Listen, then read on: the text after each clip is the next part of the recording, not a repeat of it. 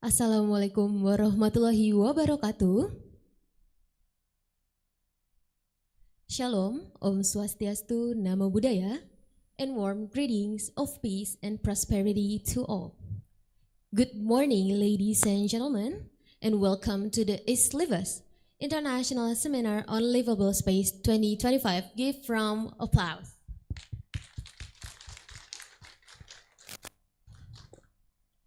We would like to extend our warmest welcome to all distinguished guests, keynote speakers, panelists, presenters, researchers, academic, practitioners, students, and all participants from across the region. Let us begin this occasion by expressing our deepest gratitude to the Almighty God for allowing us to gather here today in good health and high spirit, united in our pursuit for academic excellence. While we prepare for the official opening ceremony, allow me to introduce myself. My name is Hadijah Ayu Claudia, and I am honored to serve you as today's Master of Ceremony. Before we begin, we would like to acknowledge the presence of the honorable individuals and delegations who have joined us for this important occasion. Your presence is what makes this conference truly global and impactful. The Honorable Insinyur Diana Kusumastuti MT, Vice Minister of Public Works Republic of Indonesia. The Honorable Profesor Dr. Insinyur Kadarsah Suryadi DEA, Rector of Universitas Trisakti. The Honorable Profesor Dr. Komsiah AK, CA FCMA, CGMA CRIB, Vice Rector of Universitas Trisakti. The Honorable Dr. Insinyur Muhammad Ishak MT, Dean of Faculty of Civil Engineering and Planning Universitas Trisakti. The Honorable Dr. Engineering I Gede Oka Sindu Pribadi, MSc MM, Chairman of the Organizing Committee LIVAS 2025. And to the invited international speakers, the Honorable Mr. Adrian Loh, PhD, from Thammasat University, Thailand. The Honorable Professor Sung Hong Kim, from University of Seoul, South Korea. The Honorable Dr. Deprison Samsunur, UCSI University, Malaysia. The Honorable Professor Diplom Engineering, Markus Vogel, Universitas Stuttgart, Germany. The Honorable Dr. Keveng Zhang, University of New South Wales, Australia. The Honorable Insinyur Ignes Kamalawarta, MBA, Advisor President Office Sinar Maslen. The Honorable Senate of Universitas Trisakti. The Honorable Dean from FILTL, FTKE, LPPM, and LMK. The Honorable Team from Sinar Maslen BSD City. All keynote speakers and presenters, rector and deans from college, universities, and vocational institutions who serve as co-hosts of the LIVAS 2025, the organizing committee of LIVAS 2025, and all participants who have contributed to this event. We would also like to express our sincere appreciation to our generous sponsors whose support has made this event possible. PT Sinar Maslen, PT Propan Raya ICC, PT Artos Indo Utama, Bank Rakyat Indonesia, and PT Pramu Cipta Sehati. Thank you for your invaluable contribution in supporting knowledge and innovation in the field of civil engineering and planning. Before we officially begin, we would like to share a few guidelines to ensure that the event proceeds in orderly and smooth manner. We kindly request your cooperation in the following. First, please turn off the sound of your mobile phones and other communication devices. Please participate in singing together when the national anthem Indonesia Raya are performed. And during the session, we kindly ask that all guests remain seated and refrain from entering and leaving the room. Ladies and gentlemen, we shall begin with a prayer. May this conference be guided with insight and unity. The prayer will be led by Muhammad Fatir Abdullah.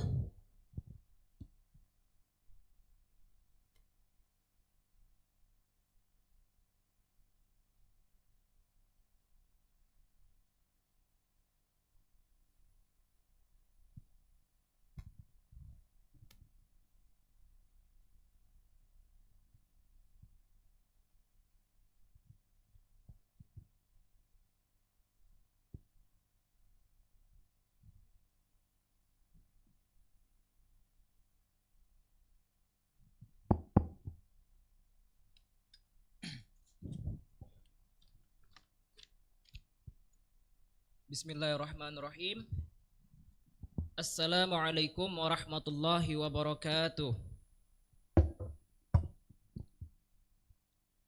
Greetings to all of us. Ladies and gentlemen, let us bow our head for a moment. Pray to God Almighty so that our event can be precious to all of us. I will lead this prayer based on the teaching of Islam and those who are with other religions. You are pleased to pray according to each of your beliefs. Thank you. Bismillahirrahmanirrahim. Alhamdulillahi Rabbil Alamin. Wassalatu wassalamu ala Sayyidina Muhammadin wa ala alihi wa ashabihi ajma'in. In the name of Allah, most gracious, most merciful, praise be to Allah, the Lord of the worlds. Peace and blessings be upon our Prophet Muhammad sallallahu alaihi wasallam and his companions, and for those who follow his example to the judgment day. O Allah, on this blessed time, in conjunction with the 4th International Seminar on Livable Space, we beg and grateful towards you in favor of all the infinite blessings to us, your humble servant, to live in safe and prosperous life. We seek your blessing for a flawless of this even from the beginning till the end. We seek your guidance to steer clear of even that would detrimental this seminar. O Allah, with your blessing, make this seminar as a useful science assembly, as a medium of sharing useful ideas, knowledge, and experiences of scholars, researchers, and students of various disciplines, especially to promoting sustainable cities and communities. O Allah, please bless us with your tawfiq and hidayah. Please guide our university, our institution, to a greatness, glory, and prosperity. Make us a responsible intellectual, granted us with a valuable knowledge that will be beneficial to mankind in order to gain your blessing. Make us your righteous servant that followed your command and neglect the sinful act. O Allah, bestow peace to our beloved country, our world, preserve us from any threat and disaster, neither man-made nor natural disaster. And to you, Ya Allah, we ask for security and prosperity upon us. Our teachers and leaders, bestow patience in us in order to face every challenge. O Allah, you are the one who can fulfill our dua. Rabbana zidna ilman nafi'an warzuqna fahman wasi'an mubarakan wa amal mutaqabbalan walhiqna bis salihin. Rabbana atina fid dunya hasanah wa fil akhirati hasanah wa qina adzaban nar.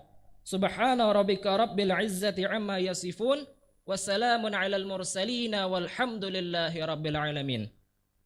Thank you. Wassalamualaikum warahmatullahi wabarakatuh.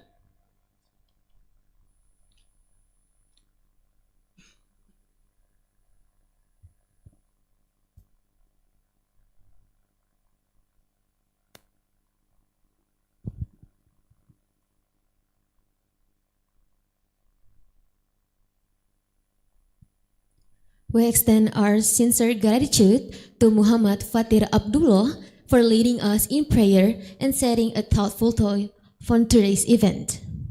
We now invite everyone to rise for singing our national anthem Indonesia Raya.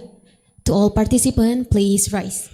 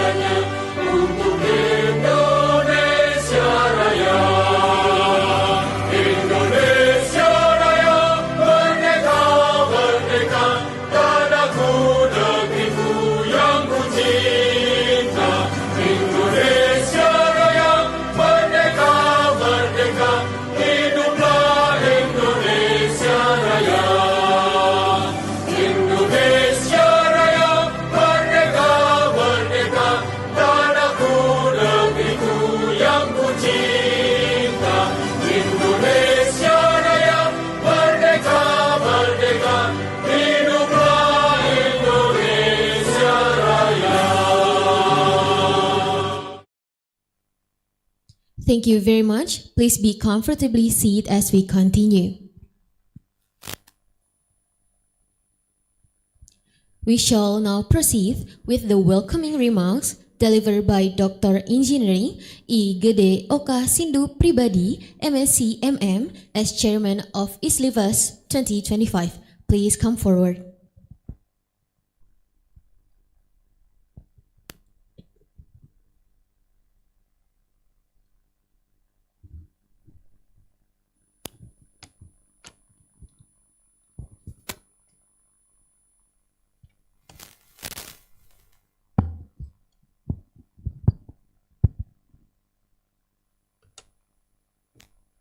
Selamat pagi and good morning everybody.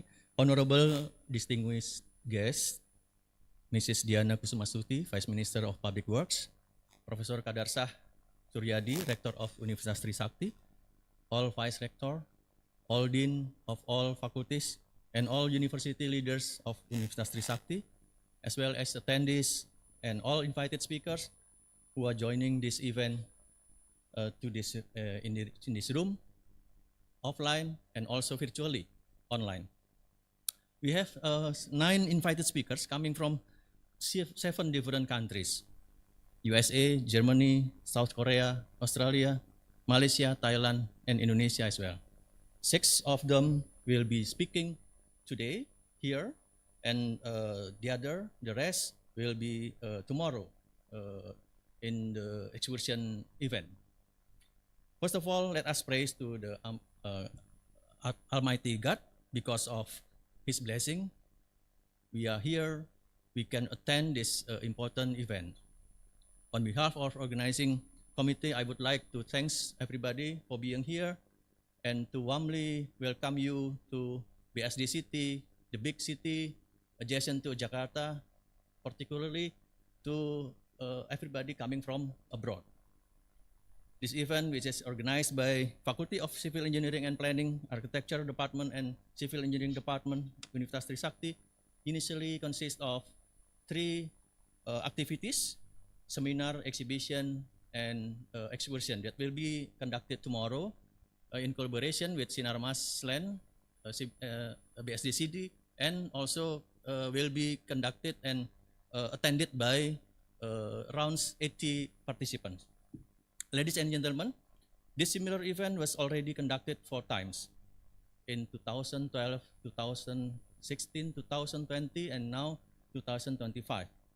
This time, the theme of Livable Space event is Regenerative Livable Built Environment. The sub-themes of chosen from the following areas. The first, concept of livable space. The second, shape of livable space. The third, various dimensions of livable space. And the fourth, creation process of livable space. This forum is attended by more than 150 participants and almost 40 presenters from universities, research institutions, government institution practitioners, and other interested participants related to livable space. Some of the are coming from Germany, from Hong Kong, Malaysia, and Indonesia as well. Ladies and gentlemen, I hope this forum will be beneficial for everyone, and I would like to thank organizing committee for your hard effort in preparing everything from the beginning of this year until now. And I would like to thanks also to Sinar Maslen, who supported from the beginning this event until now, and also tomorrow, of course. Thank you for your kind attention, and God bless you.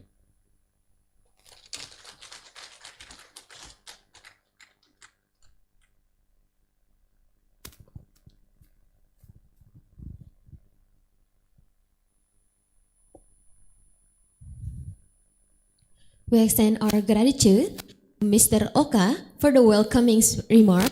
Please sit comfortably. Now we invite Dr. Insinyur Muhammad Ishak MT, Dean of Faculty of Civil Engineering and Planning, to deliver the opening speech. Please make your way to the podium.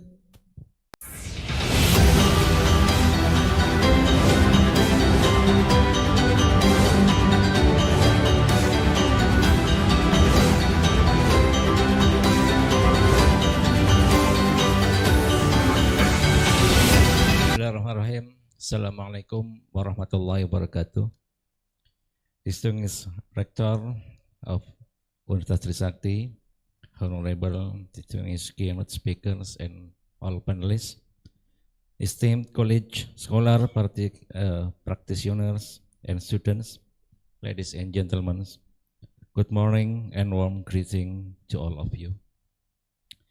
It is both an honor and a pleasure for me to welcome you to this international seminar on the regenerative, livable built environment. On behalf of our faculty and institution, I would like to express our deepest gratitude for your presence, participation, and commitment to this important discourse. The seminar is held at a critical juncture in our global and local development, as we face the pressing challenge of climate change, urban density, ecological degradation, and the quest for equitable cities. The idea of creating regenerative and livable environments is not just a concept, it is a necessity. We are no longer called to merely build on or inhabit space, but to heal, restore, and enrich the environment through design and planning. In this endeavor, we must integrate ecology, culture, innovation, and human dignity into our thinking and practice. It is through seminars like this that such transformative thinking can be shared, nurtured, and developed. We are immensely honored by the presence of our distinguished speakers and contributors from across discipline and across borders. We are equally proud of the enthusiastic engagement of our academic community, from faculty to students, who continue to shape the future of built environment with courage and creativity. At this moment, I would also like to convey our sincere appreciation to all honorable keynote speakers, both those who attended in person at this venue, Mr. Kim and Mr. Deprison, very thanks. And all of our sponsors and partners whose generous support has made this international seminar possible. Your contribution is through investment in knowledge, collaborative, and impact. And above all, my deepest gratitude goes to coming for special for Bu Diana. Very thanks for your coming in this seminar. And all of the committee, the lecturer, staff, and students conducted by Dr. Oka. Very thank you, Pak Oka, who have worked tirelessly behind the scene to ensure the success of this event. Your dedication, professionalism, and collaborative spirit are truly commendable. Thank you for your hard work and commitment. Let this seminar not only enrich our knowledge, but also ignite new ideas, partnership, and concrete steps toward a built environment that generates life, connects communities, and sustain generations to come. Thank you. Wassalamualaikum warahmatullahi wabarakatuh. May you all have a meaningful and inspiring seminar. Thank you.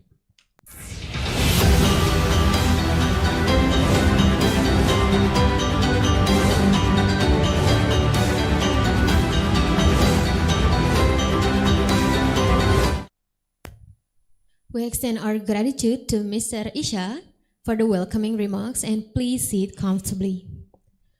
We now invite Professor Dr. Insinyur Kadarsah Suryadi DEA, Rector of Universitas Trisakti, to deliver the welcoming remarks, which will also signify the official opening of LIVAS 2025.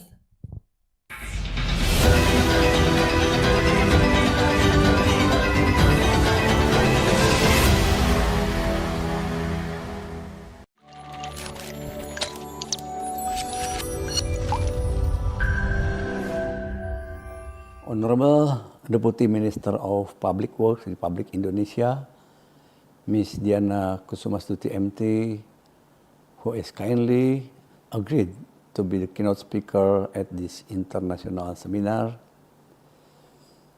Vice Rectors from Trisakti University, the directors and heads of various units within Universitas Tisakti, the deans within Universitas Tisakti, especially the Dean of Faculty of Civil Engineering and Planning, Dr. Ishak, and all the team. Honorable invited speakers, Mr. Andrian Low, PhD from Thammasat University, Thailand, Mr. Bertram Wong, B.Arch Architect from California, USA, Dr. Deprison Samsunur from UCSI University, Malaysia, Dr.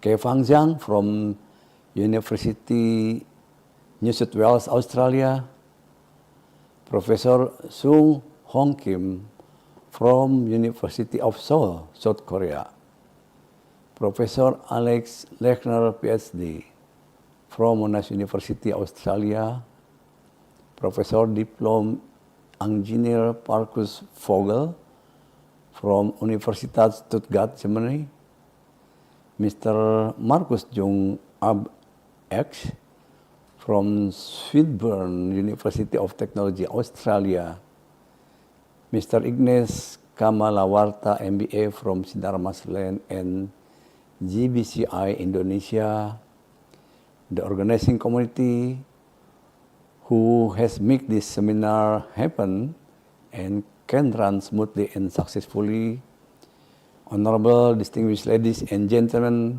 participants from lecturers, students, professionals, and sponsors coming from various domestic and international universities and institutions. Assalamualaikum warahmatullahi wabarakatuh. Good morning.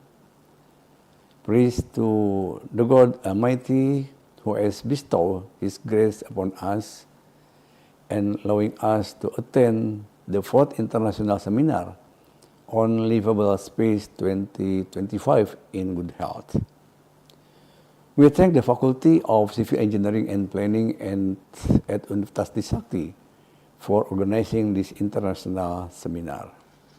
Honorable distinguished guests, ladies and gentlemen, as a layman, I understand that the regenerative livable built environment, or RLBE, is a holistic approach to designing and managing human-made environments that focuses on regeneration, livability, and sustainability. It aims to enhance natural systems, foster inclusive and resilient communities, and minimize environmental impact through the efficient use of resources.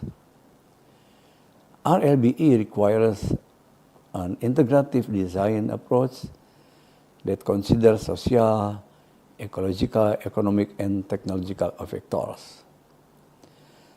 The benefits of RLBE include improved air and water quality, enhanced biodiversity, increased community engagement, reduced waste and emissions, economic growth through sustainable practices, and improved public health. RLBE prioritizes balancing human well-being, ecological health, and financial viability, which is a shift from traditional built environment practices.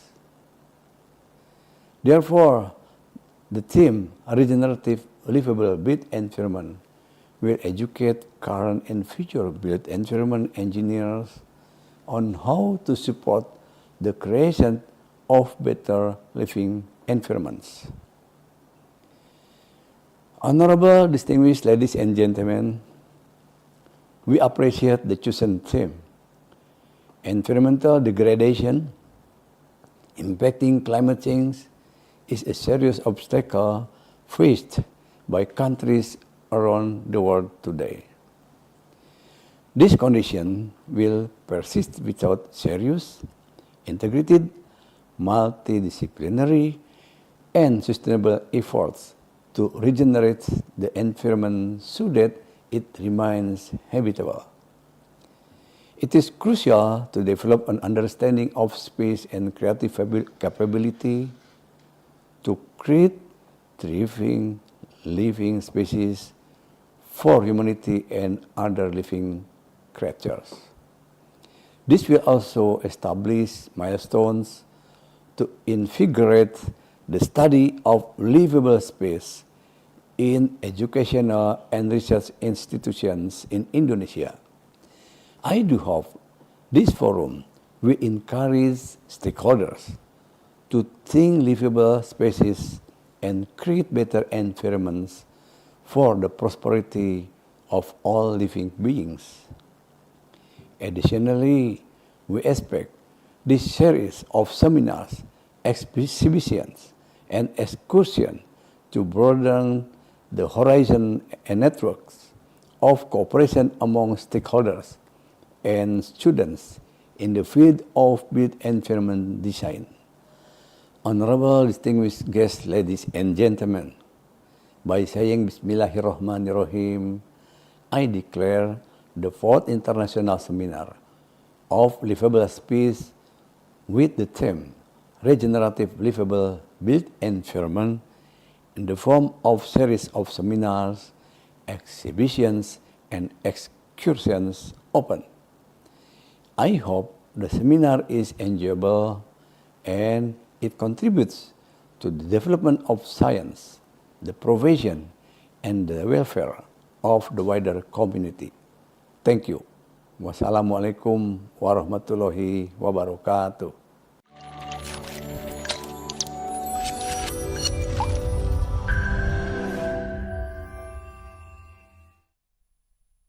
We extend our gratitude to Prof. Kadarsa. Your words mark the formal beginning of ISLIM 2025. We move to the next agenda, It is our great honor to now invite Insinyur Diana Kusumastuti MT, the Vice Minister of Public Works of the Republic of Indonesia, to deliver the keynote address. Please make your way to the podium.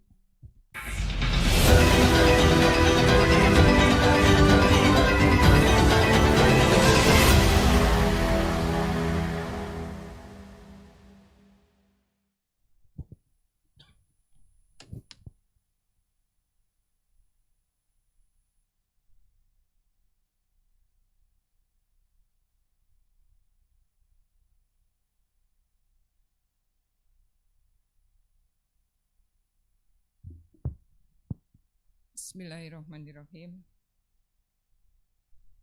The Honorable Rector of University Trisakti, Mr. Kadarsyah, Dean of the Faculty of Civil Engineering and Planning, Selisa, and the committee chairman, Mr. Oka, who always contact me. Distinguished faculty member and academics, esteemed speaker from Malaysia, Thailand, South Korea, Australia, Germany, and United States. Student, professional, and fellow changemaker. Assalamualaikum warahmatullahi wabarakatuh. Shalom, Om Swastiastu, Namo Buddhaya, Salam Kebajikan, and very good morning to you all. First and foremost, let us offer gratitude to Almighty God, who has granted us the health and spirit to gather here today for the 2025 International Seminar on Livable Space, with theme Regenerative Livable Built Environment. It is a profound honor for me to join you in this forum of ideas, innovation, and action. This theme is timely as we face the triple planetary crisis: climate change, biodiversity loss, and pollution that threaten our environment, health, and the future. We must go beyond minimizing harm and begin the vital work and healing the damage we have caused, regenerating ecosystem, community, and hopes. We extend our sincere appreciation to University Trisakti for convening this important gathering of mind from academia, government, civil society, and the private sector to rethink how we live and build. Distinguished scholar, student, colleagues, and esteemed guests. Urban area cover just 3% of Earth's surface, yet they consume over 75% of global energy and emit more than 75% of greenhouse gases. As of the 2024,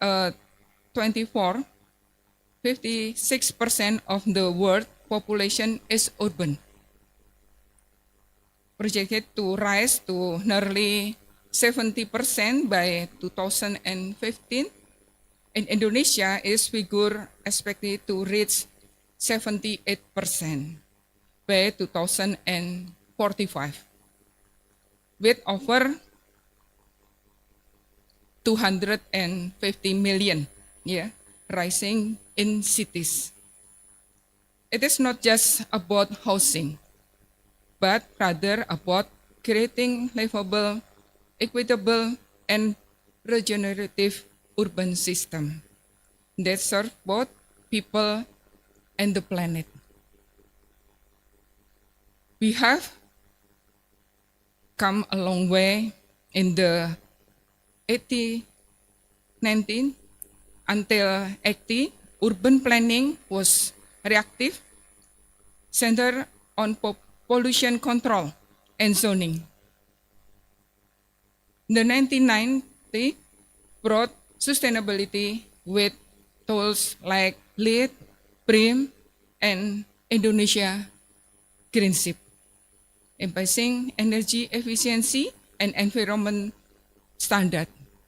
But sustainability will vital, often aim to do less harm. Today, we must do better.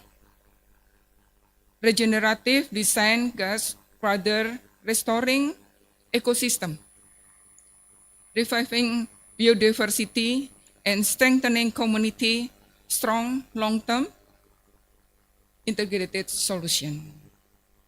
Honorable ladies and gentlemen, regenerative design is central to achieve the vision of the Golden Indonesia 2045. Our national goal to build a future that is prosperous, inclusive, and sustainable. This vision, embedded in the 2025 until 2029 National Medium-Term Development Plan, and Astacita. Astacita Development Agenda from Presiden Prabowo Subianto, priorities sustainable urban development, infrastructure modernization, and strong national competitiveness. In this effort, Ministry Public Work is committed to accelerating the development of infrastructure that is cost-effective, spatially equitable, and environmentally sustainable, in the line with the spirit Public Work 608. Our mission is clear: to build not only for today needs, but to restore nature, improve quality of life, and ensure long-term resilience. Regenerative principles are increasingly embedded in our national policy framework. A clear example of this, the Green Building Regulation, Outline and Government Regulation number 16, 2021, and further detailed in Public Works Ministerial Regulation number 21, 2021. This regulation establishes clear technical criteria, offering building energy use, indoor air quality, material efficiency, and land use optimization, serving as a foundation guide for integrating regenerative design into the built environment. Under this regulation, all design green buildings are required to achieve at least 25% reduction in energy use and 10% reduction in water use. To support this, Indonesia has launched a 2023 until 2028 roadmap, for national-wide green building implementation based on population trends and regional energy, water demand, and local best practices. We also continue to strengthen for national standard, which implies life cycle sustainable, efficient material use, and local adoption. Currently, more than 32 standards reflect this principle. SNE 036197 2011 on energy efficient lighting system, SNE 036502 2001 on HVAC design, and the most recent SNE 033989 2024, yeah, which set procedure for fire sprinkle planning and installation. The standard align with global benchmark while staying rooted in Indonesia local climate, environmental condition, and cultural context. Ensuring that our built environment is not only efficient, but resilient and regenerative by design. To ensure this standard are implemented effectively on the ground, the Ministry of Public Work has taken proactive step, yeah, through technical guidance, yeah, targeted training program and ongoing alignment with international benchmark. In addition, we maintain a rigorous evaluation process for complex and high-rise building proposal, yeah, conducted through the Green Building Secretariat, yeah, and the Building Reliability Committee, and we call KKBG. Esteemed scholar, the respected participants, regenerative design must not remain confined to flagship project or showcase cities. It is true that like in whether it can scale across to diverse urban landscape of Indonesia. Of many ways are already under pressure from climate risk, social inequality, and rapid urbanization. For example, urban greening, a simple intervention, can reduce surface temperature by up to 4 degrees Celsius, directly mitigating the urban heat island effects. But regeneration requires more than greenery. It calls for the completed reimagining of how we design and use our cities. First, we must rethink land use and mobility, greener transport, revive river corridor, and inclusive housing within the urban core. Second, we must establish circular system for water and waste. Is important. Currently, less than 5% of water is reused in Indonesia. But solution exists, decentralized of wastewater treatment, rain harvesting, and community-based waste-to-energy project can all be scaled through the archipelago. Third, green building must become the new norm, not the exception. With less than 1% of building currently green certified, we need stronger incentive, the fast track, promoting and education at all levels to accelerate this shift. I think this is important. Fourth, regeneration must go beyond ecological recovery. It must include social and cultural renewal.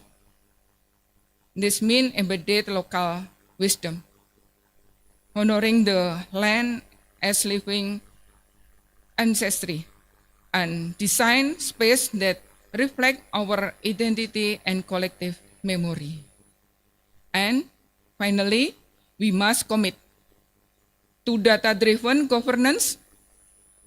Open, accessible data is essential to empowerment communities, campus, and startup to co-creative solution, and to hold all of us accountable for the cities we build. Honorable ladies and gentlemen, a powerful example of regenerative transformation is the Istiqlal Mosque in Jakarta. Yeah. Now recognized as the world's green certified place of worship. As a national cultural heritage site, Istiqlal has undergone the renovation that not only preserve its historical value, but brought the significant gain in energy and water efficiency. The removal of room divider improved natural ventilation, while the installation of LED lighting, energy efficient air condition, and solar panel now supplying 13% of the building electricity needs. Result in 23 reduction in energy use. This lowered the monthly electricity bill from 160 now 120. In the term of water efficient, all tap, wash basin, and toilets we replaced with low flow water saving fixture, and gray water recycling system was introduced. Together, this upgrade have achieved a 36% reduction in the water consumption compared to conventional building. I think this is important too for the energy consumption and green building. Perhaps most remarkably, the renovation achieved an 81% reduction in the building material use, demonstrating a deep commitment to resource efficiency. This transformation was evaluated and certified by Excellence in Design for Greater Efficiency. It's system by World Bank in 2022, COVID.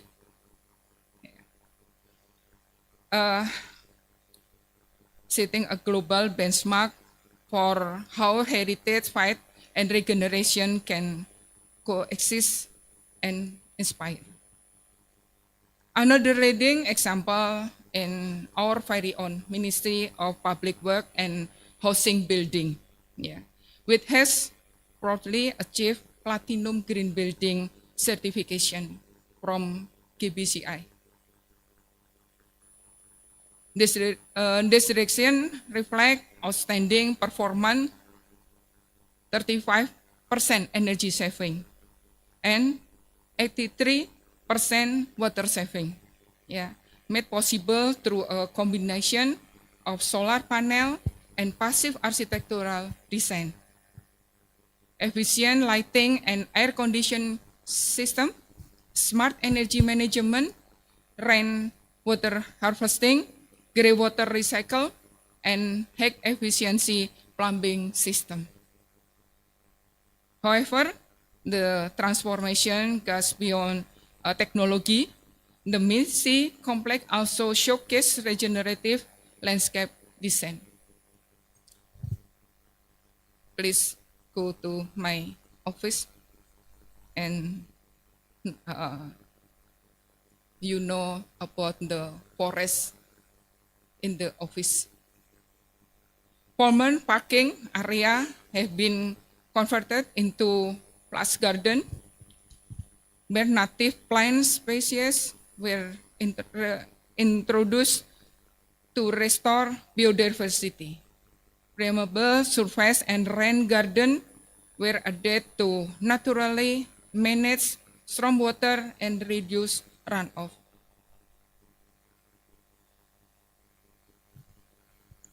This green space not only improve thermal comfort and aesthetic quality, but also demonstrate how regenerative principle can be embedded into both building design and the surrounding environment, supporting both people and planet. Respected colleagues, partner, and future leader, regeneration is not something we can outsource or delay. It is a shared responsibility, a moral and collaborative act. And this, where each of us matters as student, researcher, community, and as developer, yeah, international donor, as media and the public leaders. We must begin to see a city as a living laboratory, a place where bold, transformed idea and can take root, whether it is through tropical biomaterial, machine learning for livability, or community lead participatory design. Innovation must serve both people and the planet. Of course, creating regeneration city is not without its challenges. Many communities face real boomers, limited access to funding, gap the technical expertise, and the absence of integrated long-term planning. But the key lies is collaboration.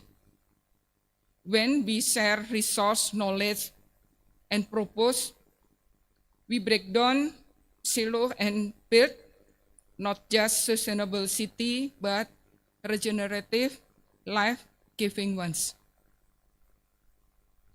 Ultimately, the city of the future must do more than function. It must heal. Let us move beyond the label of smart or green and instead imagine and build regenerative cities where nature, culture, and technology work is harmony to ensure resilience, dignity, and fidelity for all. Let us begin together with courage, knowledge, and care. Thank you very much, and wabillahi taufiq wal hidayah. Wassalamualaikum warahmatullahi wabarakatuh.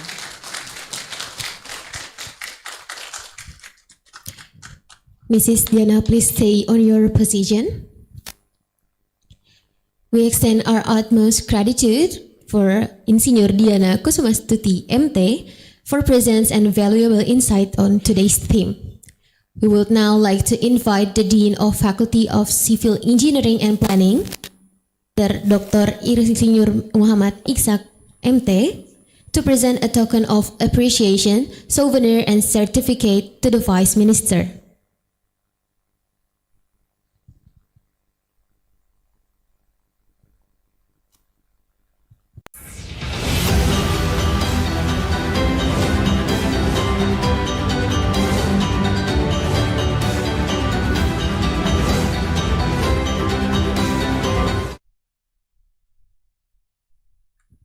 Please give warm round of applause.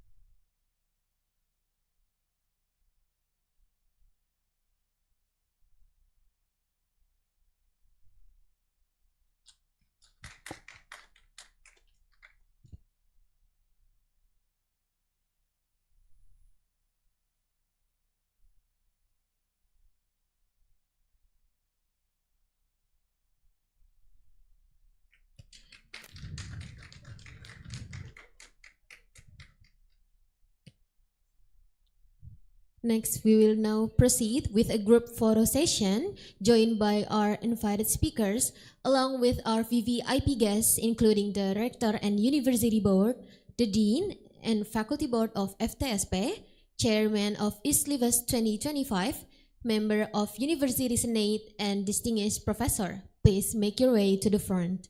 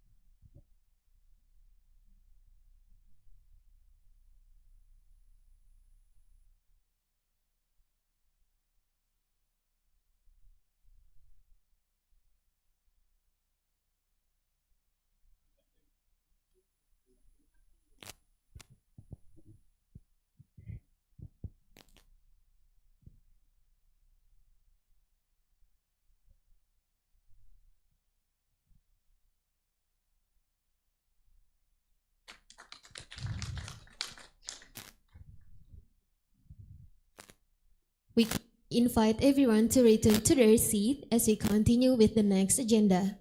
Please sit comfortably.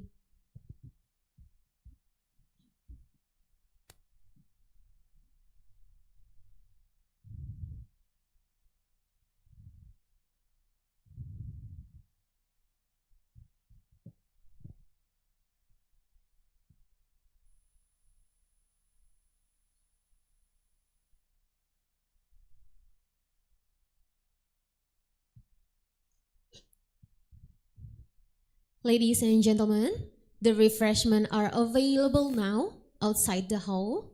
So please take this opportunity to relax and network. And you are welcome to bring the meal provided into the hall as we continue the international seminar. Untuk Bapak, Ibu, dan hadirin sekalian, untuk snack sudah tersedia di luar. Jadi Bapak Ibu boleh mengambil snack sambil kita melanjutkan ke sesi national seminar. Ladies and gentlemen, we are pleased to welcome you back as we begin our international seminar session, joined by highly respected speakers from across the region.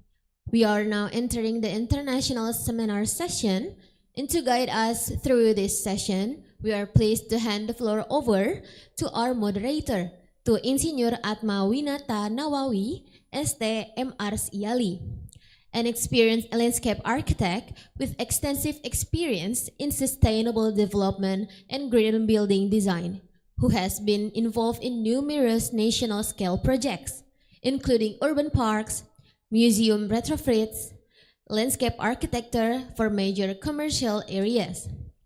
And Mr. Atma currently serves as design lead at Atelier Pranacana and is also an active member of the Indonesian Society of Landscape Architects and the Green Building Council Indonesia.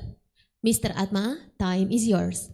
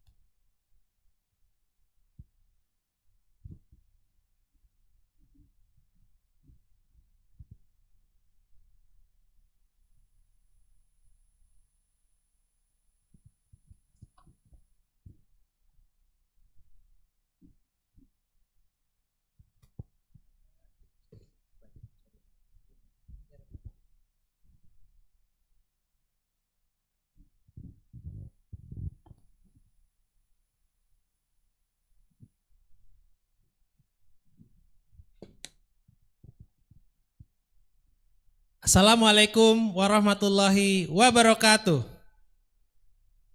Good morning, distinguished guests, esteemed speaker, and participant.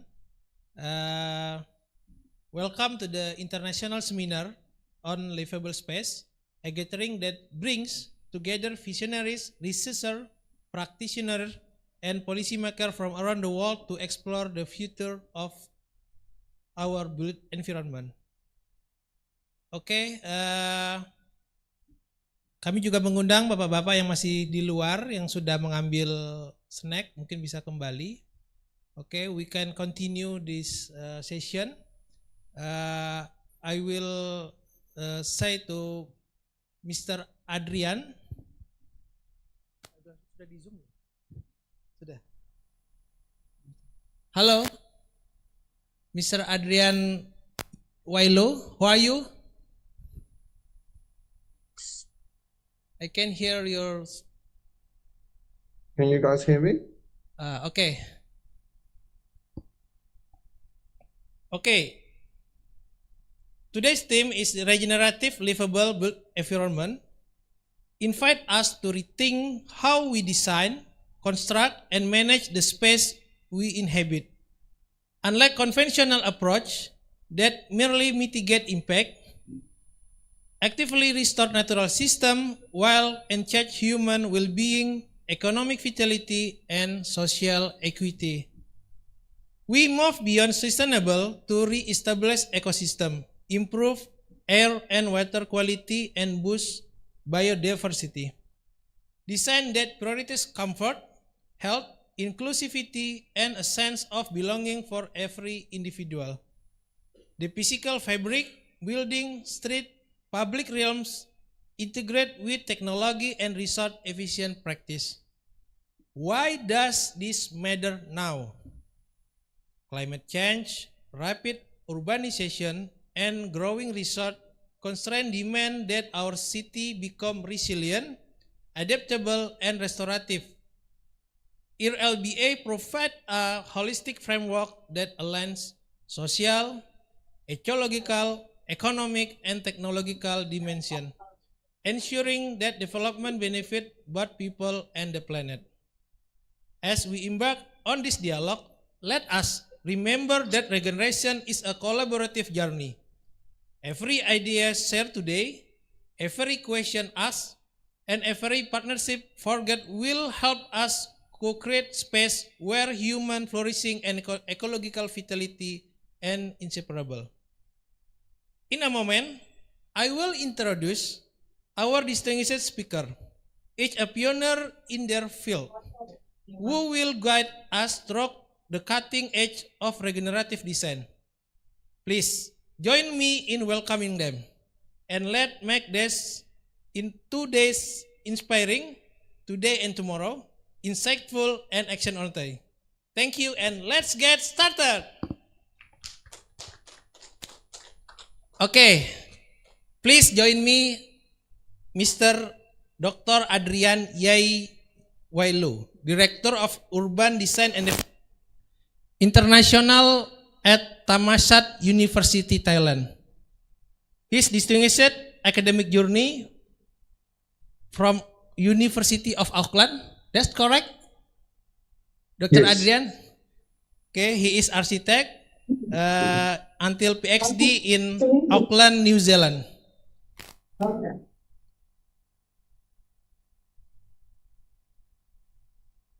Mr.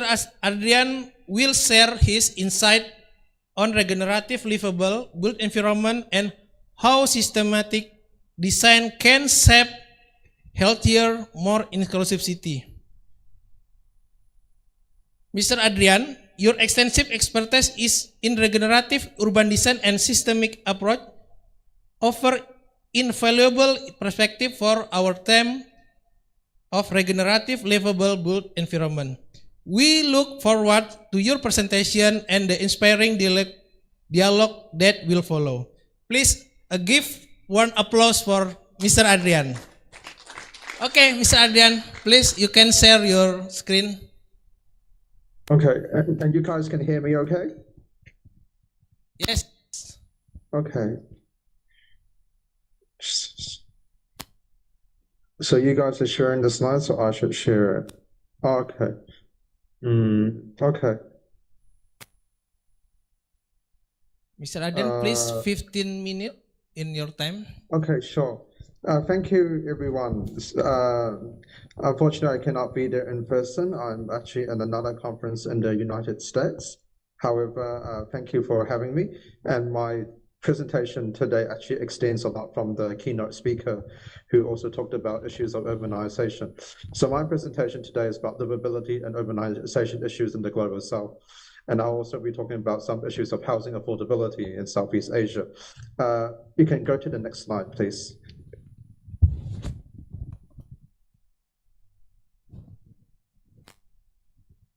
Okay, thank you. So just a quick introduction to myself. So I'm Dr. Adrian Lowe, Director of the Urban Design Program at Thammasat University. I was born in Hong Kong, lived in New Zealand, and I've worked in 5 different countries, lectured in more than 15 universities, and taught some 30 or more subjects in architecture and urban design. Thank you. Next slide. So My topic today extends exactly on this issues of urbanization, but before that, I'll talk a little bit about this issue of livability.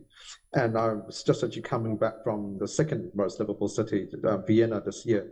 So this year, the top 10 most livable cities, according to the Economics Intelligence Unit, is Copenhagen, Vienna, Zurich, Melbourne, and various other cities. And what is interesting is that they consider livability based on different factors. Just go to the next slide. And these factors are stability, so like crime and war, healthcare, like private and publicly funded healthcare. And then the next one is culture and environment, and then education. And you can see they're weighted in different percentages. Stability has one of the highest ones, as well as culture and environment. Whereas the one we're all dealing with, of course, is actually more to do with infrastructure, which is only weighted 20%, which includes streets, public transportation, housing, energy, and water. In the background is actually a picture I took of Vienna, a new urban development and the edges of the city called Seestadt. So Vienna was for the, I think it was it's now second, but was the first most livable city in the world. And so yeah, it's interesting to see that infrastructure, which for what we be doing is actually only worth 20%. The next slide, please. It's also interesting to compare most livable cities to the cost of living, because cost of living, as you would probably imagine, to be a key thing, but not everything is matching. Another indicator is the Mercer Cost of Living Index, and then Hong Kong, which is the picture I have behind me, and then Singapore as number 2, followed by Zurich, Geneva, actually 4 cities from Switzerland, and then New York and London. So as you can see, compared to the most livable cities, some do pop up again. So Zurich and Geneva are most expensive as well as the most livable. So it's interesting, there is some relationship, but not a clear direct relationship, because many of them are not in both lists. Next slide, please. And then to add to that, I also found the 10 most expensive cities for property, which is the list on the left. And you will realize that the most expensive in terms of property, of course, the house of housing, is actually very much connected to the cost of living. So hence indicating the relationship between cost of living and the cost of housing. And Hong Kong and Singapore, again, are in the top 2. Los Angeles, New York, and London are also in the both lists. But Vancouver, which is the one number 4 on the most expensive property, also so happens to be in the 10 most livable. So it comes to show there maybe is still some connection that even though livability is high, expensive property can also be factored in. But of course, remember, the most livable does not consider infrastructure and housing as being the most important. It's only worth 20% of the total score, considering stability, healthcare, and culture as being other factors. Next slide, please. So extending from the keynote speaker, urbanization is today's biggest topic and a major trend. Half the world's population living in cities, but actually less than 3% of the world's land is actually occupied by urban development. And that's a picture of Hong Kong that I'm showing behind. Next slide. Asia, just to give a further background on Asia, on the issue of urbanization. Asia itself is actually 54% urbanized, and that's actually considering 8 billion people in the world right now. Half of that's living in cities, so that's 4 billion, and 55% say, so that's about 2.2 billion. So that's 2.2 billion people in the world living in cities in Asia, including many of us here. Asia is going to be leading urban growth in the future. Itself is more than 50% urbanized and expected to grow by another 50%. So that's like 1.2 billion people in the future. Thank you for changing. Although in Southeast Asia, we are also urbanizing at pace. The most fastest urbanizing countries is actually Thailand and Vietnam, as you can see at the bottom, followed by Indonesia and Laos. Next slide. So with urbanization, we have various issues, and that's also addressed by the keynote speaker, but I'll talk more about issues of inequality, poverty, and housing. So inequality, many of you from Indonesia living in Jakarta may know where this is taken. This is actually just next to Kampung Aquarium, and just to your left of that, you will see an informal settlement, and across the canal, you see more well-off housing. So you can see, next slide, please. inequality is a major issue as urbanization rises. And inequality in Southeast Asia is actually quite pronounced in Thailand and Indonesia, unfortunately. Thailand is not only number one in Southeast Asia for inequality, but is also fourth in the world. So it comes to show that in terms of inequality, it's actually quite significant globally, followed by Indonesia, but still substantially a bit lower than Thailand. Next slide. Along with inequality, there's also poverty, which is the measure of how poor a population is, the number of people living below the national poverty line. And according to UN Habitat, 1/3 of all urban residents are poor, and poverty increases as the pace of urbanization increases. Next slide, please. And that shows you inequality, so this is poverty. So Indonesia and Thailand are not the highest in terms of poverty in Southeast Asia, that's in Myanmar, but you can see there's a big drop between, say, the Philippines and then Indonesia and Thailand. Next slide, please. So one of the key things that we saw before was about issues of cost of living and urbanization is housing price, because housing can contribute to easily 50% sometimes at the worst extreme of someone's monthly salary. So in Thailand, my students discovered that the average property price in Thailand is about 4.3 million baht, and the median salary is about 1 million baht. So 4.3 divided by 1 point something is about 4. So it takes 4 years to buy the average house. Next slide.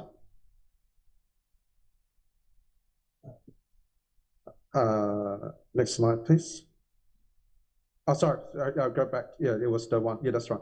So we can't be looking at the entire country. We need to be looking at the city level, of course. So since we're talking about urbanization, so the primary city in Thailand is Bangkok, and here we have 14.9, also 15 million baht for the average property price, showing that the cost of property in cities is much higher, and the annual salary is actually just over 1.3 million, but that's very distorted because of inequality. But nevertheless, 14.9 divided by 1.3 is about 11 years. So it takes 11 years to buy the average house in the city. The next slide would show you that, yes, then the next slide we can see that actually we should be looking at rural to urban, because most people that are coming into the city are coming from outside the city.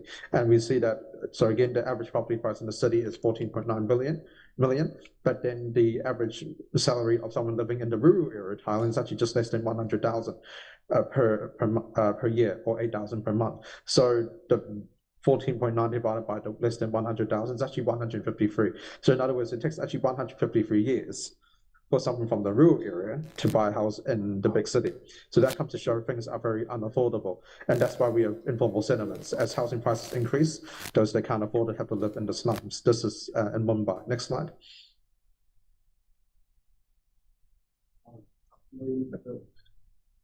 In the year 2000, some 1 billion people lived in these slums, and that could reach 3 billion by the year 2050, from 1 in 6 people to 1 in 3 people living in informal settlements in the future. Next slide. So the process of urbanization in many contexts is based on the model that is environmentally, socially, and economically unsustainable. So in the next slide,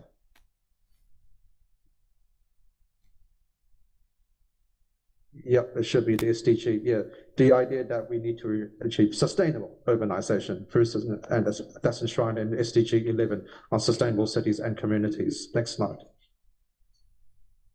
So the second half of my presentation briefly talks about this issue of housing, and we use the term affordable housing, but I need to probably be more specific and say, is it affordable housing or housing affordability?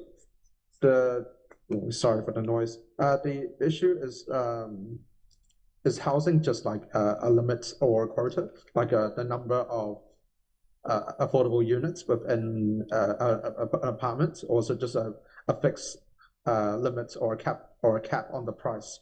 Or is it really to do with shelter, like housing for low-income communities or people that were used to living in informal settlements before? So housing as an affordability as an idea versus housing as an actual form of shelter. Next slide. So I will talk about 3 examples of how we're dealing with this affordable housing versus housing affordability idea in 3 different cities. Next slide. So in New York, they has a GFA or gross floor area bonus if you have affordable housing, and this is really just a metric or a number. There's more development incentive for gross floor area if you provide affordable housing units. So like a fixed number of units as a percentage. The design of the unit or the area is the same as every other unit in the building, but the difference is that the unit's cost is capped. So is affordability just a number? Next slide.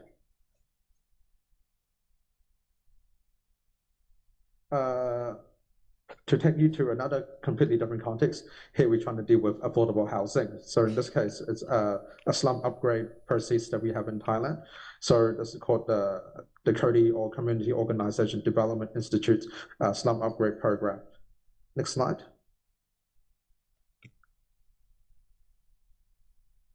So this semi-government organization called CODI has a program called Baman Kong, or Secure Housing, kind of like a compound improvement program in Indonesia. But the Baman Kong program focuses more on like legal ownership of land, so security of land tenure, as well as the upgrading of housing. They prefer on-site upgrading over relocation, and is like a participatory model based on collective ownership. Next slide. Just to explain more about this participatory process, there is a loan that they have to get, and it's like paid back over a long period of time with low interest. And it starts off by establishing a community savings group. And this savings group is like the idea that everyone in the community would gather together and save like a bit of money every month. So it's not just that one household within a slum of 100 or 200 houses wants to upgrade his house, but the entire community must decide to do so. And they'll save a little bit each month, and then use this for the upgrading process. Next slide.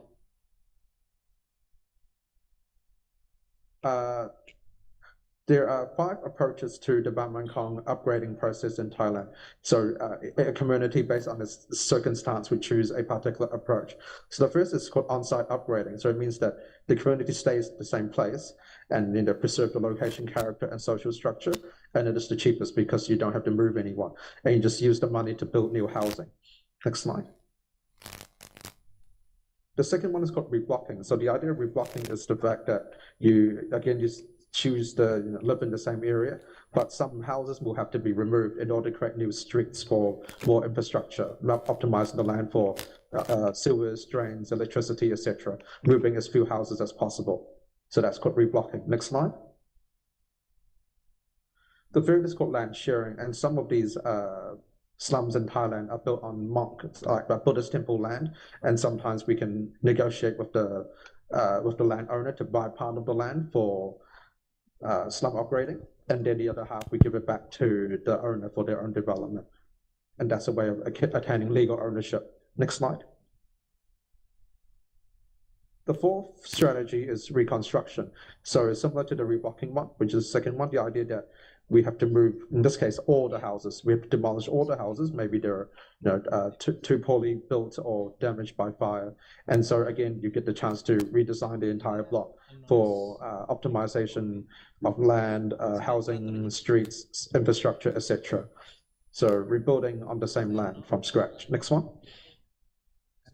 And this is the relocation strategy. So relocation is the least preferred option because you can't keep the same land, but you have to move further away, 3 kilometers or more. And the idea is that if you move further away, maybe you have better land use rights. But it means that some sites, like living on the canal, may not be possible because you're not even living on the land. So that's why some relocation may be the only option for some communities. This, I believe, is becoming more popular as vacant land is becoming less in the city. Next slide.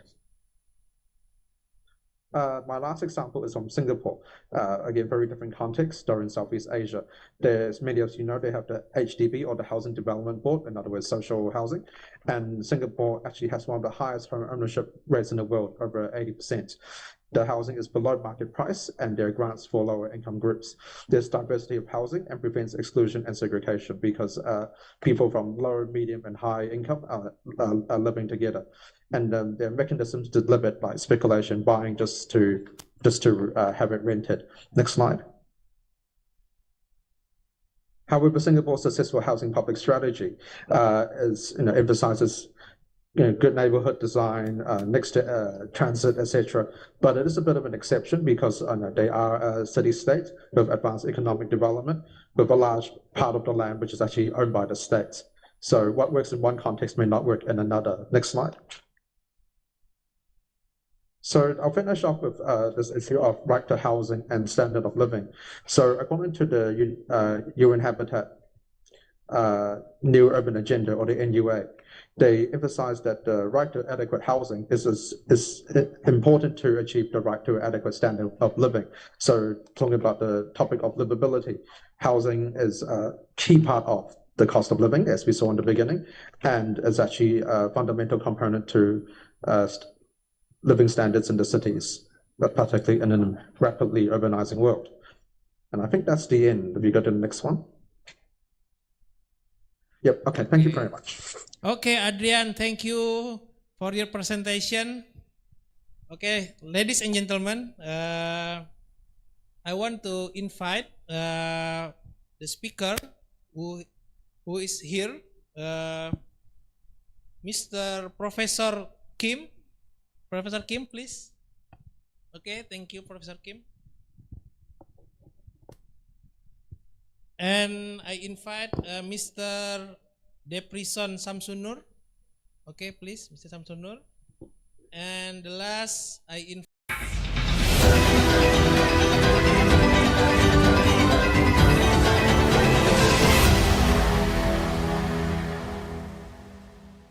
Pak Ignas. Welcome.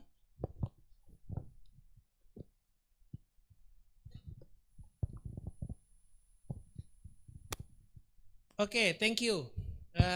We can continue. Speaker is Professor Sung Hong Kim, the architect urbanist who has turned Seoul skyline into a living laboratory. Correct, Prof? From his root in Hanyang University to a PhD at Georgia Tech, he is pioneer concept like the VAR game. Prof. Kim earned his PhD in architecture from Georgia Tech and from the Berkeley and Hanyang University. He has served as a full professor, shaping generation of architect and urban planner. His visionary leadership include directing the inaugural exhibition of the Korea Museum of the Urbanism and Architecture, and curating the Korean Pavilion at the Le Biennale at Venezia. As chief editor of Space Academia and profile author, his publication spans seminal work such as Seoul Urban Architecture, Rising from the Crushing Ball. Today, Prof. Kim will share insight on regenerative livable built environment, drawing on his decade of research into megacity dynamic, spatial metaphor, and sustainable design. Please give warm applause from Professor Kim.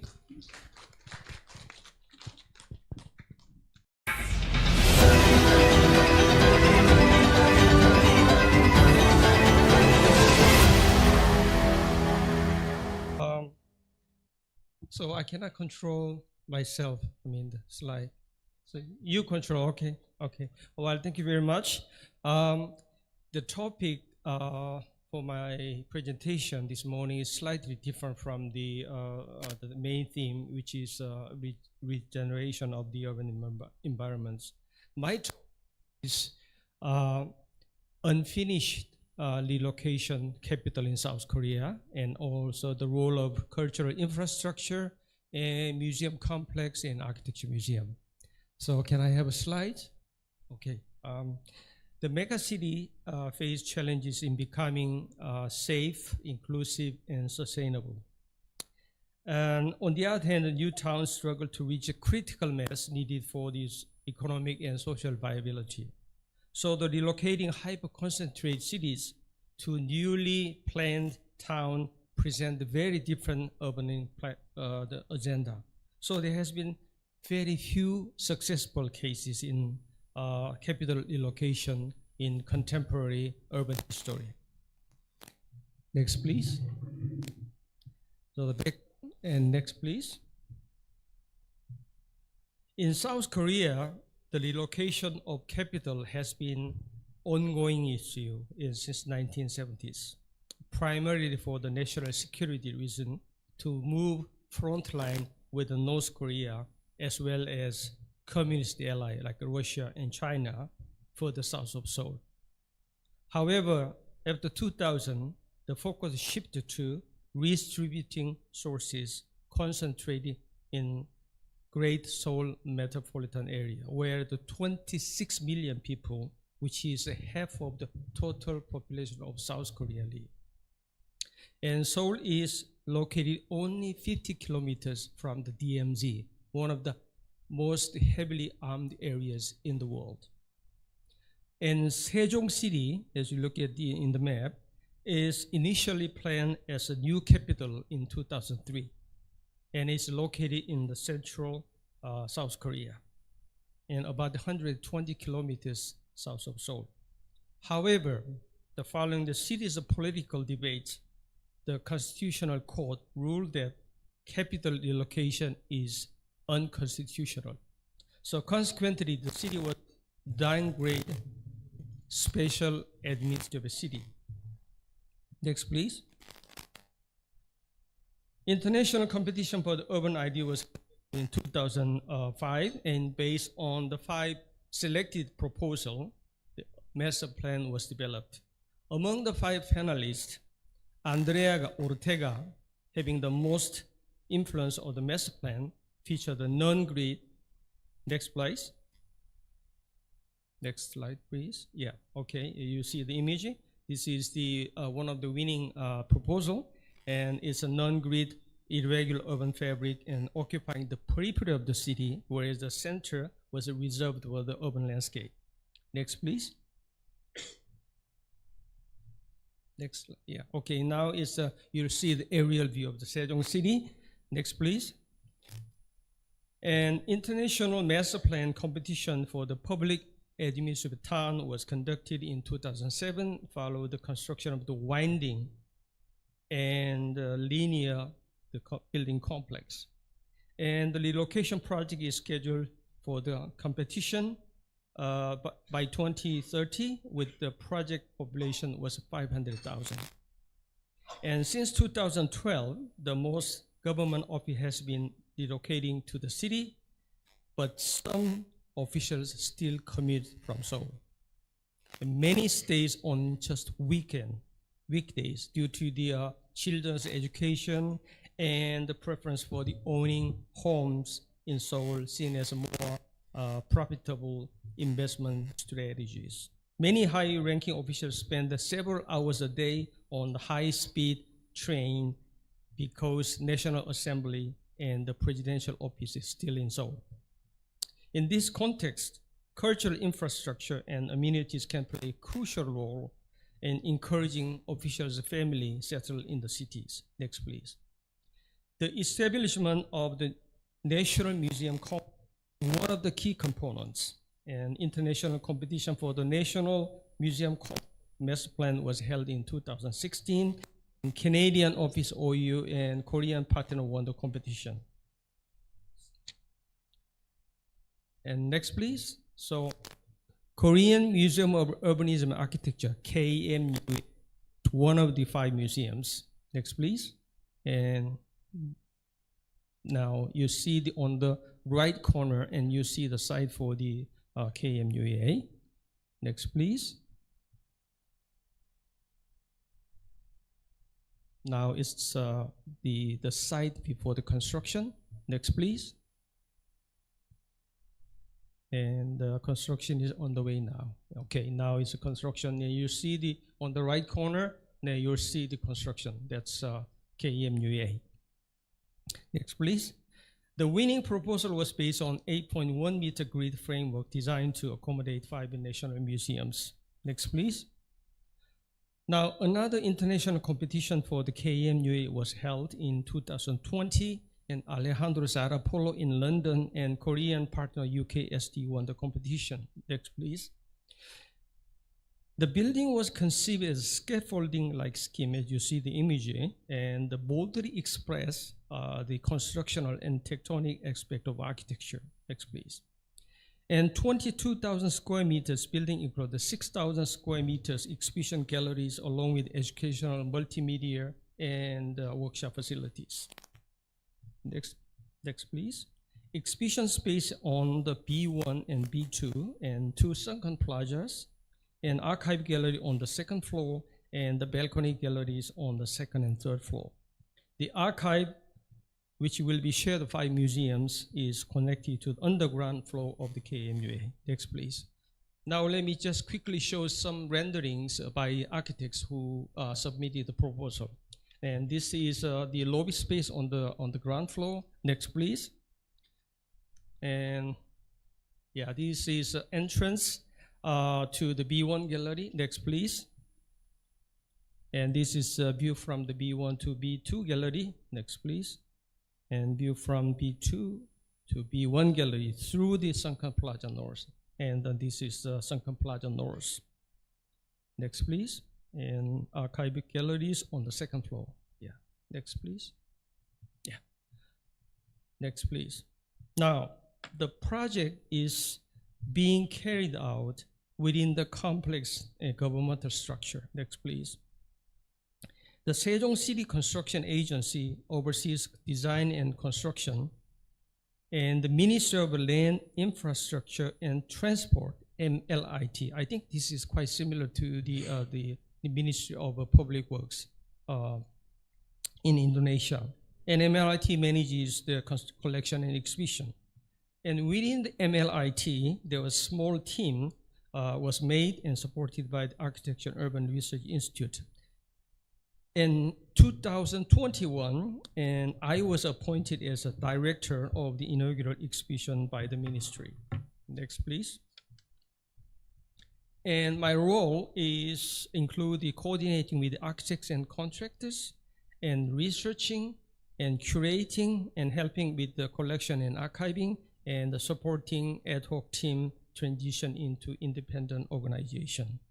Next, please. Now, from the curatorial perspective, the fundamental problem of architecture museum lies in impossibility of the bringing real building, actual building into the museum space, because real building is outside the museum. So visitors are typically presented within the scaled down models or the drawings or reproduction, resulting in display that often feel explanatory or didactic. Next, please. So the challenge lies in bringing the aura of the excitement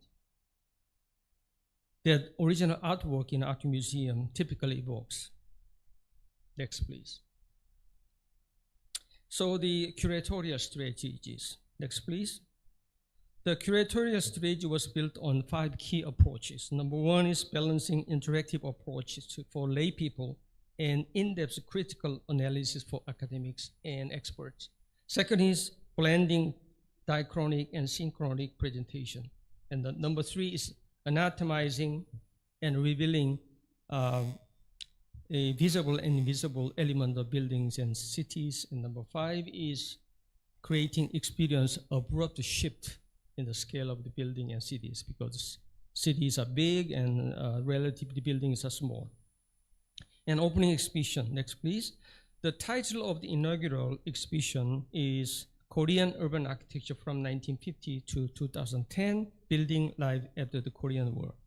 At the opening, the temporal scope will be expanded to include the colonial period and pre-colonial period, and then geographical boundary will be extended from the South Korea to the Korean Peninsula and East Asia, and eventually Asia.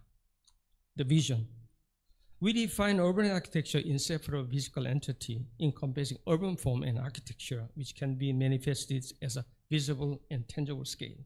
We consider architecture as a product of political, social, and cultural forces constructed within the legal, economic, and technical constraint. Next, please. We aim to engage the general public in the story of perseverance and growth through the display of artifacts of cultural heritage and exhibition of experimental installation. We also raise awareness about the global urban architectural issues and source creative and innovative solutions. Next, please. And we focus on interaction among three players: the government and professionals, which is the planners and architects, contractors and engineers, and then citizens. Next, please. Under the umbrella of the main title, and there was a 10 sub-themes. Next, please. A visitor can reach to... We can continue. My apologies for this inconvenience. Okay, please, the slide of Professor Kim. Okay, Professor, you can continue. Okay. Can we have slides? Still loading for power.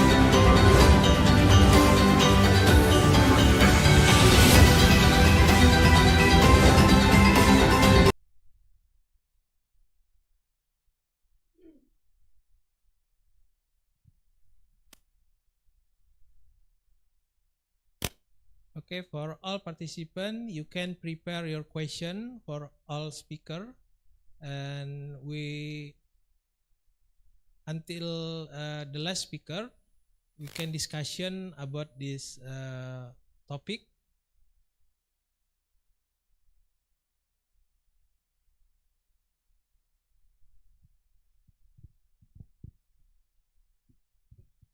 Okay, Professor Kim, please. It's your time. Okay.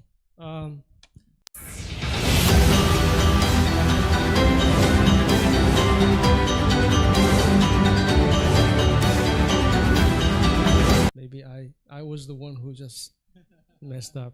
Okay. Anyway, Well, let me continue quickly because I already spent about 10 minutes. And as you see that these are the sequence of the visitors can move around the gallery. And the themes changes from vision and chronology, home, street, cities, tectonics, and pioneers, and natural and artificial, and tools and mediums, and finally the building facade system. Next, please. 10 sub-themes exhibition follows common narrative structures. Next, please. And number one is, what were the forces behind the architectural development? Second is, when, who, and how the form was made.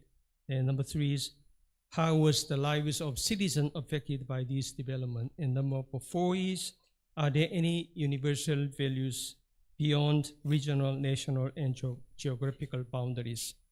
Just let me quickly go through the exhibition space because it's so many images. Let's move around. Okay, next, please. Okay, this is number one, is a vision. Next, please. And chronology, which is the history of urban architecture in Korea. Next, please. Okay, you'll see the some imagery of the. Next, please. Next. And number three is a home. Next, please. Next, please.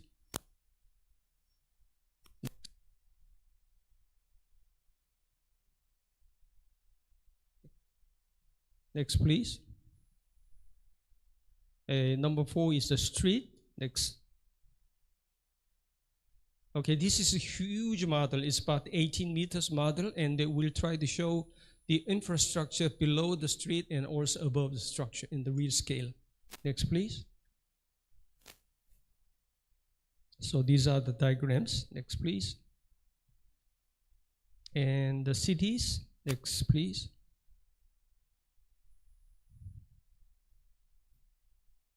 In the least largest circular screen areas, we will show the 10 images for the 10 cities in Korea. Next, please. And these are tectonic section. Next, please. Next, please. And these are the architects and urban planner is first generation. Next, please. Next, please. And medium and tools for the architect's design and construction. Next, please. Next. Now is a building facade system and 10 courtyard projects. Next, please. And this is the design competition winners for the North Court and the South Courtyard. Yes. Next, please. Okay. These are the schedule and budget, and as of 2025, the 4 different projects are underway: construction, collection, exhibition, and establishing independent organization. Next, please. Okay, so these are sort of the diagram. Next, please. And collection and archiving. And next, please. And so far, we collected 3,000 collection and 12,000 items. Next, please. Now, let me go back to the fundamental question. What is an architecture museum? It is interconnected with the cities, places, and buildings. Images, drawings, and information on architecture can also be transmitted through books, magazines, and social media platforms. But the end product of architecture design is the building within the specific to the site. So the building is anchored to the land. So the architectural knowledge is mobile, but architecture itself is immobile. The role of architecture museum involves 2 facets of architecture: mobility and immobility. Next, please. Due to this immobility, the Architecture Museum must address both the synchronic and diachronic approach in 2-fold manners. So first, the museum presents here and now of the city and place. The issues, ideas, and solution needs to be represented both creative and innovative solutions. Next, please. And second, it embodies the collective memory of the city and the places. In Asia, I think it's a Southeast Asia too, interpretation of history is inevitably related to the modernism. The language of modern architecture became firmly established as classical language in Western Europe and was disseminated to non-European countries and dominant forms and style until 1950s and 60s. So architects in Korea, as well as in Asia, became under the constant pressure to search and find a cultural DNA from the past, and then at the same time try to translate and transform architectural language of modernism into the context of here and now. Next, please. In this context, the museum can be a platform for a critical interpretation of history and discourse by opening up the dialogue in Asia, a dialogue about ideologically, politically, and socially sensitive issues such as the imperialism, colonialism, colonization, communism, and Cold War, and dictatorship. Next, please. The KMUA is scheduled to open in spring 2027 and will be the first national institution dedicated to collecting, managing, preserving, researching urban architectural heritage and materials, as well as educating and engaging the general public through exhibition. For the residents of Sejong City, it will be the hub for the cultural activities overcome geographical disadvantages. Depending on the outcome, it could serve as a valuable reference for the new capital planning, I hope, including Nusantara in Indonesia. Thank you very much. Okay, thank you very much, Professor Kim. Please give warm applause for Professor Kim. Okay, we can continue for the next speaker. Please welcome Association Professor Insinyur Dr. Deprison Samsunur, Head of the Civil Engineering Department at UGCI University, Malaysia. He holds a PhD and Master in Civil Engineering University Kebangsaan Malaysia from Universitas Islam Indonesia with over 15 years of academic and research experience. Okay, please welcome to Mr. Associate Professor Dr. Insinyur Deprison Samsunur. Please.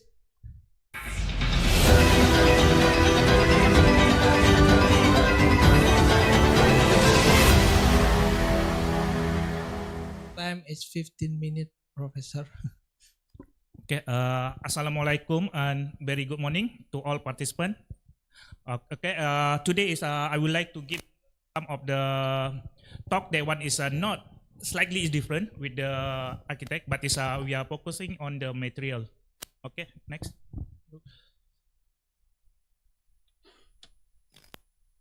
Okay, so the title for today, I would like to introduce about the concrete under fire, where is the nanoparticle enhance the solution for the built environment.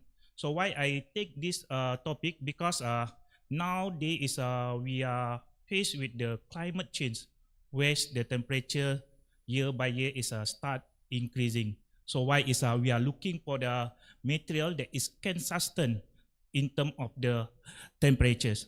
Okay, next.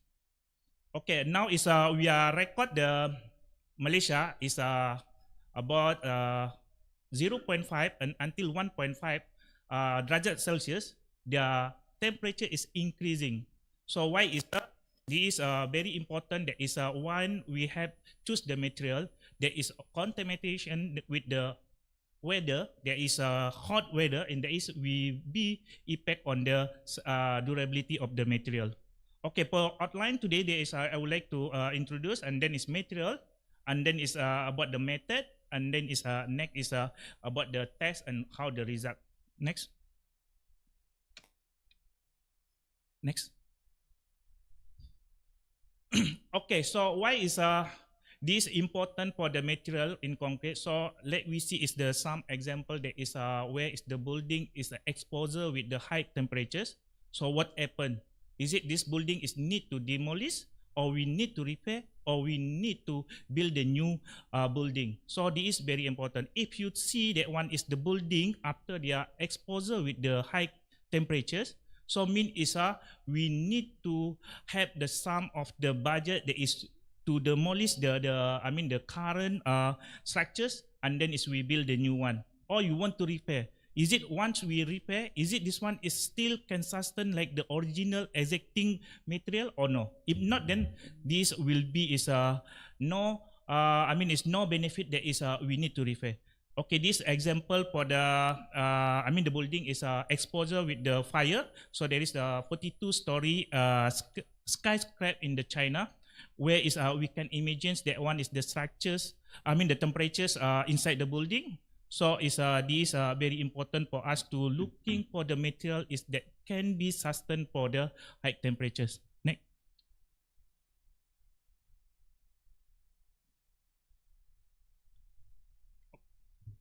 Okay, you can see this one is some of the example the structures when they are already exposed with the high temperatures. So you can see the surface of the concrete will be loose because they already there already is contamination with the temperatures. So this is the main of the concrete here. In here, that one is to cover the steel reinforced concrete. So where is if the concrete, the surface of the concrete is lost, then probably is the structure will be weak. So this is very is unsafe for the people who are living on the area. Next. Okay, this example. So when it's there already the contamination with the high temperatures. So you can see is there is the spelling. Just now I showed the example. And then is of course that one will be have the weak on the the durability. Next. And then is of course that one we are talking about the safety. Is it the building is need to demolish or need to repair or need to build a new one? Okay, next. Okay, from this one I can say next. For this one is as we know that one is the composition.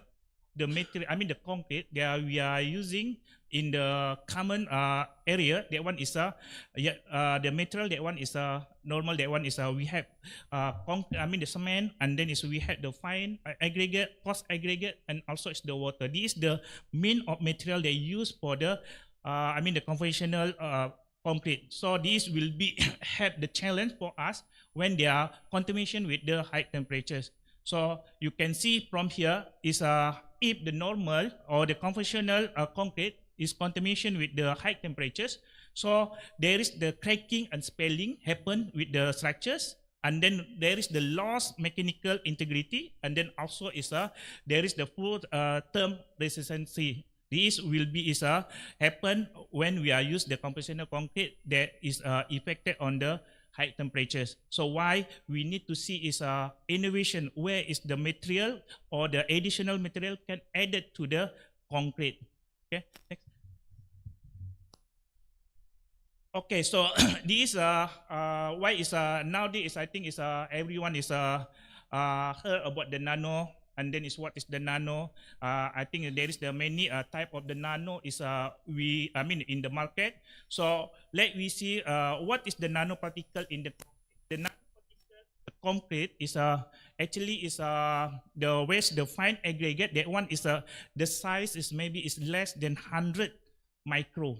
Okay, so where is this material is can contribute to the sustainables, or maybe is in term of the durability, or maybe is in term of the strength and so on. Okay, so this is the type of the use in the nano. Okay, this is the type of the nano that we can find easily in the market. So we have the nano silica, and then we have the nano titanium, and then we have the nano calcium carbonate, and also is the others. So for this research, so we are just focusing on the nano silica and then nano calcium carbonate. Okay, next.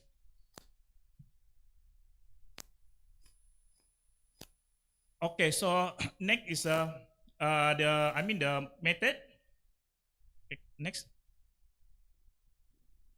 Okay, this is the methodology. So this just now I mentioned this material that is we mix together in the concrete. Normally is we are use the cement and then aggregate and fine aggregate, and water, and then is to make the strength, to increase the strength as we use the water reducing agent, and then this is the additional material nano that we can add it to the concrete. So the percentage is about the 0.57%. Okay, next. Okay, this is a method that when we want to add it to, the nanomaterial to the concrete mix. So the first thing that is we try to blend the nanomaterial into the water to make sure that one is the nano already blend well inside the water, and then before we add it to the concrete. So this is some of the, the video that is where is the student is try to blend the nanomaterial into the water. Okay, so this example, and then they blend until they already the water and the nanomaterial is already blend well inside, and then it's the same time that we try to mix the concrete, the other material. That one is cement and aggregate, and then also is the water. So once already ready, and then we put inside the concrete mix, and then is we try to see is how the the effect on the the additional nanomaterial into the concrete. Okay, so this is the some example. Okay, so we are blend. So this look already blend well between the nanomaterial and also is the water. Okay, next. Okay. Next.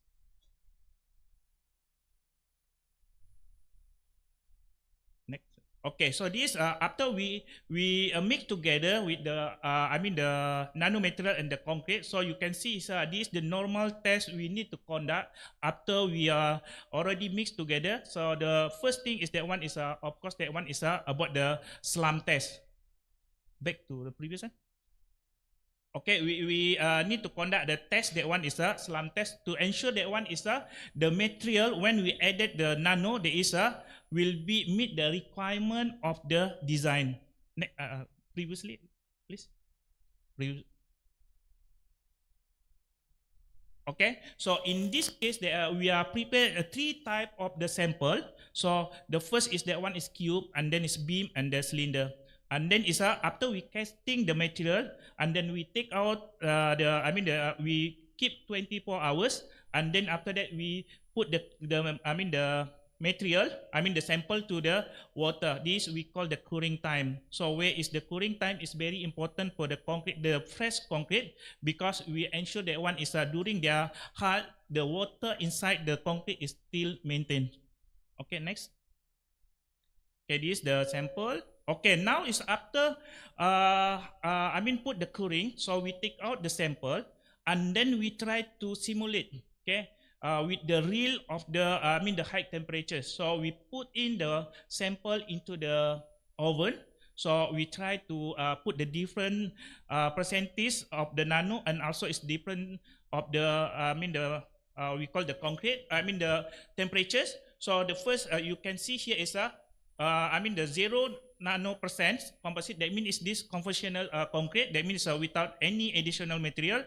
And then we had the 2.5, and then 3, and then it's 3.5. So this is the percentage that we try to look into, because if we put more the material, so maybe it's the effect on the durability and so on. Okay, next. Okay, so alright, so from this one, so after we already put the sample inside the oven with the different type of the temperatures, so you can see it's 25 degrees Celsius. That one is the normal air condition. That means it's a normal condition, and then it's a 200% 200 derajat Celsius until 600 derajat Celsius. Okay, so you can see the first row, that one is the control sample. Okay, you can see is when the concrete is contamination with the the high temperatures. So there is the crack there, and then is this we call the A lines cracks, and then is for the cube. That one is NSC 25. That means it's 2.5% of the nano we added to the concrete, and then is the crack is look like different. That means look like map. And then is for the cube 3%. So this quite different between the 2%, 2.5% and the normal. So this look 3.0% and the 3.5%. This 3.0%, that one is more better than compared with the others percentage. Okay, next. Okay, this for the cube. Okay, next. This for the beam. Okay. Okay, so we also is come up with the control sample, and then is added the different type of the the percentage of the nano, and then also we simulate with the different temperatures. Okay, next you can see 3.0. That one is the crack is quite slightly if we compare with the others. Okay, next. There is for the cylinder. Okay, so you can see is the color also is different. So if we compare with the normal or the control, okay, and then is when we continue with the high temperatures, for the normal sample they are changed the color, and then is for the cylinder 3.0, the slightly but is slightly different with the previous one. I mean is in the normal condition, and then also is 3.5. Next, this visual appearance, one we put the sample inside the high temperature of the the oven. Okay, next. Okay, so this next now is after we already put the sample inside the high temperatures. So the next is we need to know is the performance of the concrete. That one is we need to do some test. The normal test, that one is compression test. Next. Okay, and then also the ribbon strength test. Okay, so this is the sample. One we already put the continuation to the high temperatures, and then we conduct the test, and then we record the result. Okay. Okay, next. So this is the example. Next. Okay, and then is you see the different the failure model based on the different type of the nano.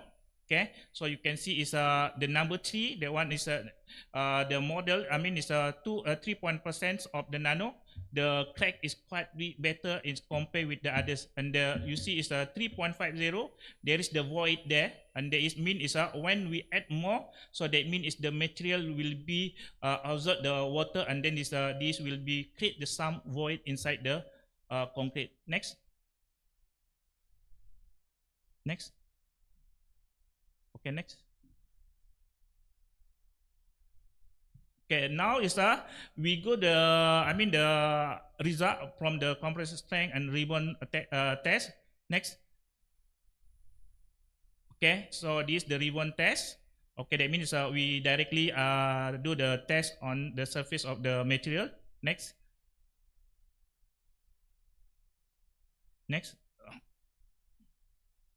Okay, so this is the result on the compressive strength. You can see the curing times. That means 7 days. That means the fresh concrete we put inside the water 7 days, and then we take out. This will be the normal temperatures, and then we do the compressive strength. So you can see here is the result. The strength is when we add more nano, and then also the compressive strength is also increasing.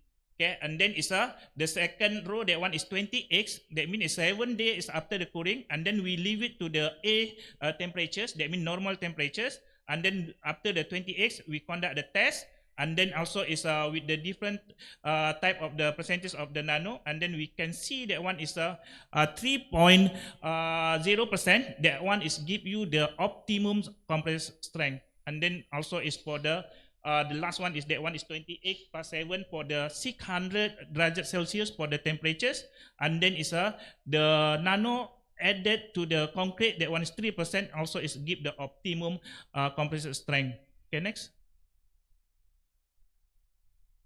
Okay, this is the result for the the compressive strength. So you can see where the different. So mostly is the when we added the concrete is strength is increased. Okay, next. Okay, same thing. This one is for the 7 day and 3.5 percent. Okay, also is the red color. That one is also is increasing. Okay, next. Okay, this using the nano with under different. Also is when we put the 3.5%, with the contamination with the high temperatures, with the 6%, I mean the 600 derajat Celsius, and then it's 400 derajat Celsius. So they give you the 3.5%. That one is the optimum one. They give you the compressor strength. Okay, next.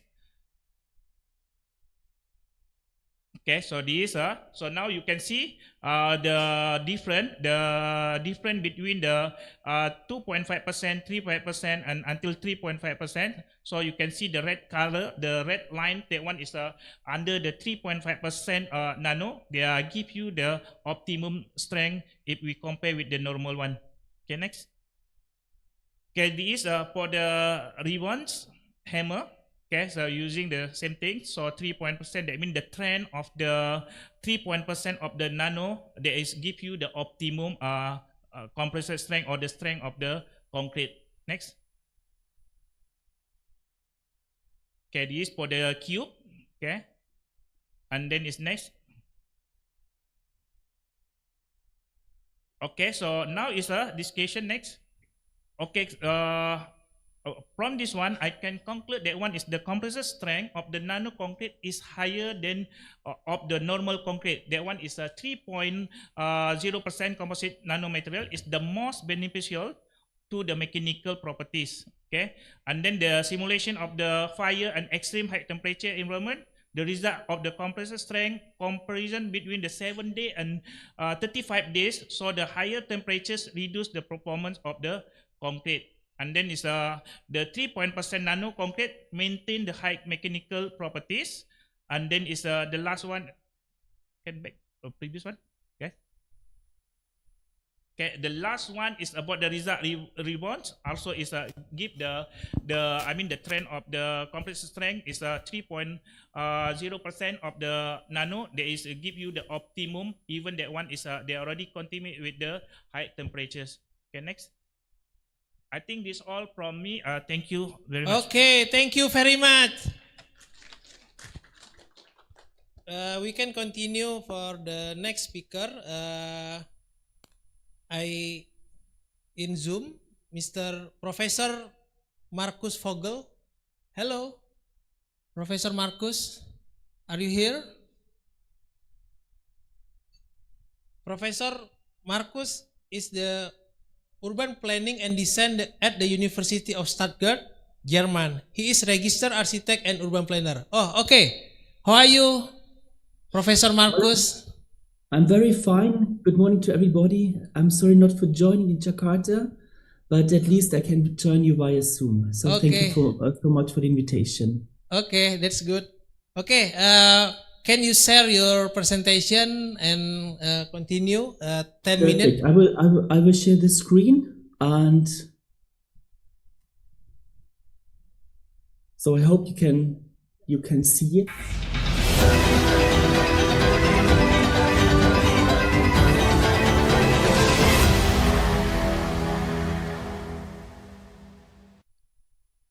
Okay, please continue, Professor Marcus. Thank you so much.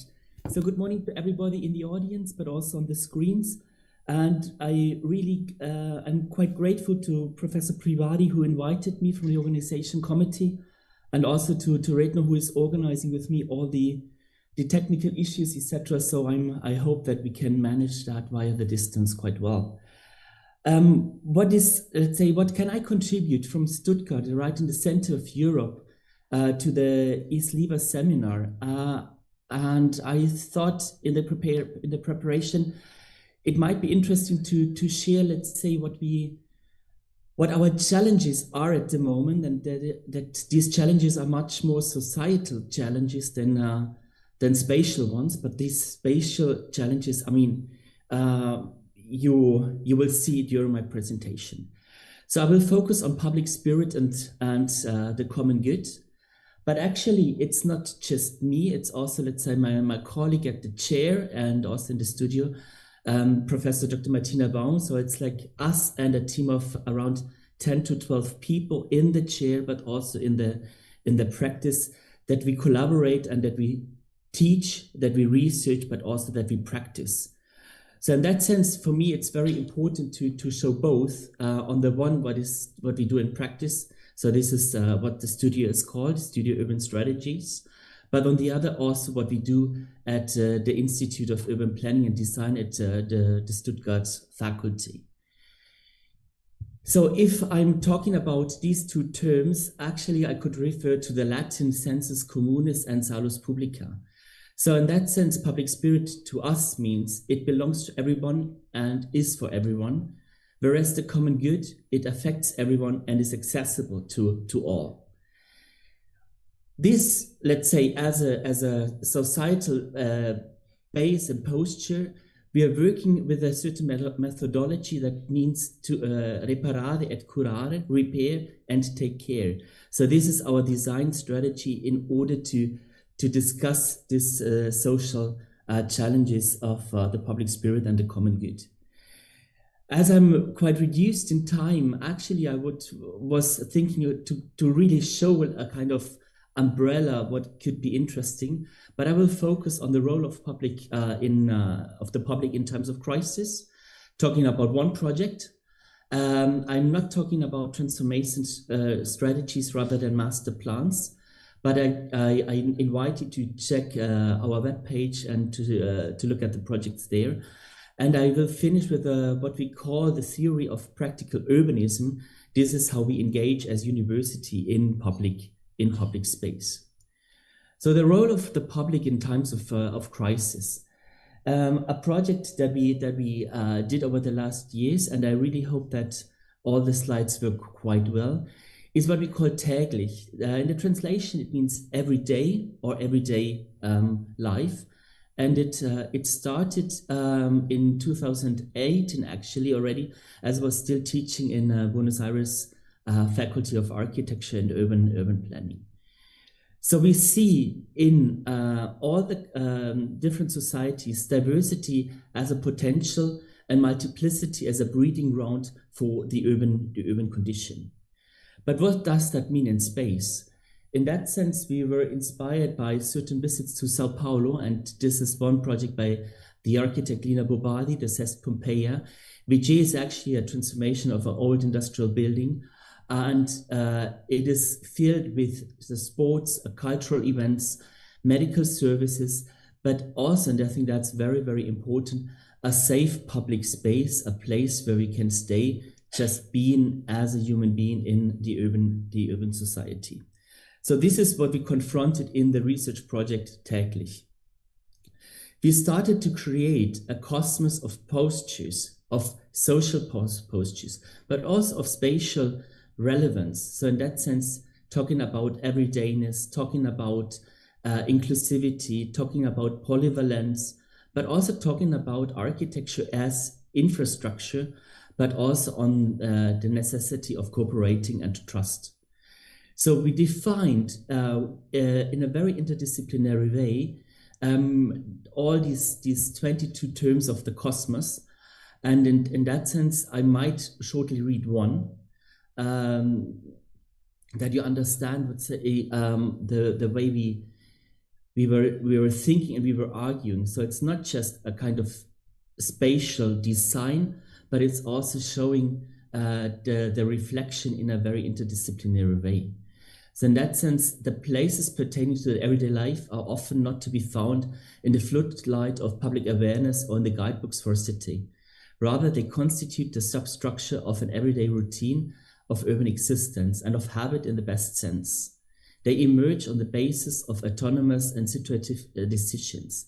This is where daily life takes place. It is precisely this everydayness in the shadows of well-known, popular places that are often subordinated to a dominant use and are exclusive, that constitutes the fertile soil for niches and biotopes featuring unusual mixtures and communities. Aside of these terms, we were researching worldwide a lot of different examples on buildings, but also on public spaces, in order to understand certain aspects of what the human being in the everyday life of the city really needs, and also what kind of conditions we as architects and urban planners need to provide in order that everyday life and the right to the city can appear. So one project, for example, is the so-called Lock Hall in Tilburg, a former rail yard, which is actually just a huge space, and 4 public institutions share this space and created an indoor public space that is open to everybody, the young, the old, different nationalities, handicapped people. It's a very inclusive space right in the center of the city of Tilburg. And our question was, how can we organize all these aspects in space, but also in economy for the urban society? So in that sense, this cosmos of atmospheres is also very, very important. It's not just about delivering a space, but also the quality of space. What does it mean? And it's also the question, what role takes design for the everyday? And in that sense, we were also looking at some interior designs that are not designed by architects, but actually they make it possible that this certain atmosphere can appear. So the concept of the täglich is a very important interdisciplinary statement, not seeing us just as the people that construct the spaces, but much more as a kind of architecture and urban design as an inviting platform to discuss social needs and practices. So the research project takes diversity as a potential, talks about the organization and financing of these spaces, and puts it into the focus that urban design and architecture matters. And I think that's also in relation to Professor Kim's talk about the museum in Zhejiang. So the references, we were really taking not the project as a kind of example, but always a certain aspect of every project. So in that sense, also the Seattle Public Library is a very important one to consider. The 104 in Paris, as well as 203 neighborhood clubs in the right in the center of Buenos Aires, share a certain aspect of what is essential in the project täglich for creating publicness. One key issue in our references was the Kulturhuset, the House of Culture in Stockholm, because it is not just a building. No, it really is a public space that from the public realm enters into the building and also, let's say, goes vertical into the facade. So it's a spatial but also programmatic contribution towards the city. So in that sense, again, looking at architecture as a feature that allows for appropriation. And in that sense, it can also be the eco-houses of Frei Otto. So even if this is a housing project, but the posture behind is very, very important to create public spaces. And also the taking reference to the Dutch structuralists, Herman Herzberg in that sense.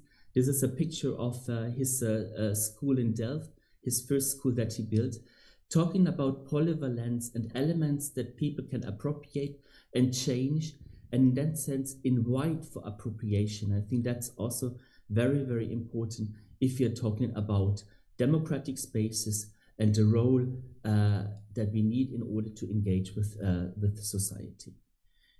So the täglich is also, it's a space, but it's also a relation between the people, between decision makers and the neighborhood. But in that sense, also not just the citizen, but everybody that lives in the city. And in that sense, also referring to Professor Lowe about the informal settlements, I think especially there, it's not just the question of provide housing, but it's also the question of providing public space in order to allow for the right to the city. I think this is very, very important, not just in academic research, but also, let's say, showing that to society, creating exhibitions, inviting people to discuss with us so that they create a different understanding what architecture actually is. Finally, that was published in a book which is called Täglich. It's a small book, but with a lot of content that we like to share worldwide. But what happened afterwards is actually that the city of Stuttgart invited us to join a real-time laboratory. So you see a former warehouse that is now empty, and the city wants to transform that into the House of Cultures. And we collaborate with the team of integration policies in order to allow all the different neighborhood groups to enter this building and to share with us what they want to discuss, but also to understand their spatial needs in the urban society. So this is an ongoing project and should in the end turn out to fill 5,000 square meters in this former building that you saw before. Just to finish, and in that sense also talking to our young colleagues, talking to students, etc., the theory of practical urbanism. This is a theory that, as a chair of urban design and urban planning, we are not interested in the long-term strategy, but also how can we implement immediately a certain condition and invite people to participate. So one project that I'm going to share is the so-called Vielplatz. That means a lot of space, and it is taking place in the center of Berlin in the former tramcar depot that is now used by the police, and they want to transform that in a police museum. So it's right in the center district of Schöneberg. You see the town hall in here. This is the depot, and this is the quite densely built, quite bourgeois area. So this is how this building appears. So I mean, it's a kind of defensive architecture. And what we created with students in 72 hours was actually a mobile bus stop or tram car stop that was visiting the neighborhood and inviting the people to engage in order to discuss again that project and to plead for transforming that into a public building for the neighborhood. So you see to the left our students and the way how we built the mobile trams car stop.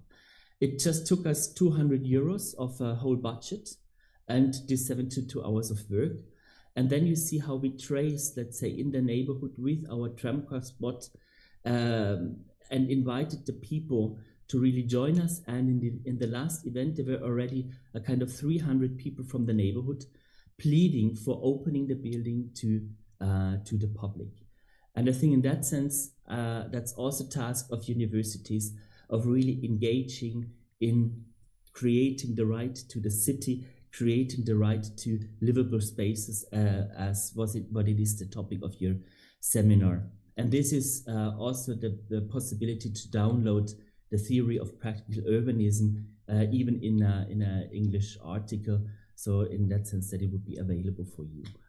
And in that sense, I thank you very much for the invitation to your seminar, and wish you a very good continuation of your day. Thank you, Professor Markus Vogel. Please warm applause for Professor Markus. We can continue to the next speaker. Please give a warm up welcome to Insinyur Ignes Kemalwarta, advisor to the President Office at Sinarmas Land. He is leading advocate for sustainable and regenerative real estate development.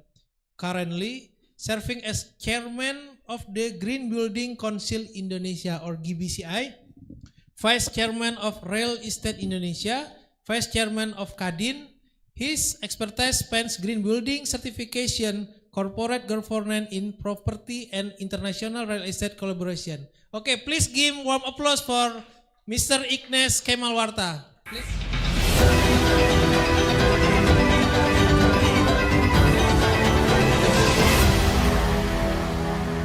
Selamat pagi, Assalamualaikum warahmatullahi wabarakatuh. Salam sejahtera buat kita semua. Very sorry because yesterday I asked for Indonesian language, so maybe I will directly translate into English. The title is BSD City Towards Regenerative Development Beyond Sustainability. I see the topic of the seminar is about the regenerative, so I will focus on the discussion based on this. And sudah bisa ditayangkan nggak? And basically, like you see in this area, that we are developing 6,000 hectares of new township. Yeah. So consists of, we start in 1988. Yeah. Yeah. So it consists of residential. We have about 30 clusters, commercial, shopping mall, trading center, office. Yeah. 40 education facility like schools and 5 campus in this area. Infrastructure, and we developed 2 TOD facilities. Yeah. We also develop in context of green building and sustainability. Then we are a developer of township, yeah, not as like the town new city that we discussed in this seminar, yeah, like Vancouver, Singapore. We are developing new township by private sector. So very specific, yeah. Then we are not, I not focus on the education, but from the practical point of view. Next. The agenda is concept of the, coba di next aja. Next, Pak. Nggak bisa.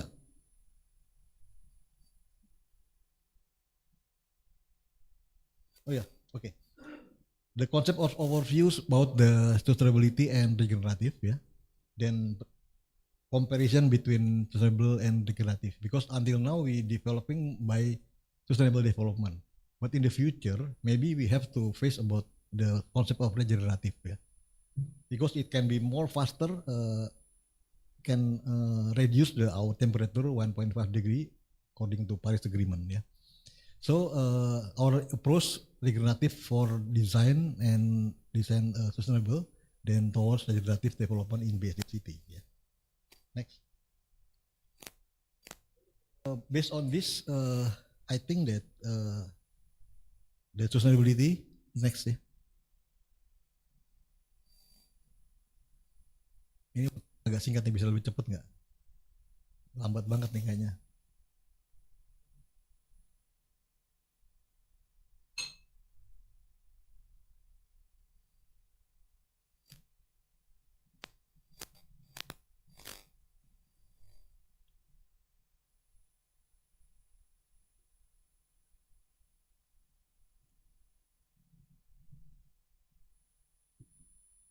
Okay.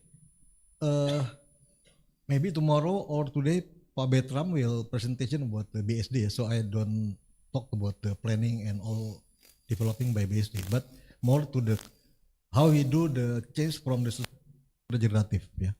So basically, regenerative is things that development that need for the this generation need, but without compromising for the next generation need also, yeah. So this is combination between how we do the getting the profit, getting the environment, and also the social program. This combination between 3 program. Usually we focus this and we define as a sustainable development program, yeah. Regenerative development is quite different because it is improving the capacity of the social ecology to improve, to renew, yeah, to develop, and to develop for connection between people, nature, and the place. Yeah, so quite different because it changed from the we call technical system design and until to living system design. So different, very different. Yeah. Next. So in the next table we can see the difference between sustainable and regenerative. Yeah. The focus on the sustainable is reduce the dampak, ya, impact. Next nih, saya udah baca duluan nih. And then for the regenerative is more to create impact positive, ya, positive, because we have to think about something that we need for the existing of the nature, ya. Coba di next, ya, ini. Then for the goals of development, so usually for the sustainable is for the long term. And then for the regenerative is to make life and capacity of the life itself, yeah. Then for the design approach is efficient, conservative, and for the regenerative, collaborative, contextual, and participation. Belum sampai situ, Mbak. Then for connection with the nature ini agak kacau nih, bisa balik mundur lagi nggak?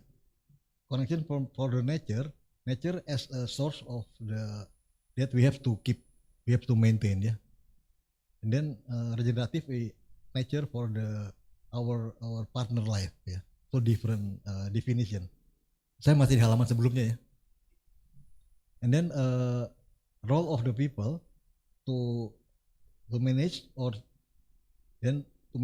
to control the system. Sinyalnya problem. Okay. And then for the regenerative is for the part of our system life.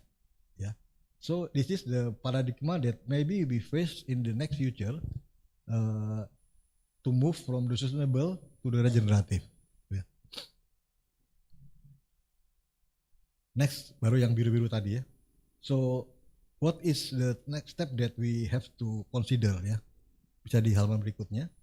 So there is four places. So place and potential, capacity goals, partnering with place, and progressive harmonization. Yeah, this is the next stage that I have make a presentation. Bisa di next ya, ini kacau juga. Then how to do the methodology of practice ya. So first is to understand about what means by the regenerative. The second, harmonize the practice of regenerative. The third is to sustain practice of the regenerative itself. Yeah. So this is the four things that approach for regenerative usually we do in the future: place and potential, capacity goals, then partnering with place and progressive harmonization. Next. Nextnya 2 kali aja, Pak. Jadi yang penerapan di BSD, implementation in BSD City. Next, sekali lagi. Sinyalnya nggak bisa kompromi rupanya. Jadi nanti saya terlalu cepat gitu. Nah ini. So this is the two more pages that now we implement in BSD City. First is BSD City is a self-town 6,000 hectares, plan with the integrated master plan, and then integrated for housing, trading, commercial, office building, green space, and transportation public. So we do this as a private sector. We do developing a new township. Second, the approach sometimes is top down. Yeah, we are instruction from the boss. Then not many exploration for the ecological and cultural, which is need for the evaluation for the next step.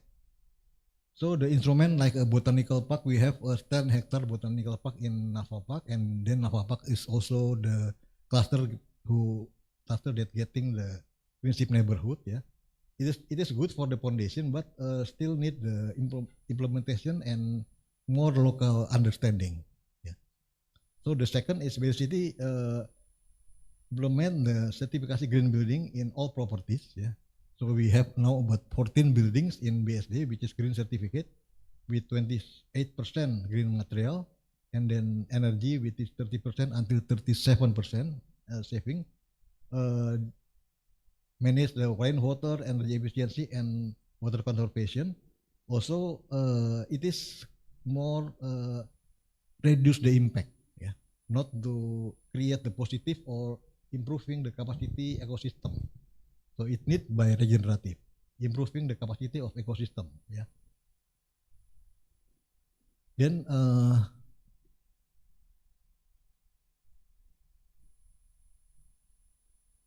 coba halaman berikutnya next. BSD is doing the collaboration. Coba di lembar berikutnya. For example, we are doing the waste management process ya, by TPS3R with the waste for change ya. So about a target is 400 ton per day with the compost and recycle to the asphalt, and also to the something that used by Indocement ya, for the burning capacity. So we are do the regulated waste management process ya, for all BSD area. while all governments still doing the land dumping for the waste process. Yeah. So we also develop the recycle from plastic to asphalt, yeah, as a material for the road. Then campaign for green habit, education, energy saving, waste segregation, and green mobility. But it is still not enough participation from the public. Yeah, we need more people doing the action for the environment like this. Yeah. Then the next is integration of initiative like green building, new renewable energy, green mobility, and water management still need the harmonization of the technology and the implementation. We have a green district like Green Office Park, Botanical Park, Naval Park, and other project Hiera with biopolic and car-free design. So it all still integration space, green space, and the social aspect. Yeah, but all we do with the system not yet included into the regenerative system.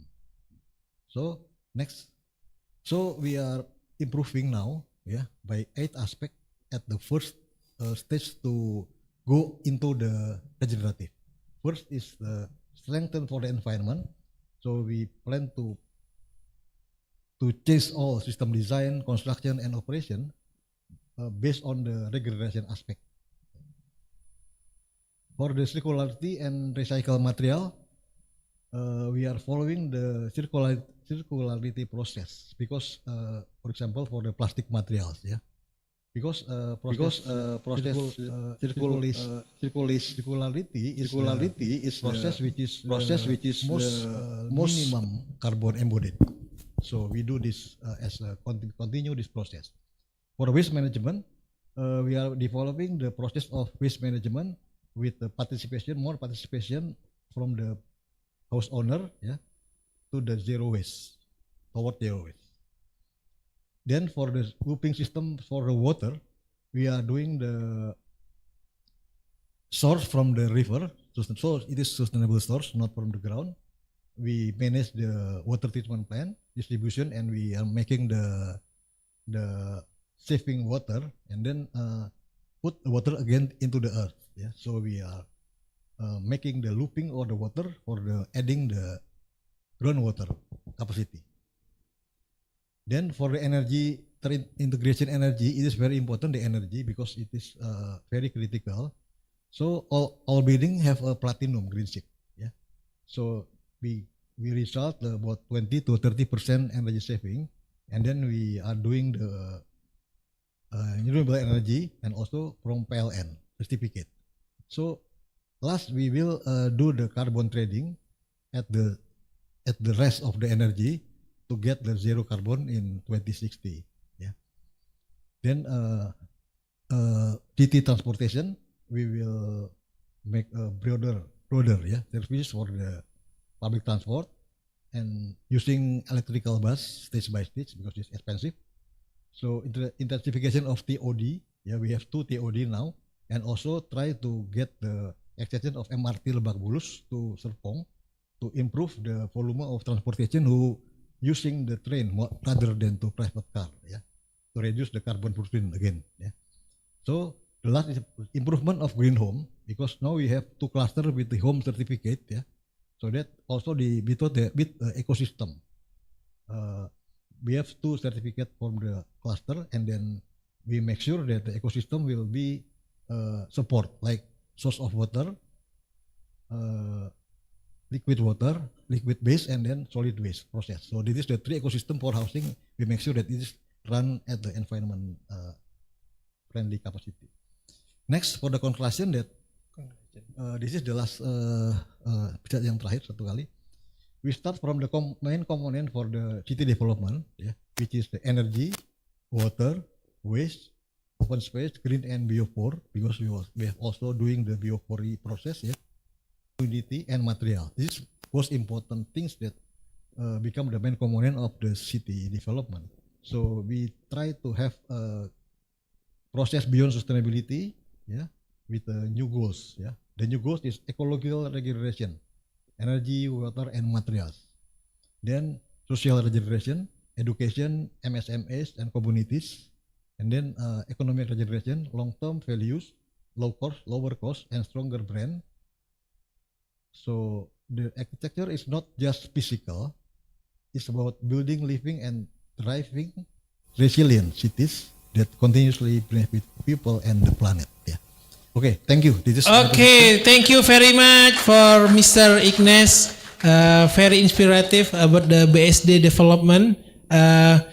Now I will tell we have to break because this time for Friday pray is coming. So I need to bring back to the MC and we can back in this room 1:30.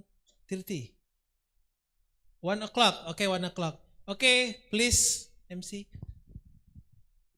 Thank you. Okay, ladies and gentlemen, we now break for lunch and Friday prayer. And Friday prayer will be held on basement by taking the elevator right the hall. And we kindly invite you to enjoy the meal provided and return to the main hall by 1 p.m. as we prepare for the next agenda.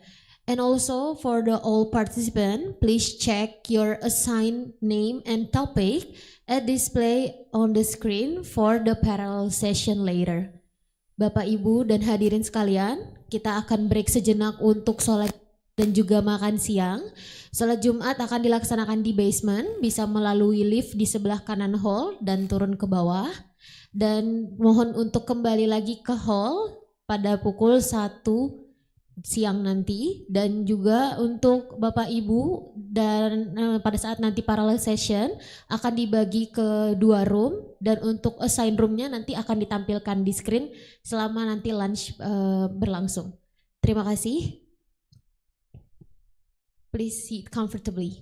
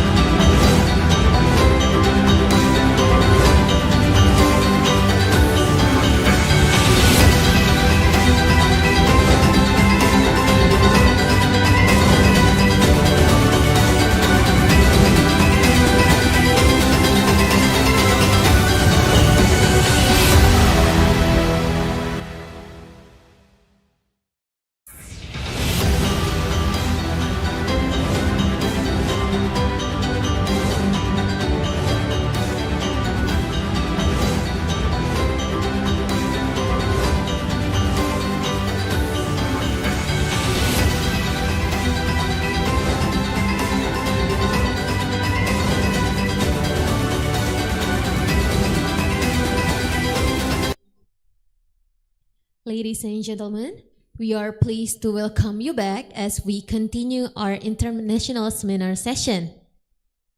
Mr. Atma, time is yours. Thank you.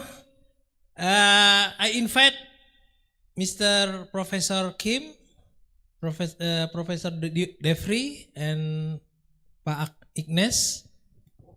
I want to say hello to Dr. Keveng Zhang in Zoom. Hello. Hello, Mr.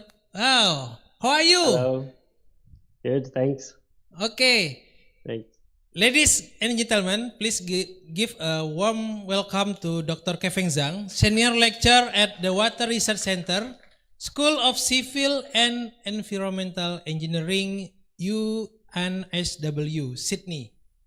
He is leading expert in a stormwater management and the application of nature-based solutions, such as bioretention system, wetland, and green wall to create resilient, low-impact urban water infrastructure. Dr. Zhang awards-winning research highlighted by an ERC DICRA fellowship has secured in national and international funding, advancing innovative framework for safe from stormwater harvesting, real-time control, and the integration of green infrastructure for urban cooling and well-being. Okay, today Mr.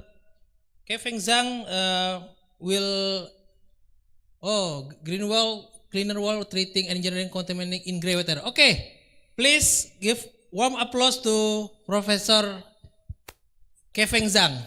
Okay. Thank Please. you. Just confirm that you can see the slides and you can hear me. Okay, you have 15 minutes. Okay, great. So first of all, I apologize that I couldn't be in person. Wish I could be there.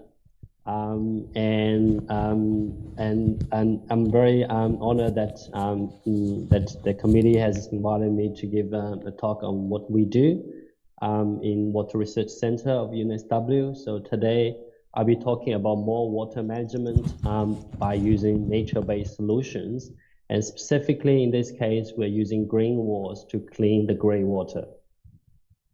So I'm sure that everyone have seen green walls in your daily lives, and everyone likes the green walls and green stuff around us because they just brings a lot of benefits like air quality, biodiversity, urban aesthetics, and thermal comfort and well-being. So they're all very welcome by urban cities and communities.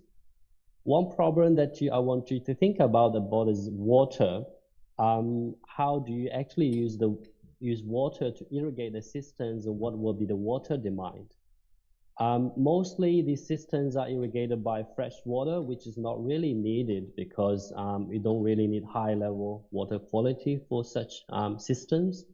On top of that, you probably also need to add fertilizers, which include a lot of contaminants.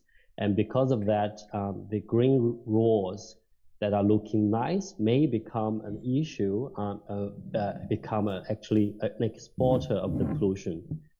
So at our Water Research Center, we're trying to think of how we can use the water that's generated within the building. For example, the gray water that is coming from showers, coming from hand washing basins, because they also have a lot of nutrients that are beneficial for plants to use, and the nutrients and contaminants can be uptaken by the green walls via these vegetated infiltration systems. So we had this idea, but and then we think, okay, if we can use this light gray water to irrigate the systems, and the treated water can be even reused for our gardens and toilet flushings. So this is just multi-beneficial. So one of my colleagues in our group have done a lot of work on developing these green water technologies for grey water management. And traditionally, the pollutants of concern are nitrogen, phosphorus, and E. coli. And from that work, we found that the systems are quite effective. As you can see, for total nitrogen, it can be removed by over 80%, and leaving cleaner water for us to use. We also had a question of what are other contaminants in grey water, and one of the contaminants are becoming more of concern are emerging contaminants. So what they are pharmaceuticals, they are biocides, plasticizers, flame retardants, surfactants, and also PFAS that are being a big topic right now in Australia. So these emerging contaminants can persist in our environment for a long time at different levels, as you show here. And what does these levels mean? We did some risk assessment to assess if we are going to use the grey water, what will be impact to the wildlife in the environment. And we found out a lot of this, actually most of these categories of emerging contaminants can cause really high risk to the environment and also moderate risk. And this is to the ecological risks. We also did the health risk assessment to see if we are going to reuse such water for swimming or for taking the showers, for toilet flushing. You would have some of these contaminants will cause very high risk when you use it by people, and a lot of them also causing moderate risk. So that's one of the one type of emerging, or one group of emerging contaminants, as you can call them, organic compounds. And more recently, of greater concern, people have realized is that the microplastics, which has a size of usually less than 5 millimeters, and often what we found in grey water is less than 300 micrometers, and between 1 to 300 micrometers. So this microplastics is coming from a lot of daily use products that we always use, and they enter into the environment via different ways, and it even goes into drinking water and food materials and packagings, and they will end up in our human bodies, which will cause some issues. So considering of that in grey water, so if we are going to use green walls, then how we can develop our green walls to manage those contaminants. So first of the questions we had was, what could be the best medium that we can use in green walls to filter through these contaminants? And we went and explored different types of medium that are very cheap and cost effective. And this was actually also a collaboration with HBKU and Qatar University in Qatar under the funding of Qatar National Research Fund. And we, together with them, we selected some of the potential medium to use, and we tried to characterize them. And because in order for us to use this in green walls, they need to be lightweight medium, and they need to have some porous spaces for the contaminants to be attached to.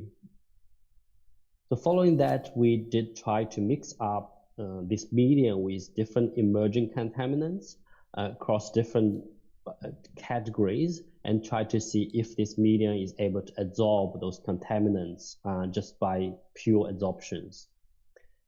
So what we got was as you can see, the cocoa coil, which is the coconut husk, very nature kind of material. It's very good for removing different types of organic compounds, except one of them, which is anti-monophin, which is hydrophilic, means that this is mobile in the environment. And as long as if you can mix it with medium like zeolite, then we are able to immobilize these compounds.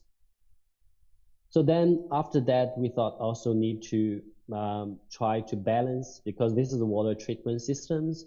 So we don't really want to use 100% cocoa coir because they are very dense and they easily cause clogging issues. So we went to the next step to combine those different materials, including cocoa coir, zeolite, and perlite, because perlite can provide a really good infiltration if you mix it with cocoa coir.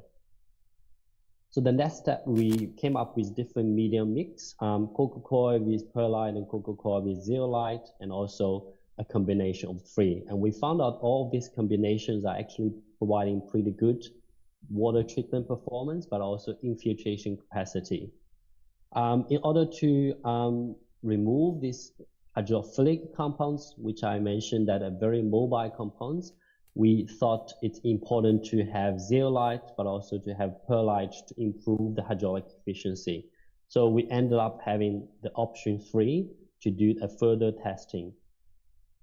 So next, what we did, also we looked into how this best medium mix can help us remove or retain the microplastics in grain walls. In this case, we tested the polyethylene, and we found out this medium or mixed medium, which I mentioned, a mix of zeolite and coco coir and perlite, actually provide an excellent performance by reducing the number of microplastics in the effluent of such systems, regardless of how gray water will look like.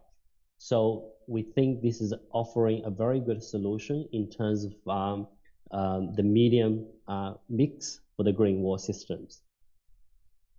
So then the next question, because they are nature-based systems, obviously we want to find the plants that we want to use, and obviously not all the plants are equally useful in terms of uptaking those nutrients, uptaking these emerging contaminants.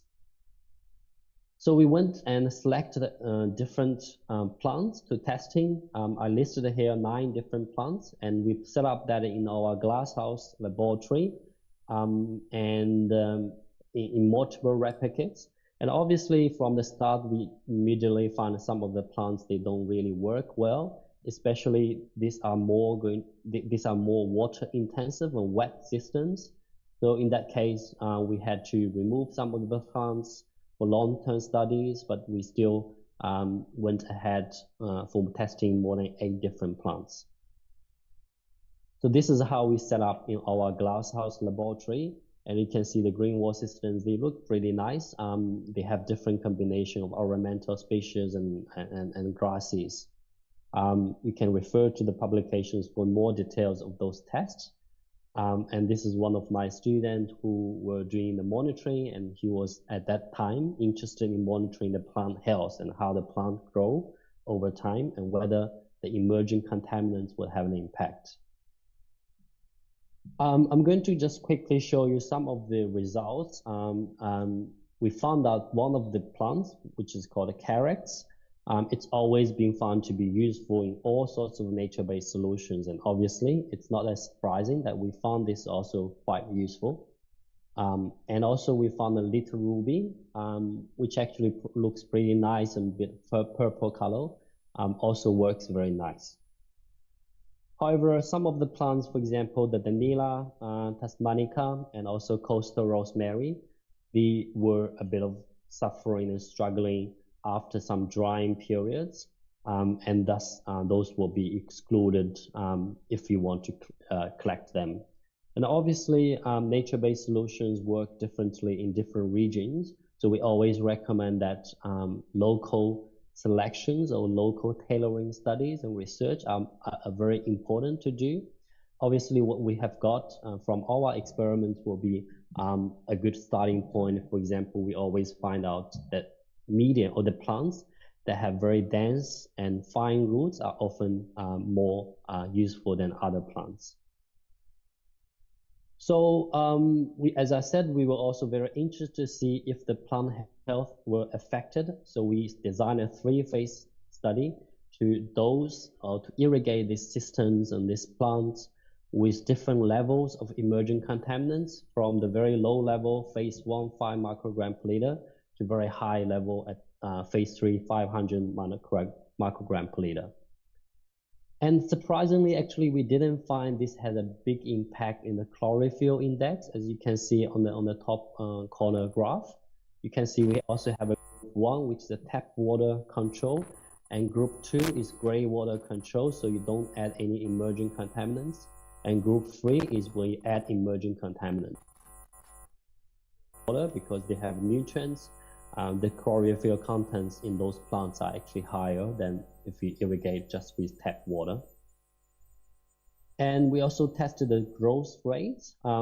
We didn't find a significant impact of having emerging contaminants in gray water in terms of the growth. Actually, again, gray water would positively benefit the growth of those plants.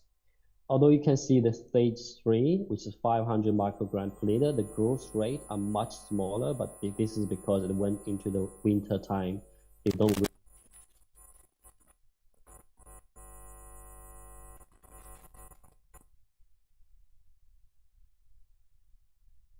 collect the real gray water in one of our campus in the Manlyvale of UNSW.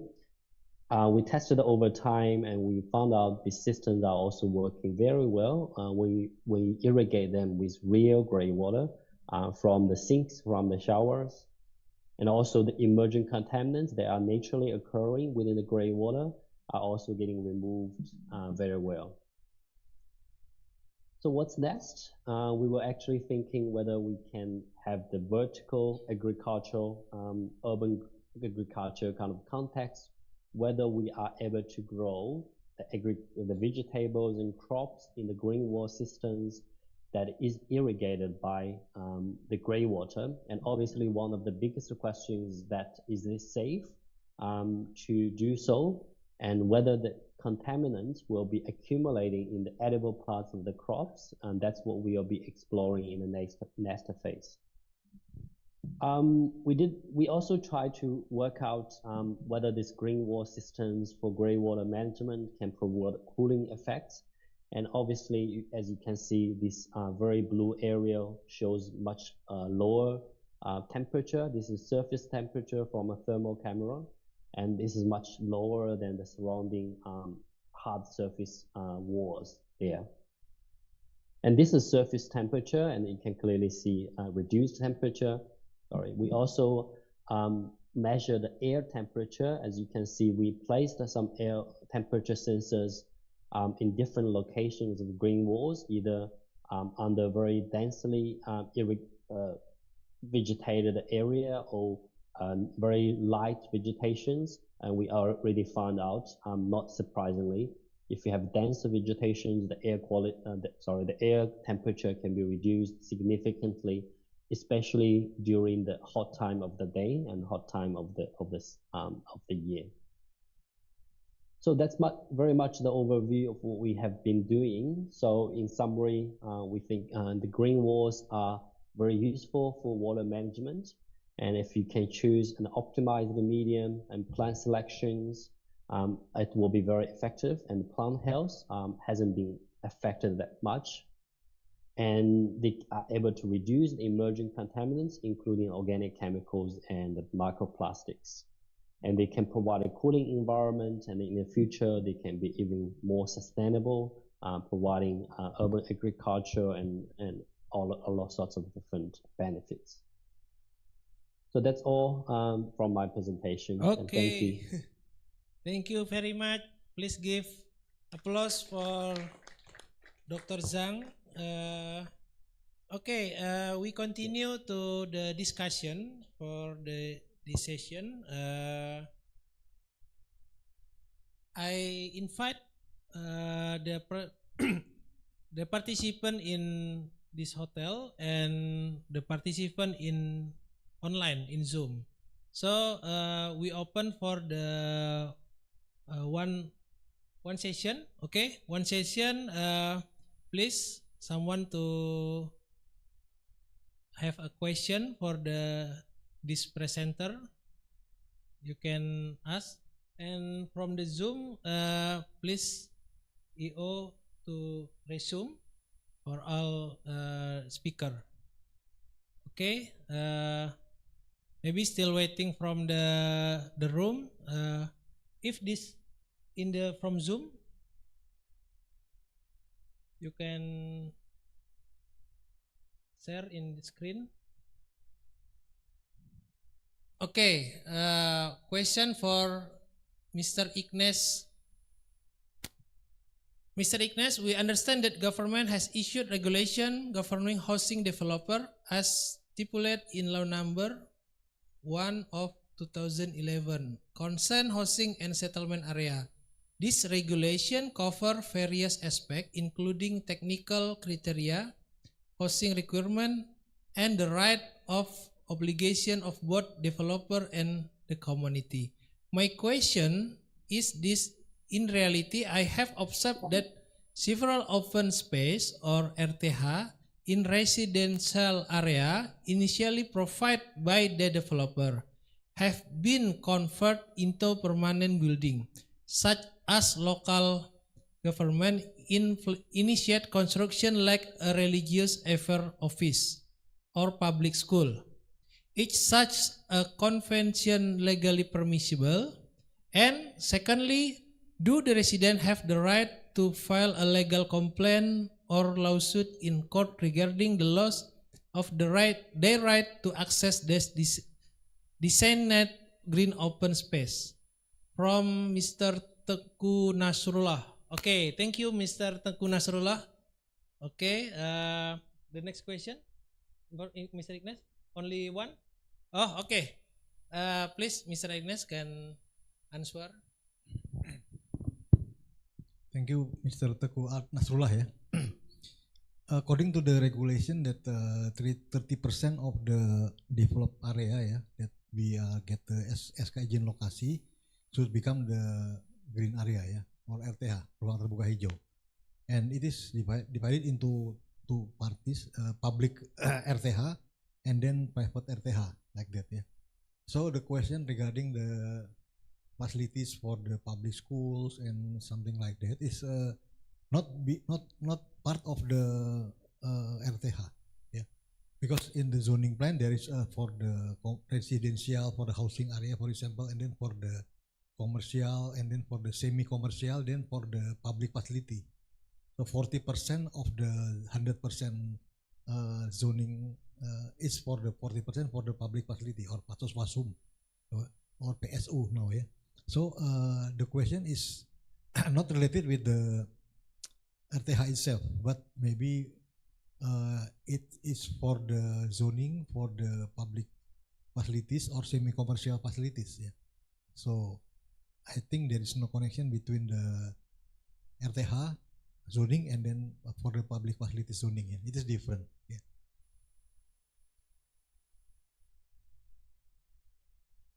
Satu kayaknya.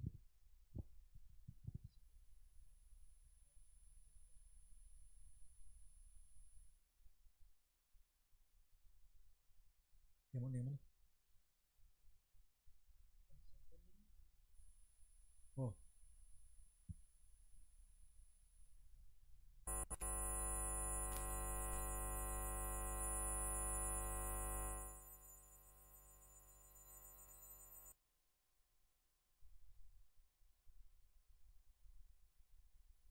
Planning plan, At that local government planning plan, there is described that which is the RTH area and which is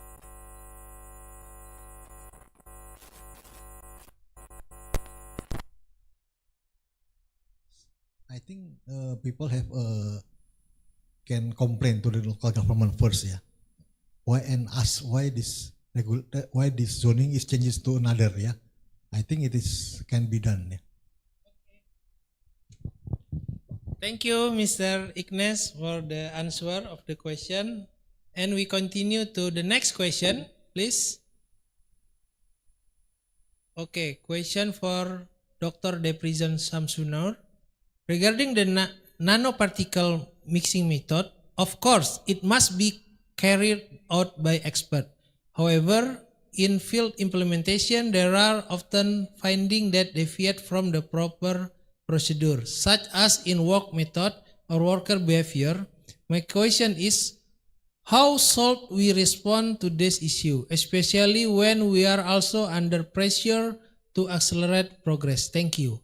From Mr. Teku Nasrullah again. Okay, thank you, Mr. Teku Nasrullah. Okay, please, Mr. Deprison Samsunur. Okay, thank you, Tunku Nasrul, for your question. So regarding the issue, that means when we implement the nanomaterial to the concrete, so maybe it's sometimes the progress that is not meet the requirement. So you think that one is there is the pressure. Of course, that one will be the pressure for the contractor. But in my case here, we are still looking for the additional material that is can protect or can improve the the behavior of the concrete when they are contamination with the high temperature. So for the implementation in the site, sometimes is yes, maybe it's quite difficult to implement, but sometimes it's this easy if this one is already become the concrete is made is from the factory, is not from the manually. That means we are not do the mix on the spot, but we bring this one in the factory, and then when they want to use it, and then we transfer to the site. So this the progress is will be minimize the issue lah. So this is what I can say. Yeah. Okay, thank you, Mr. Deprizon Samsunur. Okay, I give one chance for one question from this floor. I open. Okay, one. Okay, please, sir. Can you...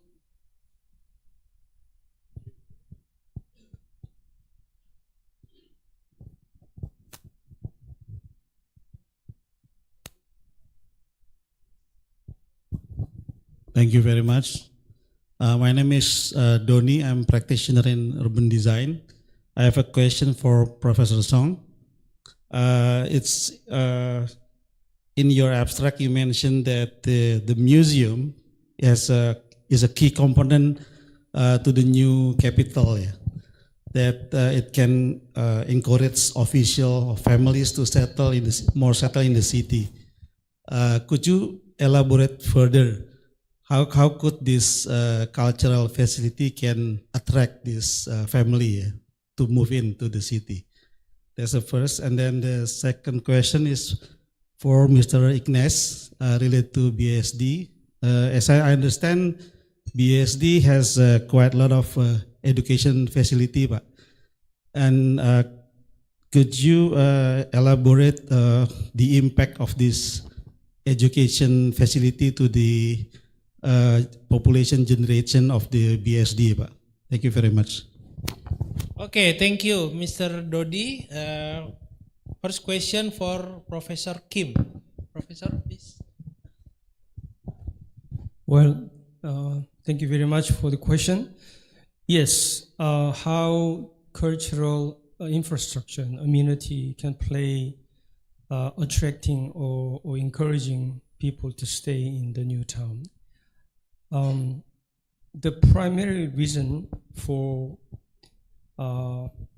public officials in this newly planned capital commute from Seoul, unless without staying in the city, is because of the housing issue. Because in Korea, owning apartment in Seoul is the primary investment strategy. So rather than to buy a house in the new city, they want to buy a house in Seoul, because the regulation in Korea, you can have only one house. If you have two houses, you have a lot of tax.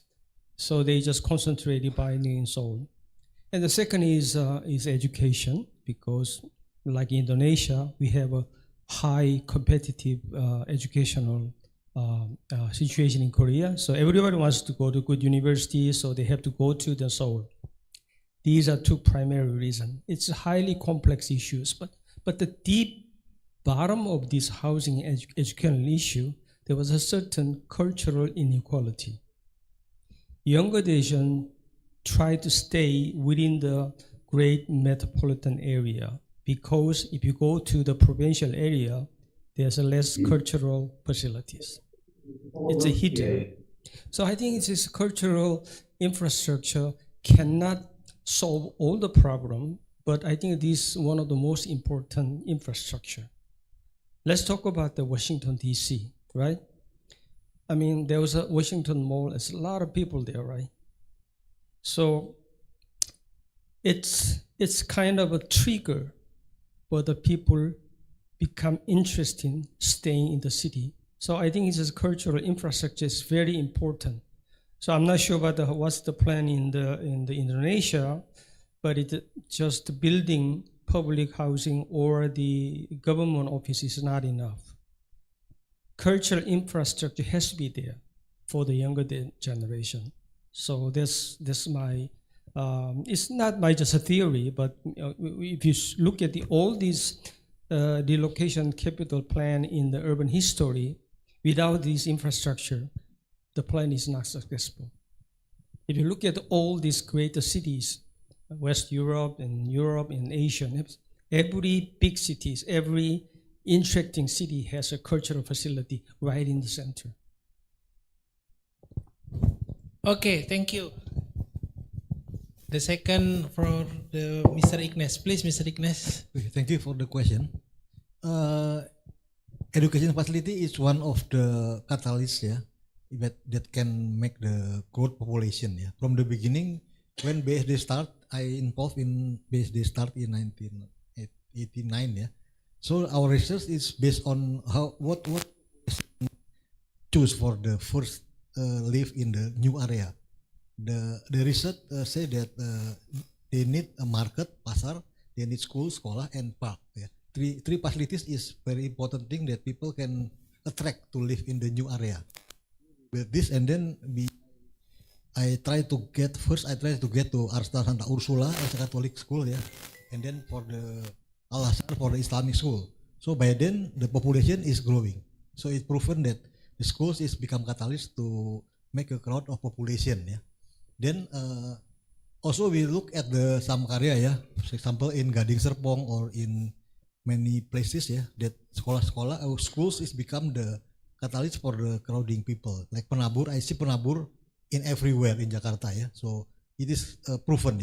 Then for the campus also, I think the campus is a long life business because student entry, then we need apartment or kos-kosan, and then student pass and then a new student. So always needed the facility for the student. So everlasting, we call campus is everlasting business because always needed the supporting facilities for the living and then for the activities. So the education includes high school, elementary, high school, and campus is become the catalyst for the crowding population in the new city. Okay, thank you, Mr. Ignace. So the last question. Okay, anyone? Okay, sir, please.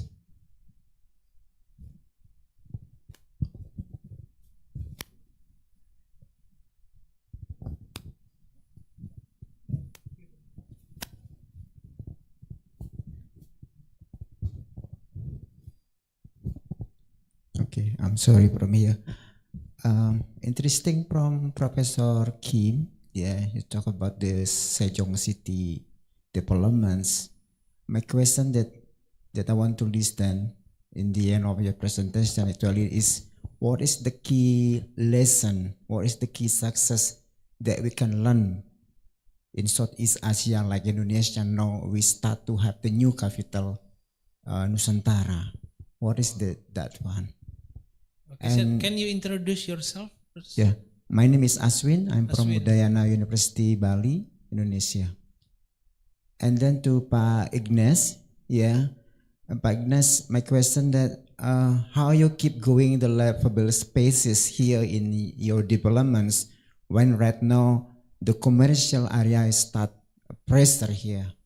Yeah, thank you. Okay, thank you, Mr. Aswin. Okay, Mr. Kim, can you answer? Okay, thank you. I think it's probably your question is the similar questions from previous question.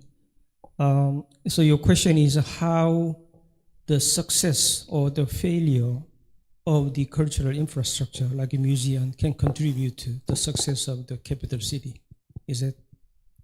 Am I understanding correctly your question? Okay, well, cultural facility itself cannot contribute the success of a capital city. It's one of the components, I think, because it's very complex, like housing, education, and every component has to be successful in order to achieve the capital cities. But in most cases, new capital is isolated. Like Nusantara is also isolated, Brasilia is isolated, or Quezon City in Philippines was slightly detached from the central area, right?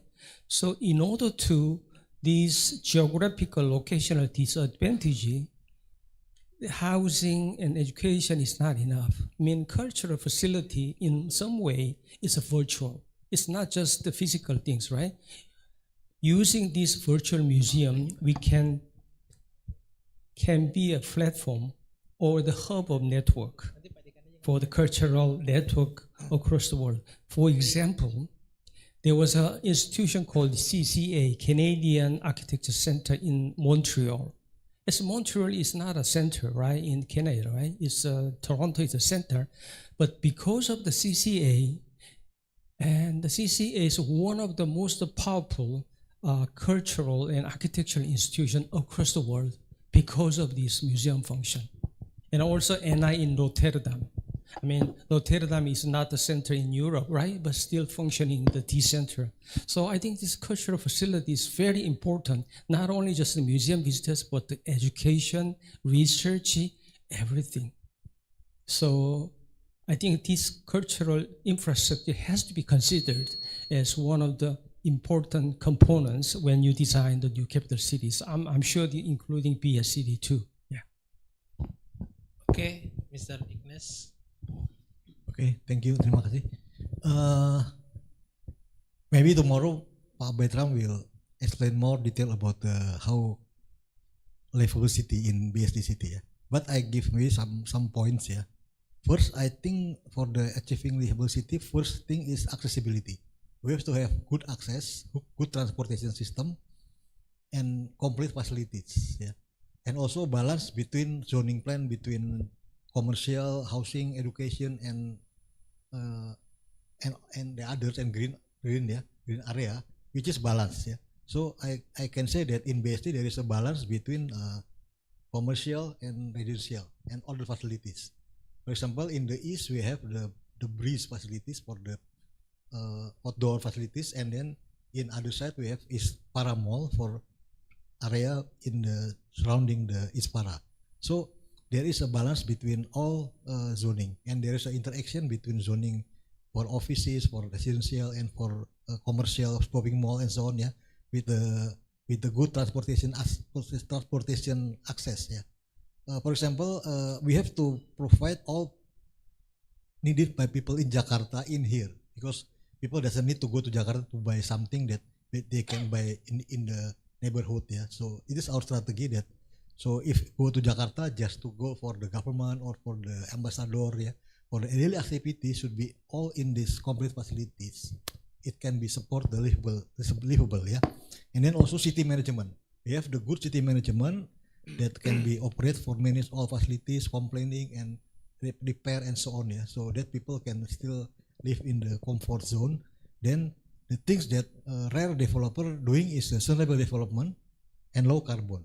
This is effort that we do beyond the usual management of the township. Yeah, it is sustainable development towards the regenerative and then low carbon development. So at the end, people will feel that in this area, people can do anything that they want to do with the balance calculation. Yeah, and then with the environment, social, and economic balance in the development. Like that. Thank you. Okay, thank you, Mr. Ignace. From now, I have to close this session from the architectural imagination from Dr. Adrian Loh. Thank you, Dr. Adrian, and Mr. Professor Kim. Thank you, Mr. Kim, and Dr. Samsunur. Thank you, sir. And from Alex Vogel, Dr. Zhang. Thank you, Dr. Zhang, and from the Mr. Ignace. Together we composing the story of tomorrow regenerative cities. So we have to break after this. We have to presentation from the sponsor, and this room will be a parallel room to the next step. Okay, I bring back to the MC, please. Thank you.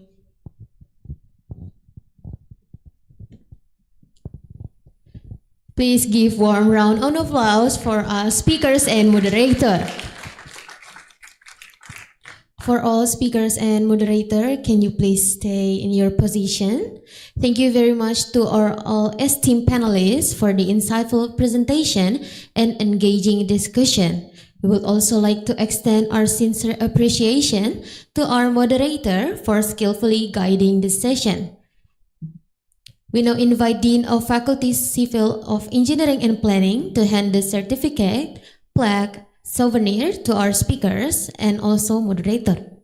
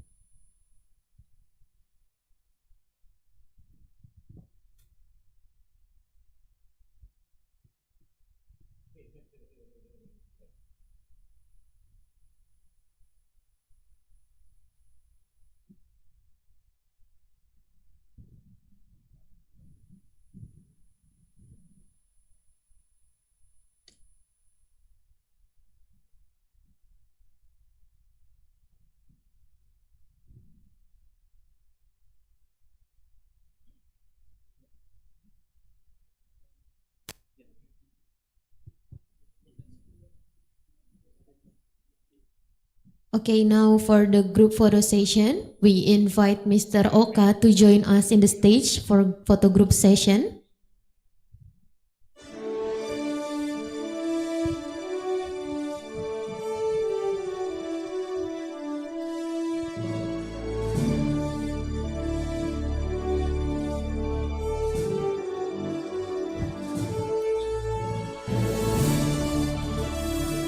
And we also present the token of appreciation for online speakers. For Mr. Adrian Low, PhD from Thammasat University, Thailand, Professor Diploma Engineering, Markus Vogel from Universitas Stuttgart, Germany, and also Dr. Kevin Zhang from University of New South Wales, Australia.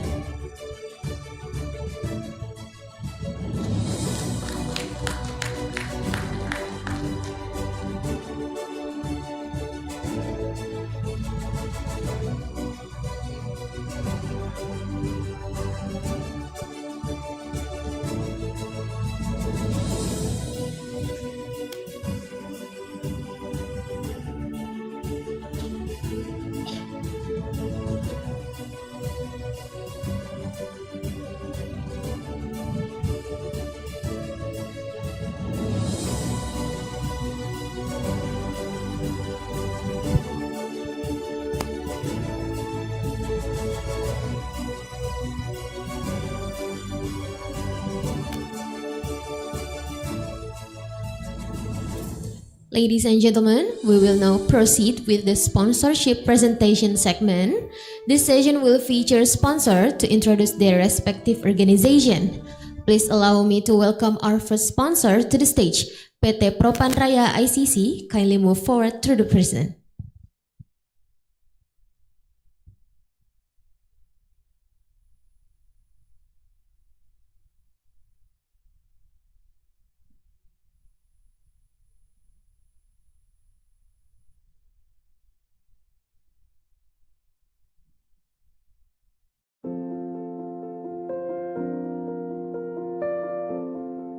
Propan Raya is an original Indonesian paint manufacturer located in Tangerang that produces environmentally friendly paint, high polymer, and serves as a solution for all painting needs.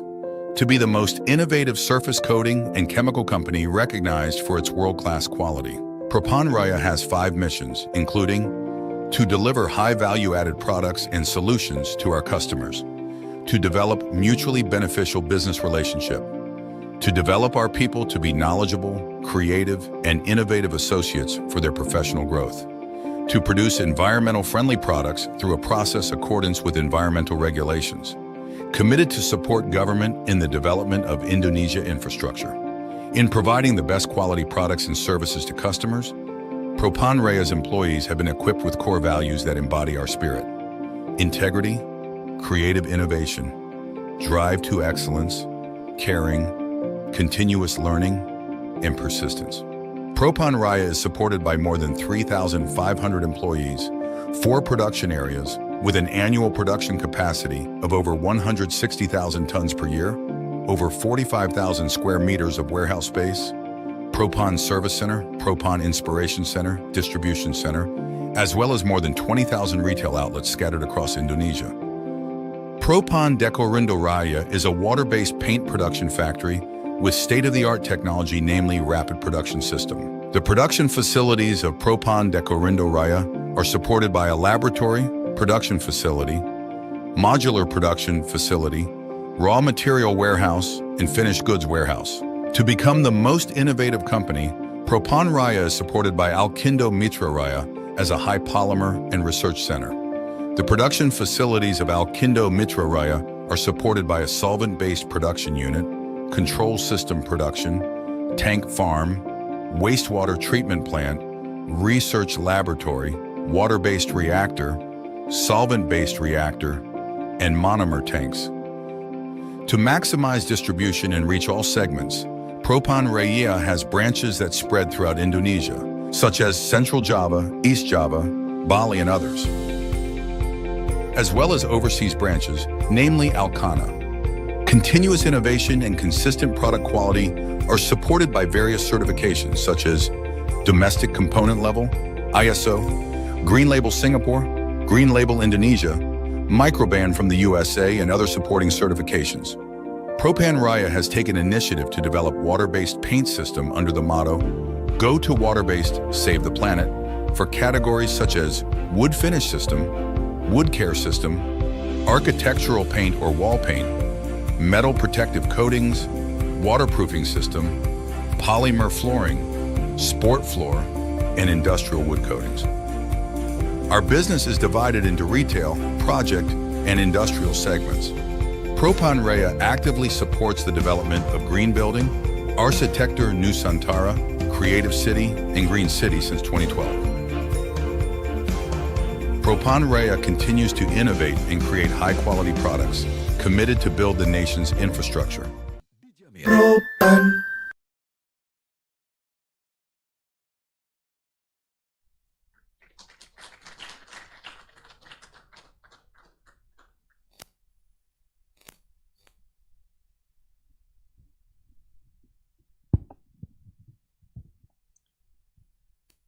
Selamat siang, Bapak dan Ibu-Ibu. Perkenalkan, saya Rio dari Propan, saya dari Divisi Marketing dan Sales. Hari ini kami akan sedikit memberikan perkenalan yang tadi sudah disampaikan lewat video, dan juga ada beberapa sampaian produk ya, terutama yang cat tembok. Dan saya akan mulai dari sekilas tadi udah disampaikan Propan. Nextnya pakai apa nih? Ini ya.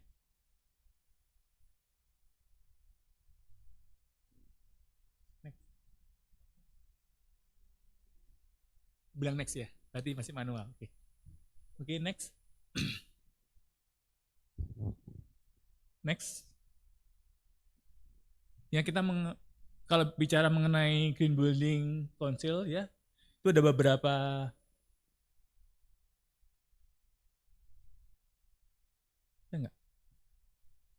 tutup ya. Ada beberapa faktor ya yang bisa kita masukin lewat chat. Ya, pertama itu yang untuk material resources ya. Yang kedua indoor health and comfort, dan ketiga building environmental management. Mohon maaf ya sebelumnya saya juga tadi nggak info bahwa saya akan bawakan bahasa ya. Tadi saya harusnya sebutkan di awal. Oke, next. Apa sih yang disebutkan di material resources and recycle? Itu ada reuse, recycle, dan juga local natural material. Terus ada juga dari indoor health, outdoor air pollution, dan Propan sudah mempunyai sertifikat yang cukup lengkap dalam mendukung program-program atau produk-produk yang Green Label. Kita ada sertifikat SNI, ada Green Label, Singapura Green Label, ada Green Label Indonesia, ada sertifikat industri hijau, ada ISO 9001, ISO 14000, ISO 45000, dan juga yang paling penting kita sudah mengandung total kandungan dalam negeri cukup tinggi, bahkan ada yang 80%. Jadi Propan ini adalah cat lokal dengan kandungan lokal yang cukup tinggi. Next. Seperti kita ketahui, Propan tuh awalnya kan ada di cat kayu ya, ada Impra, ada merek Impra. Itu adalah merek furniture di mana base-nya adalah soften base. Nah, sedangkan bagaimana tantangan untuk saat ini itu kan perlu yang green label ataupun perlu yang ramah lingkungan. Makanya kita sudah beralih dari beberapa produk kita dari yang soften base atau yang base-nya thinner, kita udah pindah ke base air ya. Next. Sesuai dengan misi kita ya, kita adalah perusahaan dan cat dan kimia yang paling inovatif yang memiliki kualitas kelas dunia. Jadi kita harus bisa prepare terhadap tantangan masa depan di mana kita harus bisa juga menjaga lingkungan hidup kita. Next. Sedangkan misi kita itu ada 5, terhadap pelanggan, manusia, mitra bisnis, lingkungan, dan juga ke negara. Next. Ya. Kenapa harus Propan? Karena Propan itu tidak cuma menghasilkan cat, tapi kita juga membuat resin ya, di mana resin itu adalah salah satu komponen utama cat. Misalkan kita ngomong cat akrilik, itu resinnya akrilik. Kalau misalkan kita ngomong cat epoksi, resinnya epoksi. Dan Propan sudah mempunyai pabrik resin sendiri. Kita punya pabrik polimer resin, namanya Akindo Mitra Raya. Jadi nggak cuma membuat cat, kita juga membuat bahan bakunya cat sendiri. Next. Dan ini adalah teknologi kita yang paling mutakhir ya. Kita punya namanya RPS, itu ada di pabrik kita di namanya Propan Dekorindo Raya. RPS ini sendiri adalah singkatan dari Rapid Production System. Jadi kita bisa memproduksi cat secara masif dan ada fiber semen dan lain-lain. Dan kita itu berdiri mulai tahun 1979 sampai sekarang. Ya. Next. Propan tidak hanya melayani produk-produk lokal di local market, kita juga sudah sampai ke Malaysia, ke Brunei, Vietnam, Maldives, Filipina, dan Myanmar. Bahkan kita ada pabrik di Vietnam. Oke, itu beberapa data kita. Jadi Propan sudah banyak sekali dipakai di mancanegara dan juga distribusi kita cukup luas di Indonesia. Next. Tadi saya sebutkan bahwa cat itu ada kandungan resinnya. Tapi itu nggak cuma resin aja, ada yang namanya pelarut ya, solvent base atau water base. Kalau cat tembok biasanya yang water base, kalau misalkan cat untuk duku dan sebagainya itu solvent base, kita memang ada dua gitu ininya pelarutnya, dan juga ada yang namanya pigment. Pigment itu warna ya. Jadi kalau misalkan catnya itu ada warnanya, berarti dia kandungan pigmentnya ada kandungan pigmentnya. Tapi kalau misalkan cat clear, nah itu baru tidak ada kandungan pigmentnya ya. Terus ada namanya calcite, itu adalah CO3, orang bilang juga kalsium karbonat. Itu yang membuat daging, jadi membuat ketebalan cat. Nah, kalau cat yang kelasnya low, biasanya kandungan ininya tinggi supaya lebih murah harganya. Terus yang kelima ada namanya aditif, itu yang membuat cat mempunyai seperti misalkan antibakteri, terus tahan terhadap karat dan sebagainya. Next.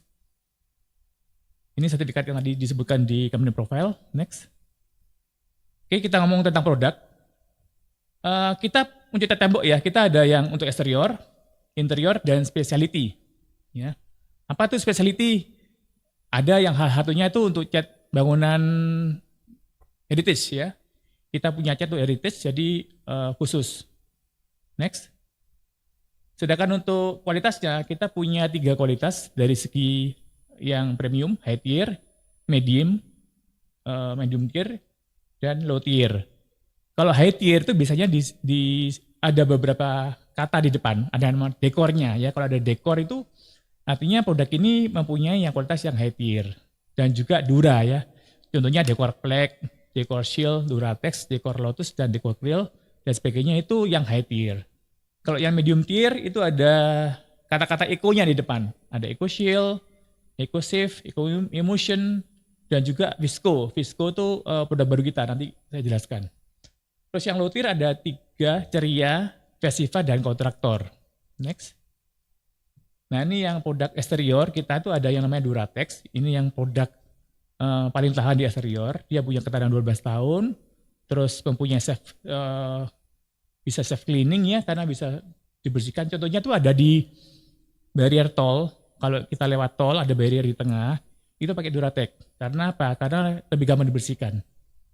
Kalau untuk akrilik yang di bangunan, itu kita punya namanya Decorflex dengan keunggulan elastis dan fleksibel.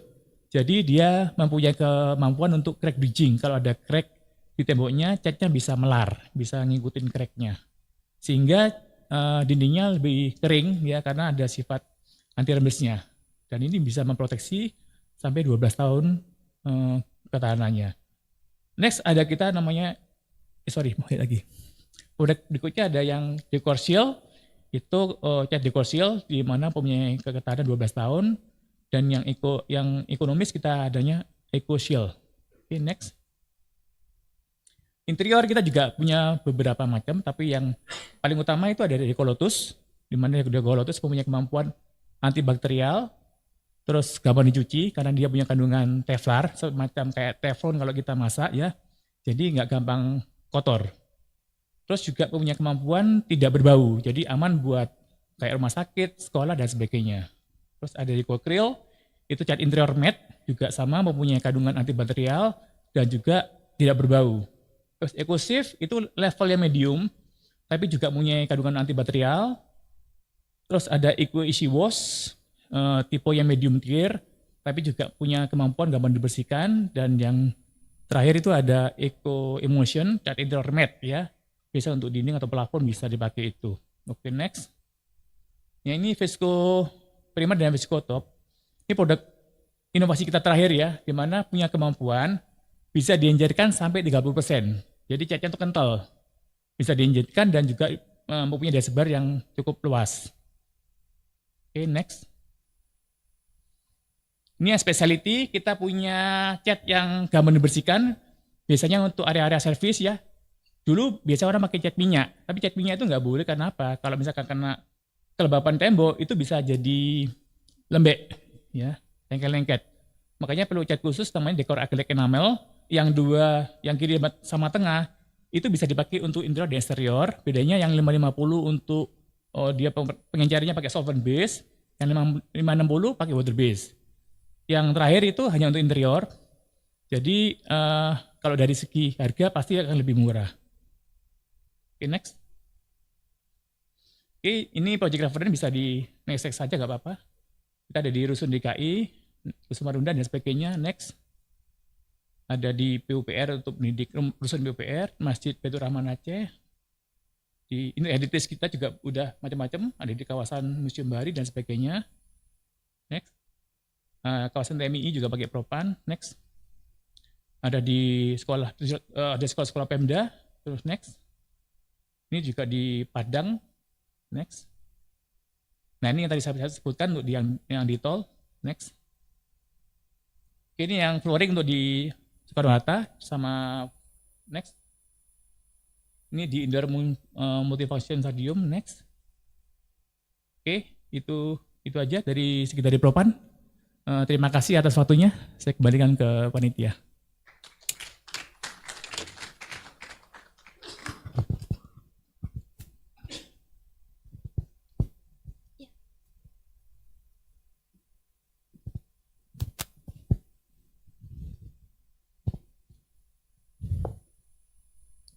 Thank you to our sponsors for your kind support and meaningful contribution to its LIVAS 2025.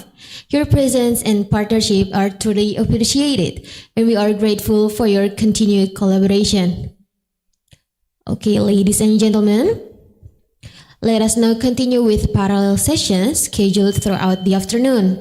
This session is divided into 4 separate rooms, each focusing on a different topic related to the livable space theme. You are kindly requested to proceed to your design room. For participants with topic 2 and 3, remain in BSD room 2. Jadi untuk Bapak Ibu dan hadirin sekalian yang diassign ke topik kedua dan ketiga harap tetap di tempat di BSD room 2. Dan untuk assign roomnya bisa dilihat di screen. Bisa dilihat berdasarkan nama dan juga judulnya. Untuk yang sebelah kanan itu ada di room 2 untuk topik 2 dan room 1 untuk topik 1. Dan untuk Bapak Ibu yang ada di topik 1 dan 4 boleh meninggalkan ruangan sebentar karena nanti ruangannya akan kami sekat jadi 2. Jadi nanti ada BSD room 1 yang di belakang dan BSD room 2 yang di depan. BSD room 2 untuk topik 2 dan 3, BSD room 1 untuk topik 1 dan 4. Nah, ini yang ditampilkan di layar di sebelah kanan warna hijau itu topik ketiga dan yang sebelah kiri warna kuning itu topik keempat. Sekali lagi untuk topik 1 dan 4 di BSD room 1 di belakang. Jadi boleh meninggalkan ruangannya terlebih dahulu. Dan untuk topik 2 dan 3 boleh tetap di tempat karena memakai ruangan BSD room 2. Please proceed to your assigned room or contact our committee members to assist. And each session will be guided by a facilitator. BSD room 1 will be moderated by Mr. Punto Wijayanto STMT. And BSD room 2 will be moderated by Miss Ulfa Fatmasari STMT.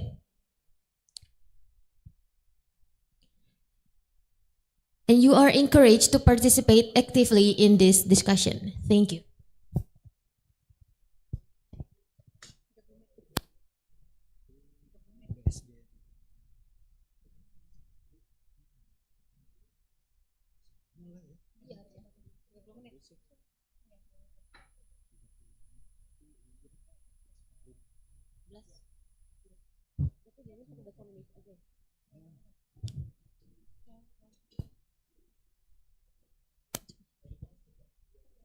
Baik, untuk Bapak Ibu hadirin sekalian, parallel session nanti akan dimulai 30 menit lagi sekitar jam 2.45. Jadi Bapak Ibu mungkin yang ingin ke toilet boleh ke toilet terlebih dahulu karena sambil kita menunggu ruangannya disiapkan nanti akan dimulai lagi jam 2.45. Bapak Ibu boleh kembali lagi ke ruangannya masing-masing. Terima kasih.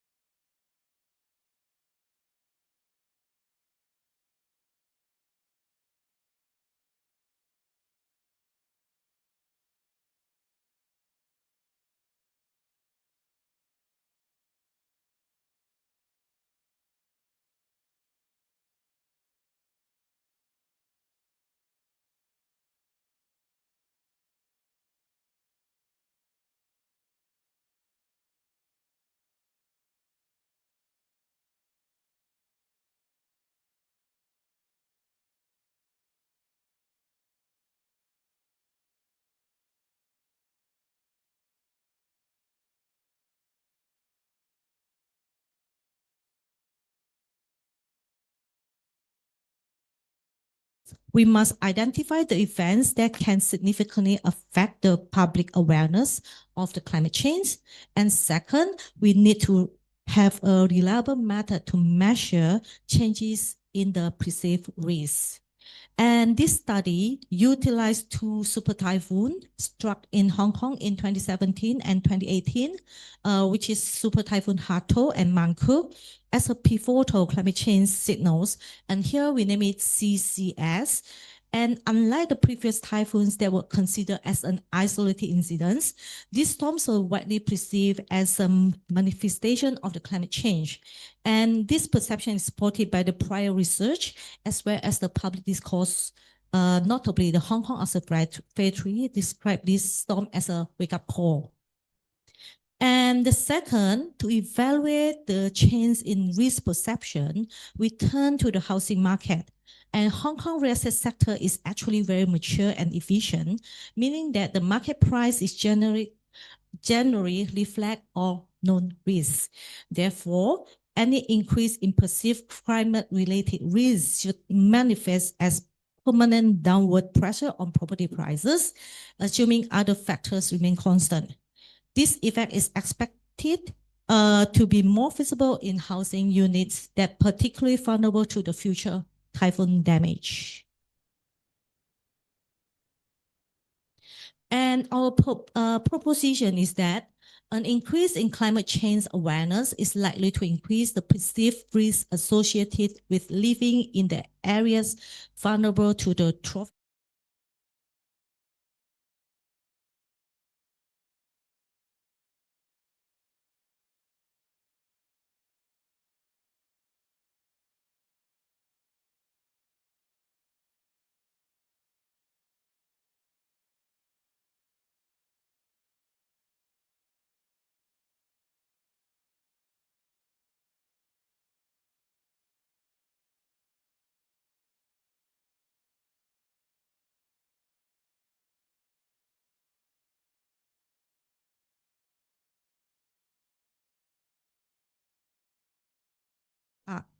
that are impacted directly by the typhoon. And this hypothesis implied that the price of the VHU are sold at discount to those not impacted by typhoons after the CCS. And then for our second hypothesis, we hypothesized that there is no upward trend in price of housing units vulnerable to tropical typhoons after the CCS. This hypothesis implies that the price discount of VHU is permanent and will not be diminished over time after the CCS. For the third hypothesis, we assume that there is no downward shift in price of housing units that are not vulnerable to tropical typhoons, and we call it here in vulnerable housing unit or IHU after the CCS or as being equal. Since the IHU are not affected by the tropical typhoons, there will be no discount in price after the CCS. And this serves as the counterfactual test for hypothesis 1. And for the fourth hypothesis, which is the last hypothesis, we hypothesize that there is no downward trend in price of housing units not vulnerable to tropical typhoon IHU after CCS. And this hypothesis implies price of IHU did not decline gradually over time after the CCS, and this also served as a counterfactual test for hypothesis 2. So we use two housing estates as our empirical data to test the hypothesis. The first one is Hanfashin housing estate, this one, to test the first and the second hypothesis. And this is actually a large housing estate at the coastal area, and it is directly affected by the typhoon. And then for the second data set we use is Cornhill Garden. It is used to test hypothesis 3 and 4, and it is actually the housing estate in the inland area and not directly affected by the typhoon. And the size and the building age for these two housing estates are quite similar. And we use the data between the period of January 2016 to December 2022, and we omitted the transaction during the period of CCS, the climate change signal. Oh, wow. Okay, I'll try my best. And then, okay, so this is the empirical model. I'm not going to into details. You can have a look. So the dependent the variable that we are going to have a look is actually the CCS and the interaction terms between CCS and trends. And here is the descriptive statistic, just for your reference, if you have any question about that. And then now I just go directly to the result. So the table F at the left-hand side, it presents the estimated hedonic models for Han-Fa-Chin. So hypothesis 1 is supported by the findings that coefficient of CCS is negative and significant, indicating that the downward shift of the housing price following the climate change signal, the price is going down. And then for hypothesis 2 is also confirmed, as the coefficient of the interaction term of CCS and trend is non-positive. Specifically, we can say is negative and significant.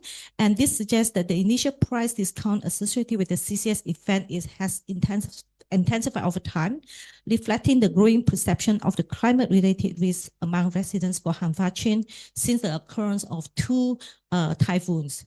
And at the right-hand side, you can see that the tables estimated hedonic price model for the Cornhill Gardens, and for the hypothesis 3 and 4 is also supported. For the hypothesis 3, it shows that there is non-negative, and hypothesis 4 is also shown non-negative.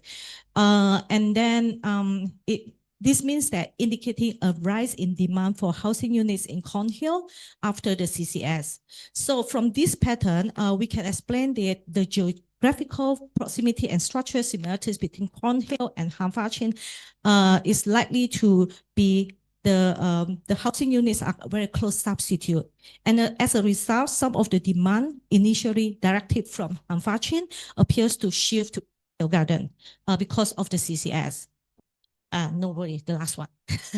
Okay, so to conclude, our research examined the impact of 2 super typhoons, treating them as a CCS, and the empirical result reveals that the public perception of risk associated with the living in housing units vulnerable to typhoons are not only increased, but also intensified over time.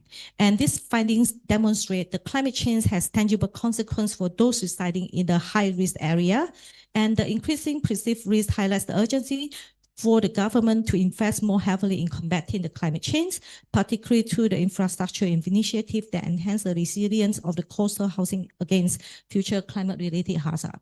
So this is the end of our presentation, and thank you so much for listening. Okay, thank you to Dr. Arfi for the presentation. So,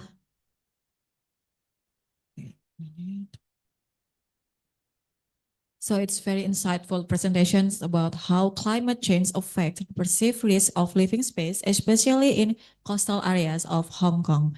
So your work gives us a lot of to think about, and thank you for the presentation. Okay, so we move on to the next presenter.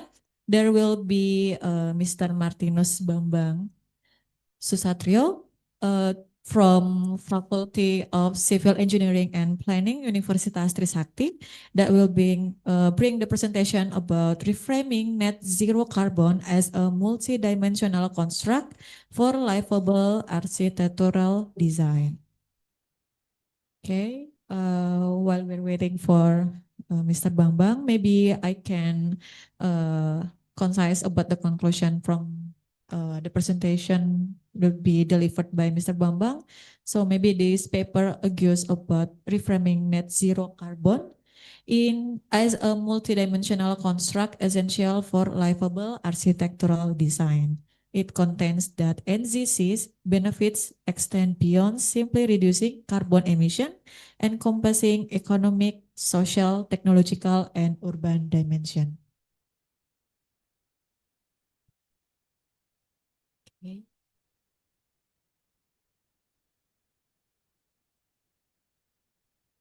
Okay, the Q&A session will be after all the presenter in the first topic. So we will have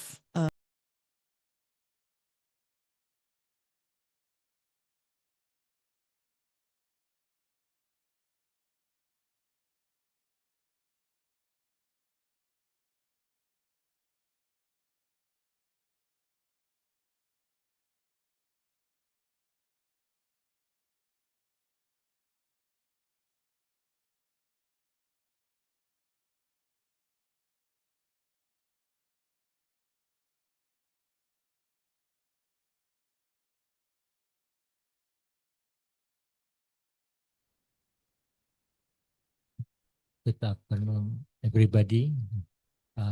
Now I will show about our research, but not yet finished, about reframing NZC as a multi-dimensional construct of livable architecture design. Actually, this research done by with my student, yeah, S1 student, that the thinking is very simple, that in our living, that we have a lot of vegetation, a lot of energy, but all of them, if we zoom it, so have to zero in the finally have to zero energy or zero carbon. The paradigm of NZC architecture is increasing, recognize that come as I use the cornerstone, it means landasan in not basic, but cornerstone of sustainability development. It's very basic rather than basic itself. Yeah, actually, the simple thing is like that.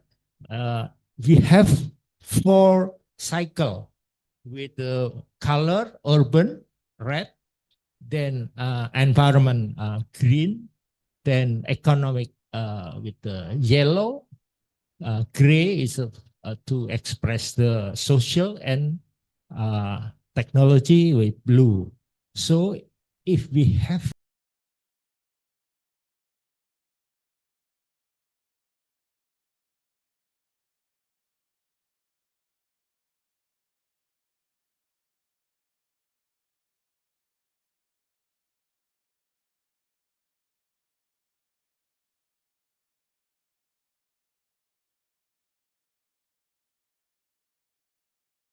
in which that's why we are doing this study. This gap calls for studies that evaluate such infrastructure, not just technically or ecologically, but also in terms of social use and spatial design. Bandung is a historic colonial municipality known for its colonial garden city concept, surrounded by highlands, prompting stormwater management, good stormwater management, because stormwater would come from all sides of the city, coming through the city, and needs to be managed. Using a qualitative descriptive approach, this study assesses 8 public parks in Bandung with potential of social cultural activities that integrate stormwater elements. Of 8 parks, 6 were older parks coming from the Dutch colonial era that have recently rebranded, quote unquote, and given new names and new life as Taman Lansia, Taman Kandaga Puspa, Pet Park, Sister City Park, and so on. And two other parks are recently built between the year 2000 and 2023, like Taman Sumringah, which is actually a private owned park, but can be used by public, and Taman Masjid Al Jabar, which is government owned and open for public. Older parks tend to have more time ecologically too mature. But usually in Bandung, they are smaller. It's between 1 to 2 hectares, while newer ones are less matured ecologically, smaller trees, smaller shrubs, but offer larger space, between 5 to 10 hectares. The purpose of this study is to evaluate the hydrological performance and socio-cultural engagement in public parks in Bandung, and then to explore how green spaces that incorporate water elements, both as stormwater management systems and places for public interaction, and to offer more comprehensive evaluation of park performance for future reference in spatial design in public parks. In this study, we use a qualitative descriptive approach where, basically, we are doing the primary site collection on the site on each park, where we identify all the spatial elements and measurements of hardscape and subscape, as well as behavioral mapping of users. Because in some of the parks, the availability of the facilities don't really mean is the place for the users to do their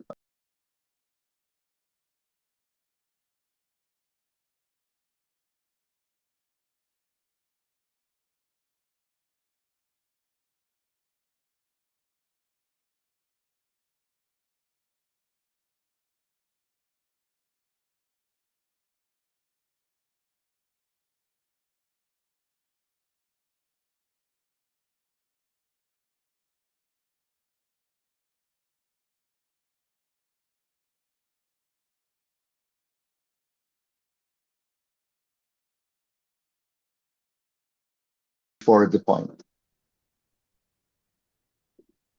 The findings is pretty interesting that we can see from the table here that we have the name, and then we make the data of access and circulation features, main features, facilities, and activity interaction. And in general, what's going on is that in the older parks, activities don't really always happen in the space that is created for them, for the users. Activities can vary in different places, and where the water features exist, water features is normally don't really use as something that could attract interaction between the users and the nature. We will give you a couple of instances of the results of the study. Because of the time limit, we give you just 2. One here is Taman Maluku. Taman Maluku has main features of historic statue. It was built in, I think, 1920 something, and then still used until now, with the main feature of historic statue. There's historic decorative pool. You can see on the photos on the right. And then dense trees is almost 90% canopy shading from about 25 types of trees. There are also pedestrian ways, and then recently circular picnic platforms and outdoor lighting is provided there. And within that park, there is a 1 meter wide channel coming across. And in this bow-like shape, creating private urban space and supported by shades. And then the use here in this public, there's no interaction between water features, neither with other historic elements. You can see here that the pool is not used and it's not seen by the users. The same on the other one is Taman Lansia. And you can see there's a water feature coming through. And here in the drawings, in the photos, you can see the photo in the middle is actually, this is a detention pond on the park, where the users actually sitting against the view of the detention ponds. In Taman Al Jabar is maybe more is more recent, and then the design is more incorporating, integrating the water features with the public facilities, and you can see here that the people is actually interacting with the water features as part of their social activities. In the conclusion, Taman Masjid Al Jabar is the only location that successfully integrates waterways with activities. Although in this area, because of its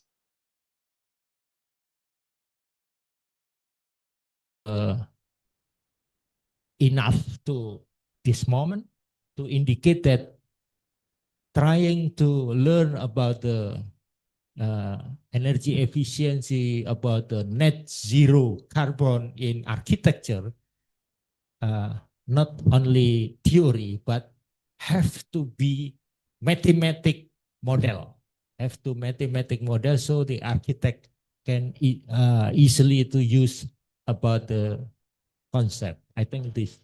Thank you. Okay, thank you, Mr. Bambang. That was a fantastic look at reframing net zero carbon (NZC) as a multidimensional construct essential for livable architectural design. So it's a perfect lead into our next presenter.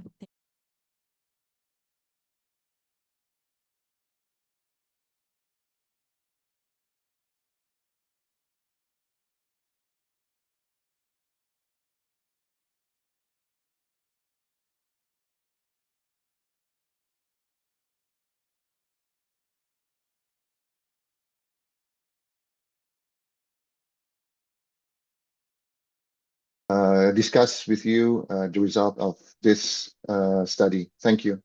Thank you. Thank you, Ibu Dewi dan Pak Agus. Let's give applause for the presenters. The paper is about evaluating ecological and social functions with some study case in Bandung, Taman Lansia, Taman Maluku, and also Taman Al Ajabar as examples. Okay, so the next presenter, thank you Pak Agus. Thank you. Also online, Pak Purnama. Yes, Yeah. present. Will present the paper about mapping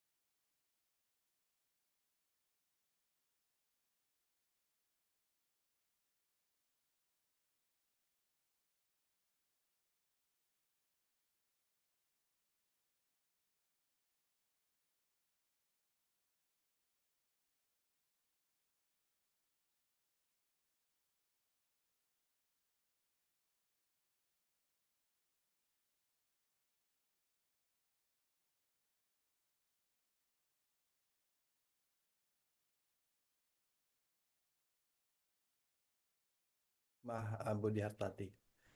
Our study focus understanding how public space can become more adaptive, inclusive, and sustainable in facing environmental, social, dan economic challenge. And here is outline my present. First, I will introduction the background and purpose of our study. Then I will explain our research methodology. After that, I will share the result and discussion followed by the conclusion. Finally, we will end with reference and a short discussion. Next.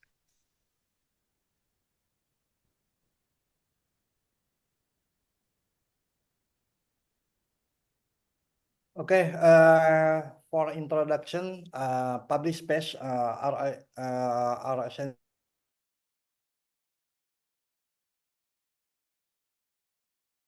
toward livable space. This research explore how window geometry affect indoor comfort and in naturally ventilated low-income housing in tropical Jakarta. This is the outline, and let's begin the presentation. Jakarta public rental flats, often without air conditioning, expose residents to high heat and humidity, especially during extreme climate events. Natural ventilation is the only passive strategy used, but often fail to maintain thermal comfort in Rawabuaya, West Jakarta. Even windows that meet the 10% floor ratio still fail to bring thermal comfort. Mr. Herman, maybe you have to screen share in Zoom because in display.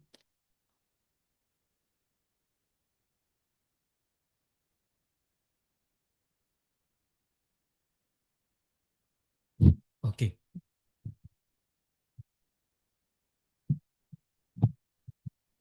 Yes.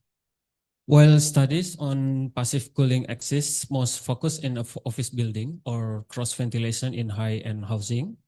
There are a lack of research targeting low-income flats using natural ventilations. No prior CFD-based study examined the combined effect of window operability and vertical shading in compact housing units. This combination of window operability and shading depth under single-side ventilation has not yet been examined in low-income tropical housing. Our study addressed this gap using validated simulation. This study asks, how do different combination of window operability and shading geometry affect on thermal comfort, particularly in single-side ventilation rooms at various building heights, which configuration perform best across different building heights. The goal is to identify a context-based window design that can enhance livability in tropical high-rise flats. We use a two-step simulation method. First, ANSYS Fluent was used to simulate 36 scenarios combining 4 operable values and 3 shading depth level across 3 building heights. The simulation model was calibrated using actual measurement from the field. The simulation model was calibrated including air temperature, humidity, wind velocity, and solar radiation at 3 floor level, the 4th, 10, and 16 floors.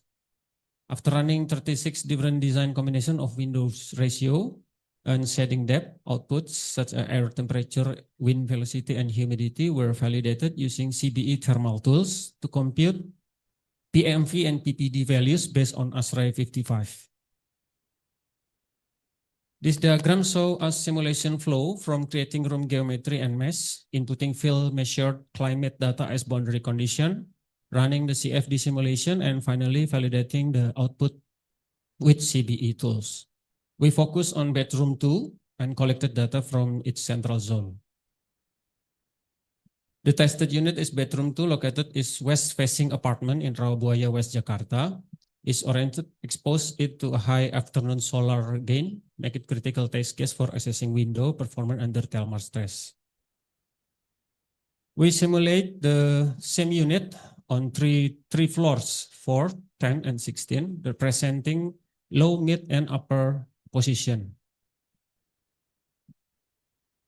This chart shows the 36 design of scenario created by combining 4 levels of window opens or operable with 3 shading depth, and all were simulated across the 3 floor levels. Material we kept constant using standard spec found in Indonesian flat, from aluminum window frames, 8 mm clear glass, GRC shading, and ceramic floor and Hebel plaster walls.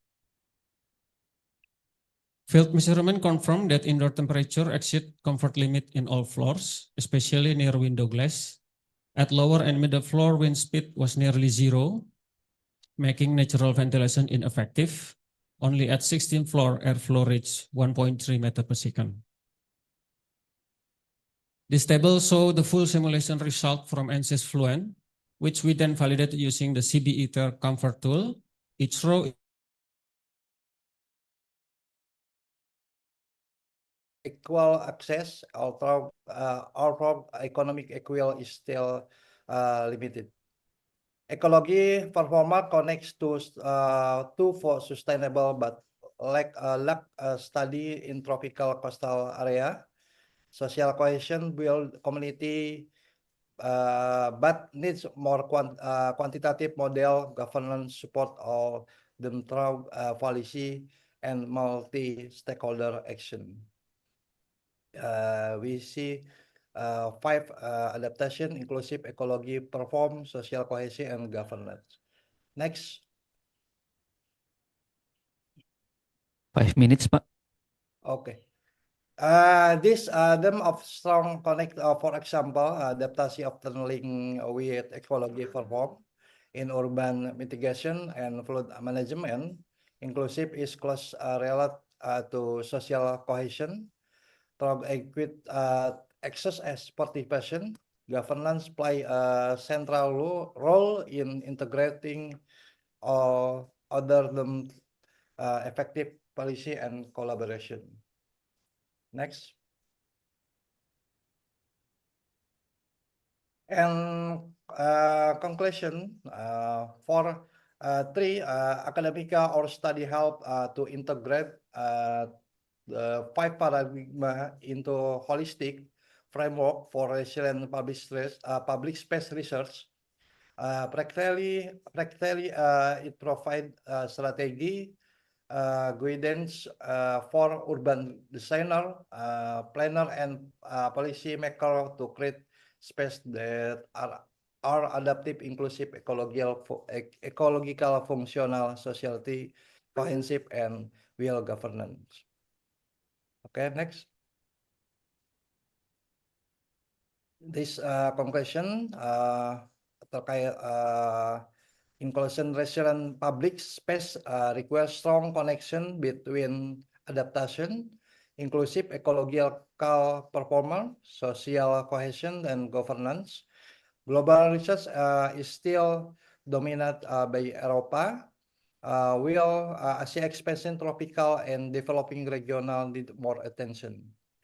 Our finding can serve as guide for creating public space that are adaptive, inclusive, sustainable, social connection, and support by reverse governance. Next. And this reference for my study. Okay, thank you for your attention. I will be happy to any answer and question for your may have. Thank you. Okay. Thank you, Pak Purnama. Thank you. Yeah, for your presentations about mapping key feature of resilience public space. Okay, and then we go to the next presenter, Ibu Meriana Kesuma.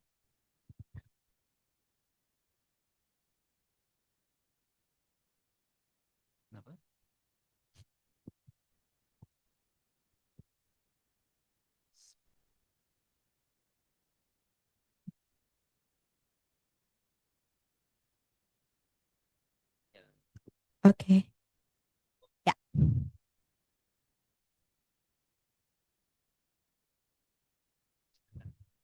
Okay. Well, good afternoon, everyone. So I would like to present our actually this is our ongoing research with the topic rethinking of shopping mall development.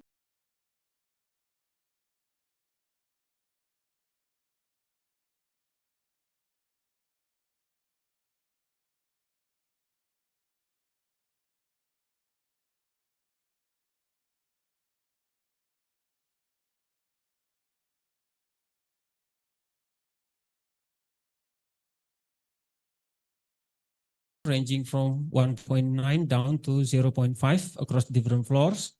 Not only did it meet the target comfort zone, but it also challenged previous assumption about the limit of single-site ventilation. Our study showed that with proper design, single-site system can perform beyond traditional expectation, offering a practical passive design solution for high-rise tropical built housing. This is the reference listed at the end of presentation. And thank you very much for your attention. I look forward for your question. Okay, thank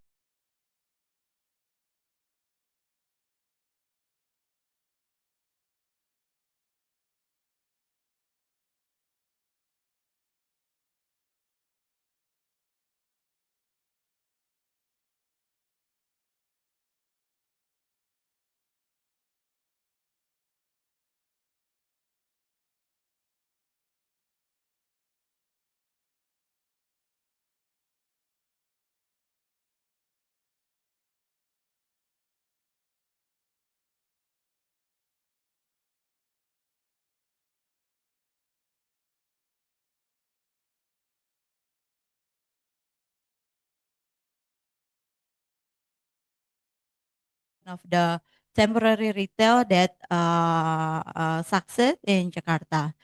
And next, so we also identified the research theory, the principle of retail development that we looking for the research literature from Urban Land Institute. They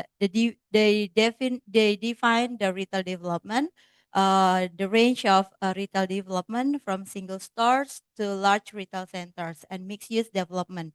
So if we talk about the retail development, this is a quite wide form. So not only a shopping mall, but there's a lot of like a strip mall or super regional center or even the power centers that one of the type of a shopping mall.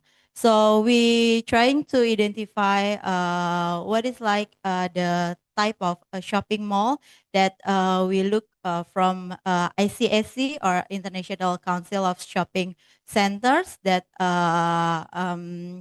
if we see the table, this is the type of shopping mall that defined based on the size, the tenant, and also the scale of service. So the context of this literature that we want to see not only shopping mall, but also there's a lot of another type of retail, and this is in the next research we will more have to um, look at what the type of shopping mall that we want to focusing for our research. And also we want to know about the context of urban, about the retail development, based on the literature that Guy highlight the retail development is a critical element of the city's economic and also functions a focal point for urban activation. So this is very related to urban development. So the retail evolvement is actually what we call is very depends on the propagation characteristic of sound waves. So that I choose this geometric element that influence the quality of acoustic in auditorium. The purpose for my research is to provide a comprehensive review of the literature that has been written on how geometric parameters, specifically room shape, total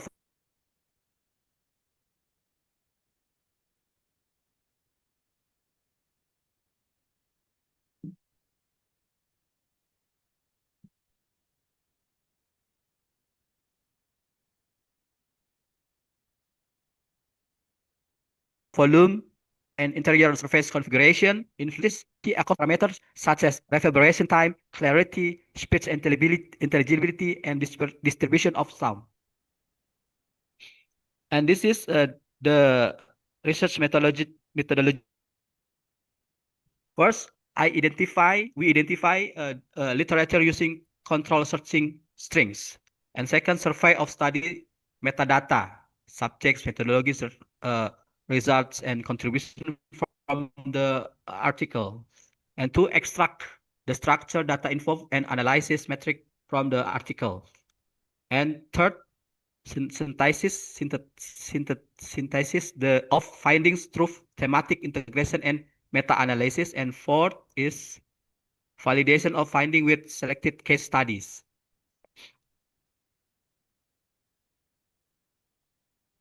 And go to the result and discussion. In determining the acoustic quality of an auditorium, it is necessary to explore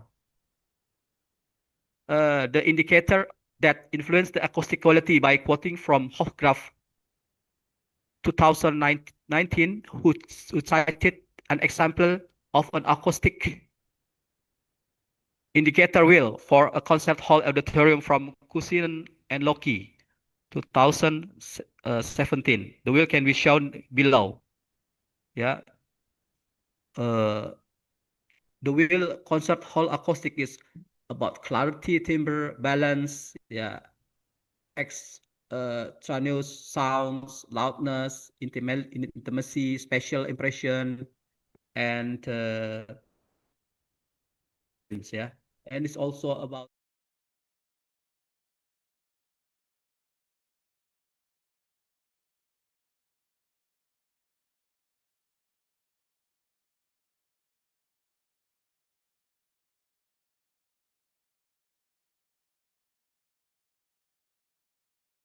to make a new experiential space that can attract more visitors.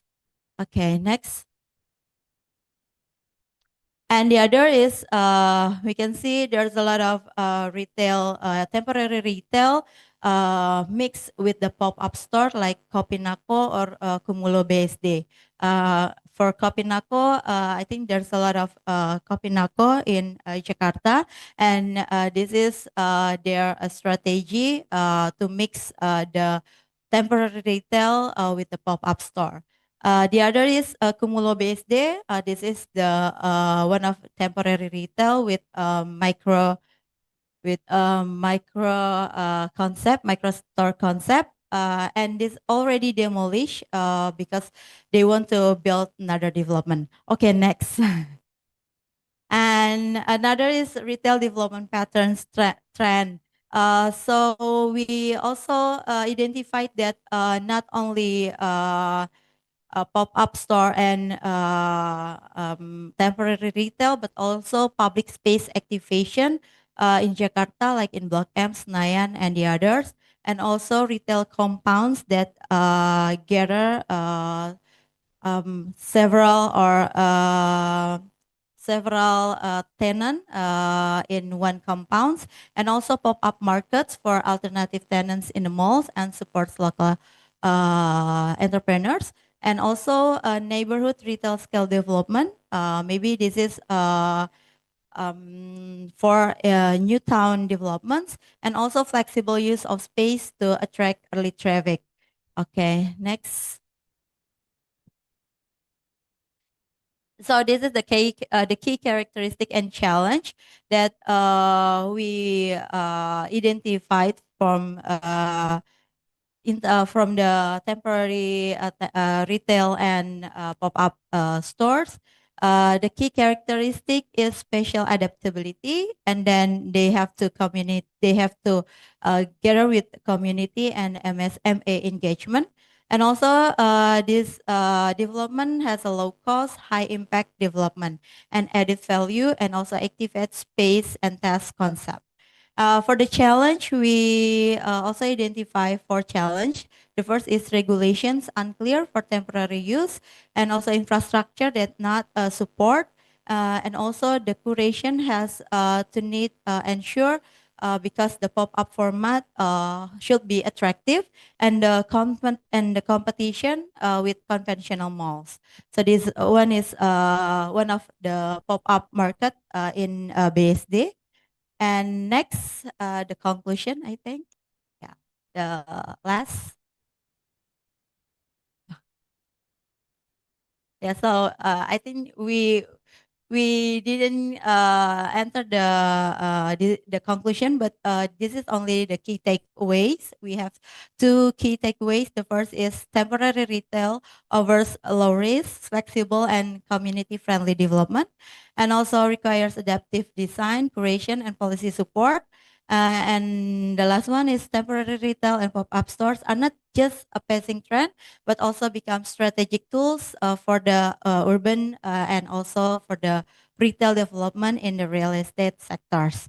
Okay, I think that's all. Thank you very much and good afternoon. Thank you, Bu Mariana.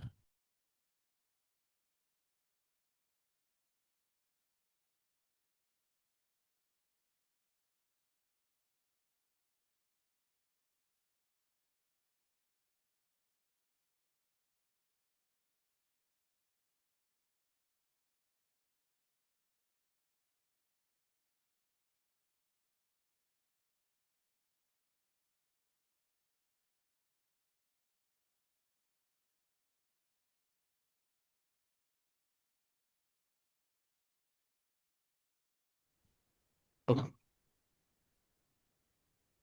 Oof. Not running. Oh yeah. Now the conclusion. The study showed that the geometric design of an auditorium, including the shape of the room, the total volume, and the configuration of interior surface, has a significant influence on its acoustic performance. A systematic analysis of the available literature reveals designs that are effective in improving key acoustic parameters such as reverberation time, clarity, speech, intelligibility, and sound distribution. Trapezoidal shapes, splash floors, and use the diffusive elements and interior surface tend to provide better acoustic result than symmetrical or flat design. In addition, the volume of the room must be carefully considered to avoid excessive reverberation time or pure speech intelligibility. These findings demonstrate that a holistic understanding of the interaction between geometric elements is essential in the initial planning process of an auditorium. This is the reference. And still in my paper, I just show this part of a reference. Oh, thank you. Thank you very much, Thank Ms. you Ufa. so much, Mr. Eric, for the presentation.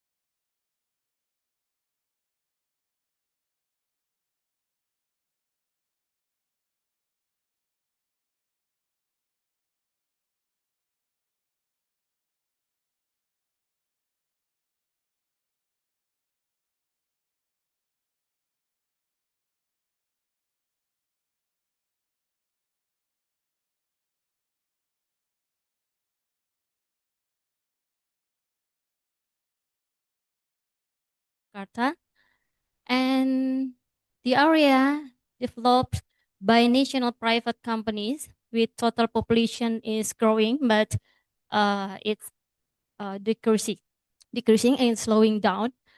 And we can see the little dot there in the map. It shows the shopping center or retail center that start to grow like a mushroom, especially in the western region and the eastern region. It's because the good accessibility by the toll road and public transportation. Next. So we try to mapping about all of the development of new towns, and we see that developer has land development permit between 500 to 6,000. For example, BSD also have a biggest permit in 66,000 hectares development, and maybe now around 70% has been developed. And then we can see that the type of development is dominated by mixed land, landed house, and also provided with international standard of urban facilities, but it's only estimated 14% of population living in the new towns. And it is not still, Jakarta is not, we hope that the new towns will help people to move to the new towns, to the satellite towns, but it's not quite significant. Next. So this is, we focus for the 4 major new towns, which are BSD City, Alam Sutra, Gading Serpong, and Lipo Village. So all of those new towns start in around the same year, and we can see that they build main function like residential urban facilities, hospital, university, mall in the first stage of the development, and the target market the middle to upper. Next, and this is the pictures is not quite good, yeah, but it's a very nice as we see from the above. And next, this is the Gading Serpong, and next, this is the Alam Sutra. Okay, next. So there are several types of commercial facilities developed in Newtown: shopping center, offices, and hotels. And since 2010, hotel, office, specialty store, convenient exhibition center start a rise in new towns. But we can see that they are indicate the transformation from dormitory to self-contained or independent town. It's because maybe the population are going mature. So they now build more and more kind of new typologies of commercial centers. So here we can see that the dot there is show the new type of retail in Newtown. So we analyze the reason why they are growing is because the pandemic, they are a shifting in lifestyle, and the people are more comfortable to gather in a small commercial areas, and then a lot of cafe, restaurants also offer Instagrammable design, and also we have shifting in generation. We have Gen Z, Gen Alpha, which maybe have the different lifestyle that caters by the developers to answer the market demand. So developer try to create space with more intimate and good design. So this is Alam Sutra. We can see that the Alam Sutra catchment try to catch market from regional market and shifting with creation new commercial shape with more focus to the big box development, such as the IKEA, the Decathlon, Power District, and we can see that they're trying to have a collaboration with the international brand. This is the image. Yeah. And then this is the Gading Serpong. The Gading Serpong shifting with develop strip commercial area or district and focus on the F&B tenants, and they are not focused on a big foreign investor, but attract some famous brand of F&B foreign investor, such as the, we can see they try to work with Japan, Singapore, and others, but in the business F&B. Next. This is the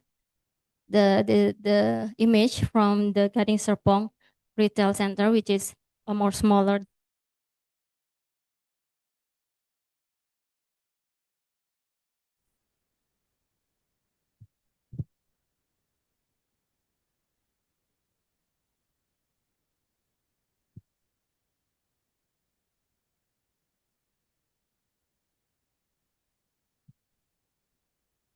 This is the outlines. Okay. In introduction, Chattospatha is one of traditional sacred nodes, mostly in city in Bali, also in Semarang, Bali, Kelungkung. And now it's already transformed into multifunctional urban spaces. So urban modernization threaten that meaning of sacred space in heritage town. So this study will try to explore the special formation of Chattospatha using RLBE and symbolic phenomenology, in order to contribute the secret urbanism theory and also offers a practical model for sustainable heritage city planning. And there are three purposes. One is to investigate the transformation and then to reinterpret Chattospatha using RBE framework and then to formulate contextual model, integrated sacred urbanism and culture resilience. So a lot of study talk about the sacred urbanism from Livare and Tonis, and also about special justice from Soja, but mostly only highlight for symbolic power of space. The gap is not so much connect the secret space transformation with the regenerative livability. So that's why this study to try to propose the integration of LBE with symbolic phenomenology and intangible heritage theory, and propose a new model to interpreting Chattospatha as aggregative sacred nodes contributing the urban stability courses. And this research we applies method of qualitative interpretive methods, which is combining analysis, semiotic interpretation, and also culture insight in order to then the regenerative transformation of Atau Semarapura. So our research and discussion, the key insight that the Chattospatha function as a regenerative sacred node integrating culture, spiritual, ecological, and local economy dimension. And from the study show, using RBE framework, culture identity is the highest one, and then spirituality, and then go to the local economy, and the last one to ecology aspect. These findings indicate that strong intangible attachment to Chattospatha as sacred urban node. So there is need for policy innovation integrating culture, spiritual indicator, and urban design. And also community-based participatory design is key to maintaining the spiritual continuity of urban heritage. This is the model we propose, as contextual model that's try to integrate sacred urbanism and culture resilience in heritage towns planning. This model emphasizes the synergy between traditional social cosmology, contemporary urban needs, which is there are four components. There are sacred core, which is spiritual and ritual center. There are culture layer, that's that traditional architecture, landscape, and also ritual practices. And there are regenerative livability, promotes ecology harmony, social economy, cultural identity, and walkable public realm. And then plus say and planning adaptation in order to encourage the chain of local wisdom and tangible heritage and from a special planning tool.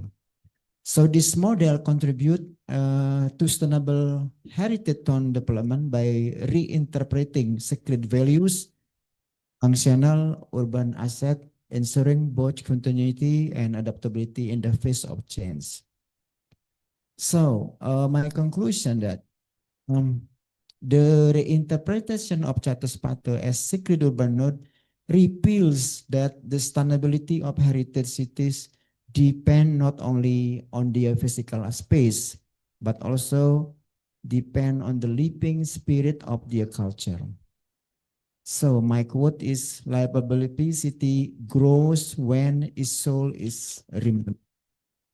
This is my references, and thank you. Thank you so much for the presentation from Sir Akun. So we will move on to the next presentation by Putu Antania Putri Hapsari that may be join us online.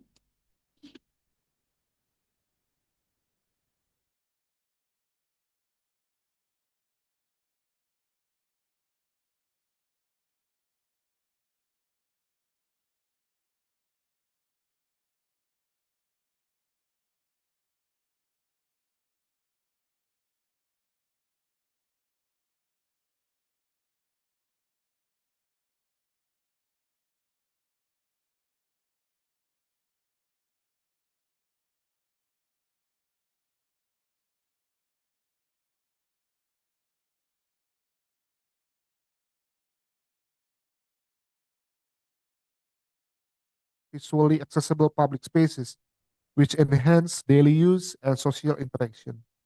Mobility and connectivity, such as walkability, transit links, are essential for inclusivity and spatial cohesion. Secondly, comfort and image.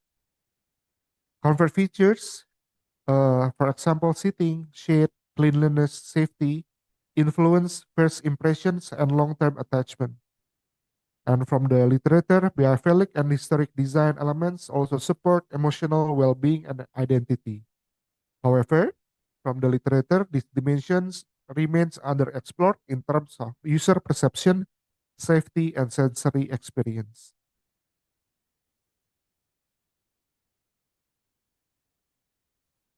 And the third one is uses and activities, which is active programming. For example, cultural events, informal gatherings will attract diverse users. And everyday social behavior animate space use, yet the literature rarely explores how activities evolve over time or are curated. And lastly, from the dimension of sociability, the literature shows that most frequent address component emphasize as a central to placemaking success. Spaces that foster interaction, neighborly encounters, and informal engagement build place, attachment, and stewardship. Public space become arenas for identity, belonging, and collective memory.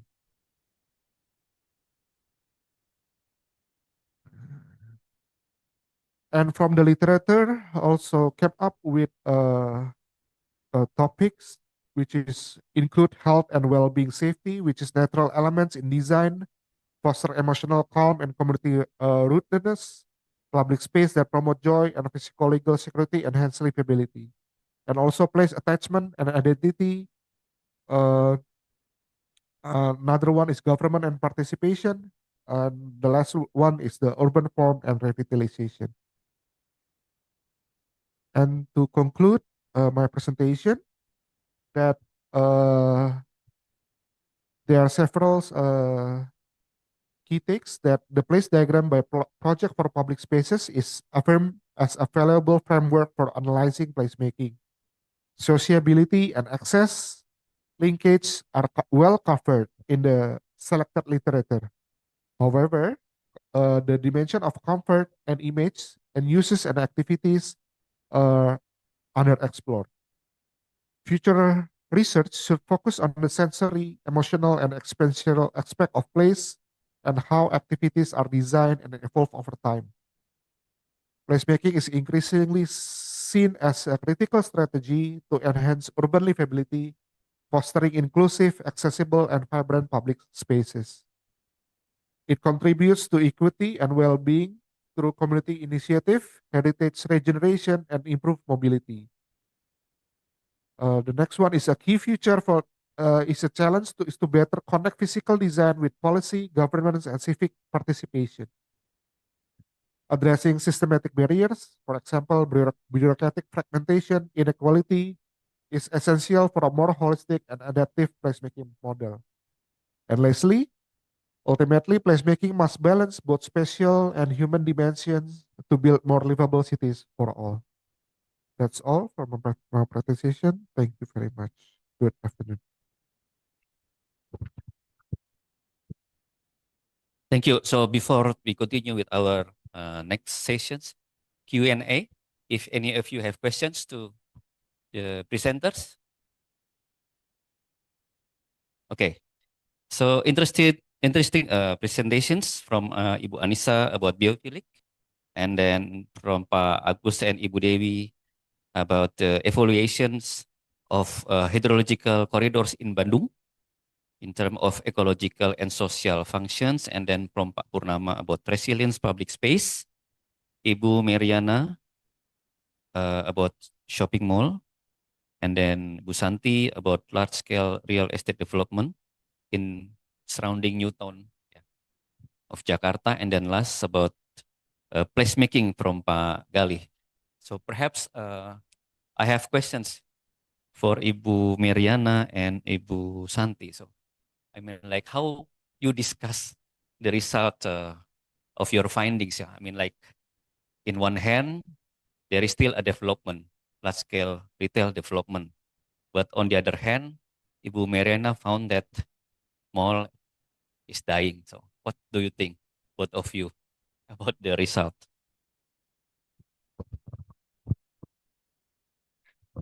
Okay, so actually our research is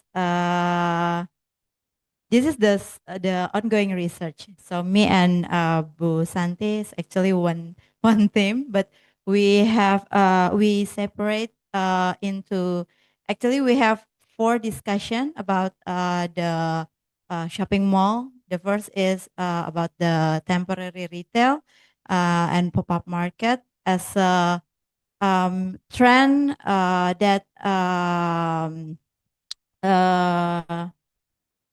the new form of retail development instead of shopping mall development that have to require a large size and large land, but the other side in Newtown area, there's also still there's a big development of retail development or a shopping mall development, but that's the dynamic of real estate, the retail development.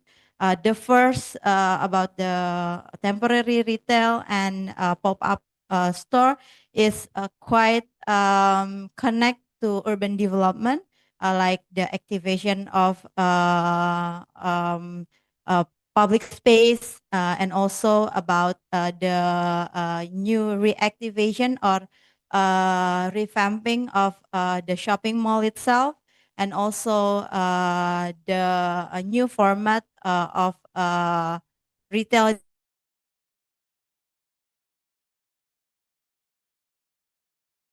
Don't blend perfectly with the beach and may cause heat buildup. Local materials or traditional finishes. And to conclude, contextual architecture at Lens and Pick 2 shows how design can solve real environmental and social challenges. By responding to natural elements like sunlight and wind, the buildings enhance comfort and sustainability. It demonstrates that context-aware designs lead to better user experience, stronger identity, and also inclusive public space. Lastly, the study reinforces that livable cities are built where climate, culture, and community meet. And this is some of the references that I used. Thank you very much for your time and attention, and I hope this study contributes to the ongoing conversations about resilient, livable design in tropical coastal cities. That's Okay. all from me. Thank you. Thank you, Miss Nia. So please stay in the Zoom because we will have a Q&A session after we finish with the all presenter from the topic too. Okay, so we will move on to the next presentation that will be delivered by Miss Retno Susanti that maybe you join us online in Zoom. Yeah. Yeah, Thank you, Bu okay. Ulfa. Yeah, so maybe let me introduce to Miss Retno first. So Retno Susanti from Universitas Diponegoro, which will be deliver the presentation about towards inclusive urban design, assessing the sustainability of design elements in studentified neighborhoods as livable urban spaces. Okay, so Miss Retno, the floor is yours. Okay, thank you, Ibu Ulfa. Is my presentation material show in your Zoom? Yes.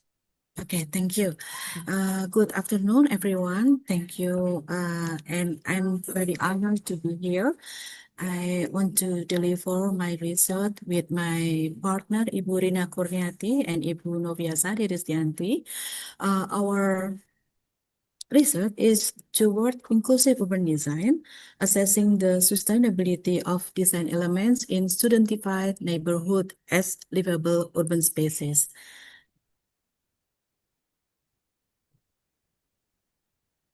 This is the outline, introduction, research method, result and discussion, conclusion, and references. Rapid expansion of higher education institution in urban area contribute to significant shift in city form and function. And we know that studentification, defined by Smith, refers to the transformation of urban neighborhood due to concentration of student population, leading to changes in land use, housing patterns, and social dynamics. This phenomena has been primarily discussed in relation to housing market and socio-spatial exclusion, and its implication for urban design and livable space remain underexplored. So we have to we need to research in studentified neighborhood because we know that the livable urban spaces are defined as environment and promote accessibility, equity, safety, and sustainability.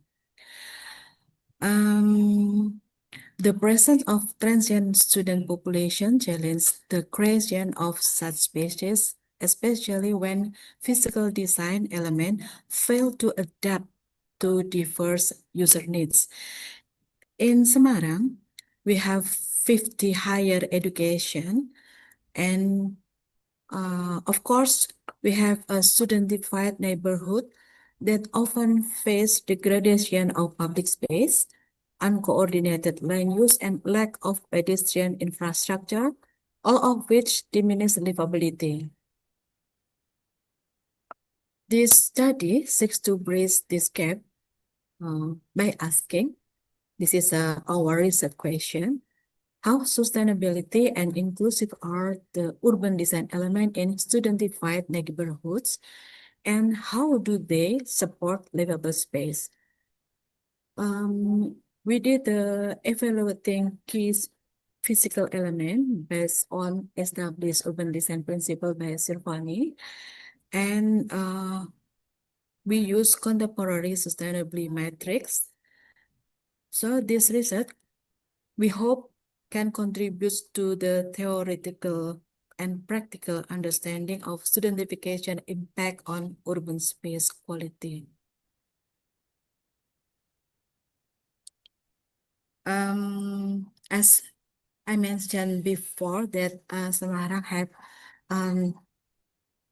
15 higher education, but in this study, we focus on assessing the sustainability of studentification area through a review of the challenge to the sustainability urban design elements by identification area affected by studentification process.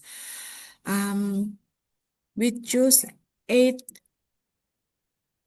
higher education institution in city of Semarang, Universitas Dianus Mantoro, Universitas PGRI Semarang, Universitas Sultan Agung, Universitas di Kubang, Universitas Katolik Sugio Pranoto, Universitas Muhammadiyah Semarang,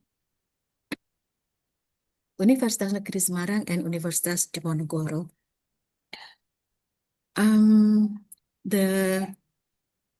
All of the neighborhood of higher education institution demonstrated the differences in extent of affected area. Delineation of the affected area using the scope of the studentification area, which is a distance of 200 until 500 meters from the location of higher education institution.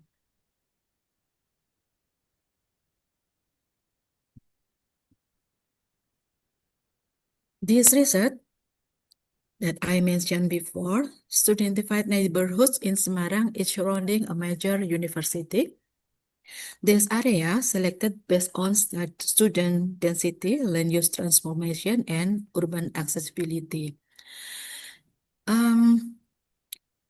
We use the analytical model in base of Servani with 8 urban design elements: open space, land use, building form and mazing, signage, preservation, circulation and parking, pedestrian way, and the last is activity support.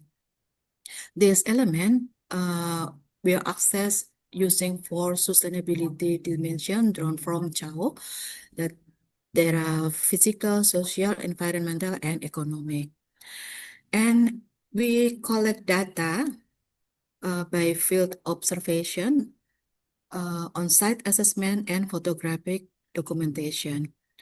And for scoring system, each design element was scored 1 for poor condition, 2 for average, and 3 for good condition.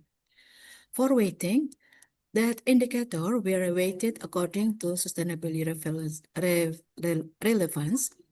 And in stakeholder interview, we did to understand perceived livability and inclusiveness. For all area, we composite sustainability score, and then we comparative analysis of design effectiveness in supporting livable, inclusive environment. Sorry, Ms. Retno, to interrupt, but we will have 1 more minute. Okay, thank you. This is the result.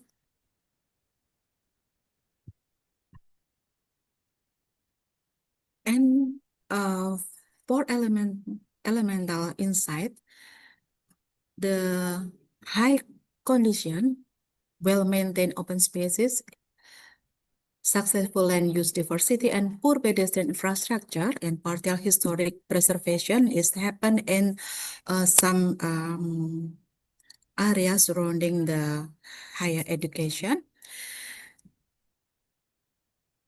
And we finding that inclusive urban design must accommodate both social diversity and temporal shift.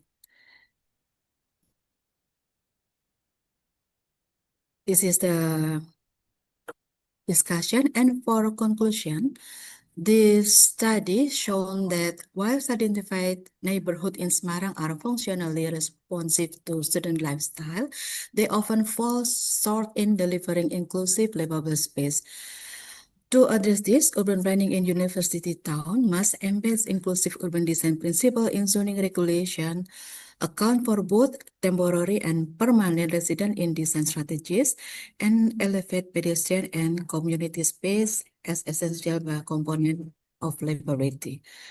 By adopting this integrated design framework, city can transform identified area into sustainable, inclusive, and livable urban environment, meeting both immediate and future urban demands.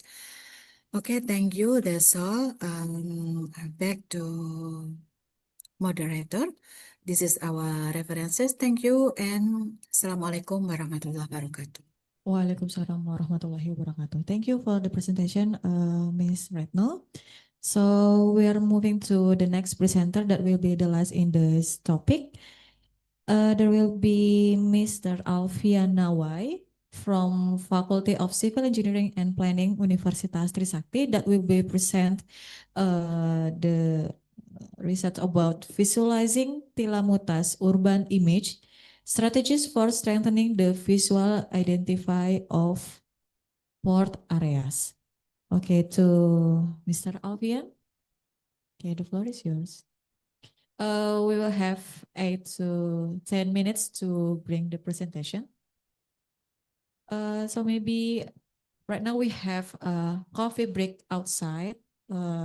Maybe to all participants can bring the meal to the room. So the presentation still going and you can enjoy your coffee break in here. Thank you.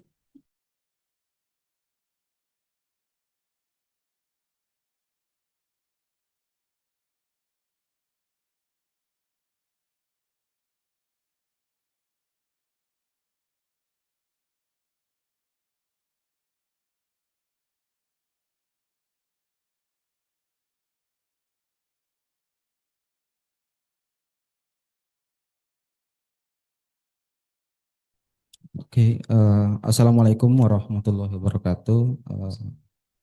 Good afternoon, everyone. My name is Alfian Nawai from Paguyaman Bualemo Province Gorontalo. And today I'm honored to present my research.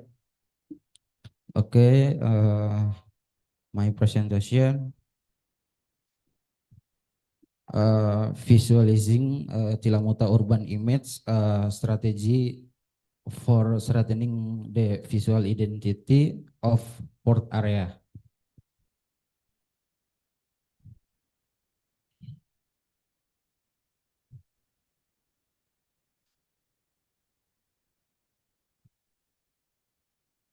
Okay, outline, introduction, research and discussion, conclusion, and last reference.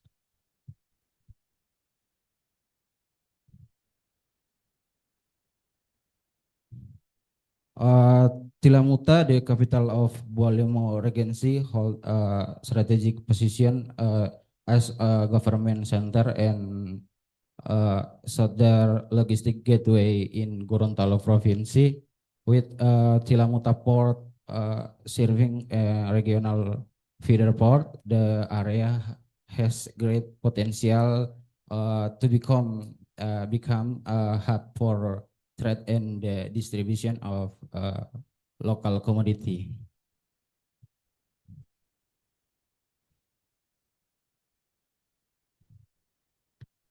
However, the current conditions show a clear gap between potential and reality. The city is still dominated by informal settlement. Lack of public space, has developed infrastructure and weak visual identity as a port city. Urban image elements, so as pet, as nodes and landmark, poorly integrated. As a result, Tilamuta struggles to present itself as functional, recognizable, and cognitive port and tone. Reset plan, number one, identity the key element forming Tilamuta urban image. Analyze the alignment between the city image and its role as a port. Formulate a special strategy to strengthen strengthen the city identity and support sustainability development.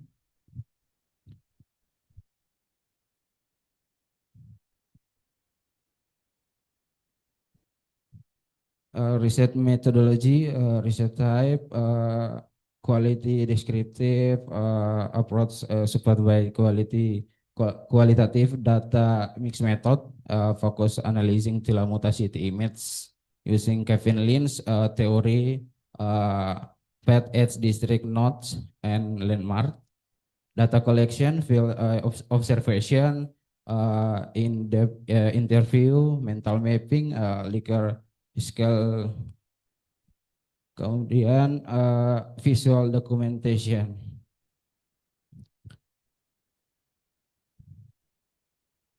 Purposive and strategic sampling,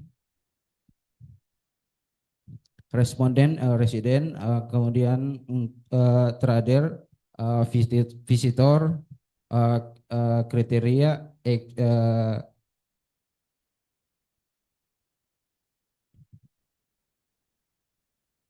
the next data analis, kualitatif, kuantitatif, sama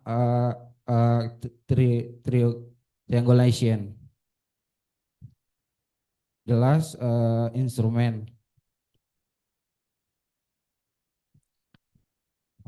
Result and discussion, Tilamuta requires a spatial planning approach, the integrated visual, spatial, and symbolic element to build port city identity, the representative, recognizable, and contextually relevant.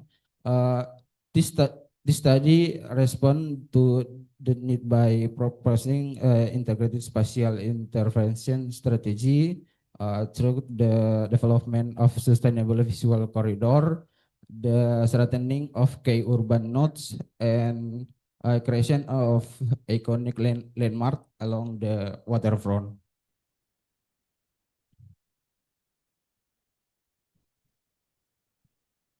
Conclusion, number one, Tilamuta has a strategic potential as an economic hub and port city in Gorontalo. The city image shaped by integrating physical, visual, and spatial element with port infrastructure.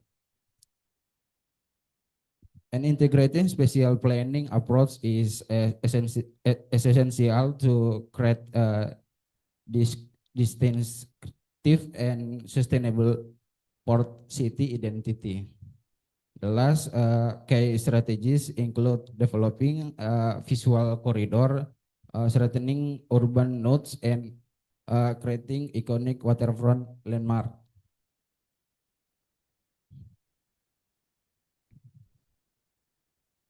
References.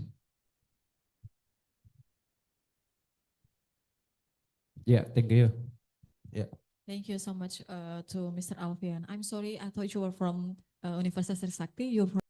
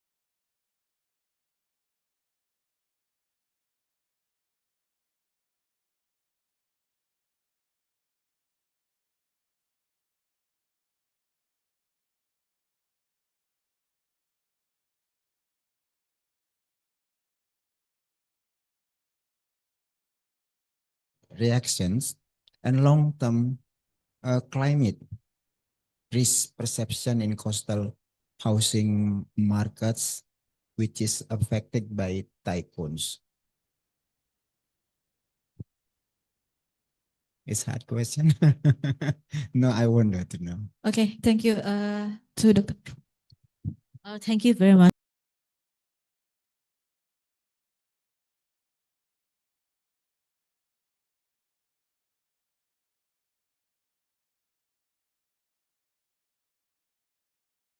We have three black rainstorm and then all the activities stop, because once we have the black rainstorm, then we cannot go out. So we have to stay at the very safe area. So the students cannot go to school, and all the employees cannot go to work. So basically, this will affect the economy of Hong Kong. So because of that, normally government will try to make sure that to have a better infrastructure, especially, the problem of the flooding. And then it is not only flooding at the street level, but it goes into the MTR station. It goes into subway below underground. So it's very dangerous. So I think this is what the government try to to build for better infrastructure for that one. And they also they are actually very resilient. They try to respond it very fast. Okay, so when it's flooding, they will try to solve the problem to make the flood go away very fast. Not like in Jakarta, I think, because in Jakarta, I think it will be like several hours. But they will try to make it go very fast. For climate change, basically in Hong Kong, we already try to, because of the climate change, we already try to make sure that not only about the infrastructure, but also the building. We already talked about the green building, a lot of stuff like that. So, because for some green buildings, then we have the gross floor area concession. So yeah, because we are in line with mainland China, and they target for net zero carbon emission like in 2030, and it's not easy. So I think the policymaker will try to do that, but Hong Kong is rather slow compared to mainland China. Yeah, and how it affects the property price. Yeah, the one that I mentioned is it affects the property price, right? But of course, this is just a case study to compare two housing estate that is in the coastal area and in the inland area. But the government will not help too much to make sure that the price will go up for the coastal area, but they will try to make sure that there will be not that much damage when there is a typhoon or black rainstorm. Even for the housing estate itself, when there is typhoon, they have a very good preparation. They actually try to make sure that the water will not go inside the housing estate, even because last time once the water go inside the housing estate, it will make the whole parking area flooding for several floor, and then all the cars are broken, and it's very serious. So normally the housing estate, they have this kind of precaution. Yeah. I think if you go to election, I will choose you as policymaker. I'm not the policymaker. I'm just a scholar. Thank you so much for your question. Welcome. Thank you. Thank you very much. Okay, thank you.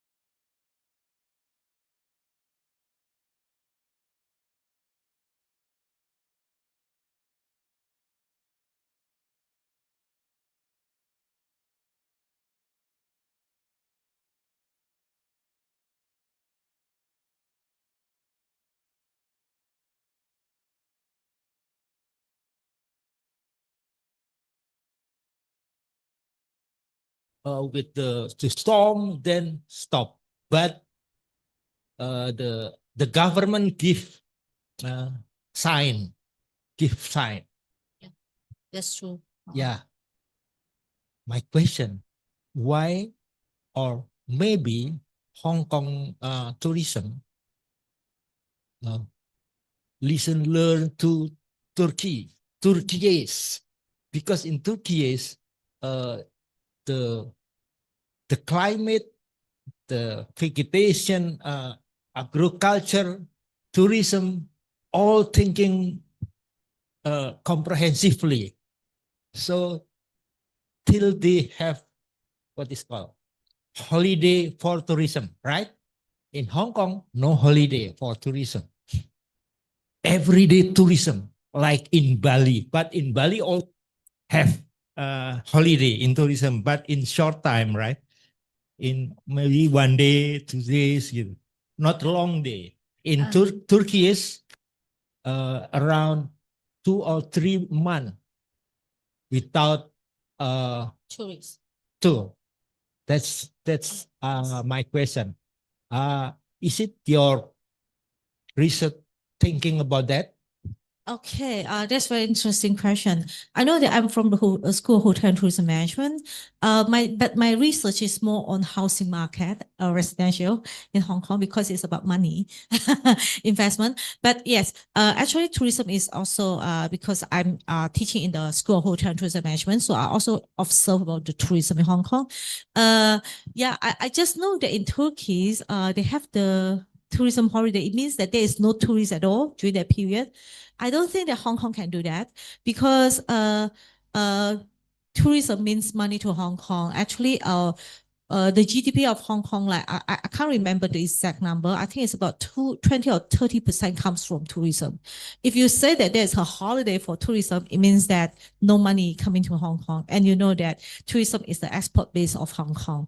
So every time the tourists come to Hong Kong, they bring money, they spend money, and then it not only, just looking at the tourist place, but they also come to Hong Kong to eat something, and then help the restaurant business, and then also they come to Hong Kong to do shopping, and they help the shopping mall business. So it's and nowadays it's not only that. Nowadays we have the concert economy. So we have a very big stadium, very big now, and we want to have more tourists to come to Hong Kong just to watch the concert. Yeah, so actually, I don't think that we can have any tourism holiday in Hong Kong. Yeah, thank you.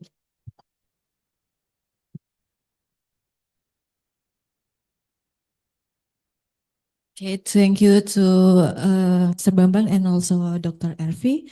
So maybe I will make a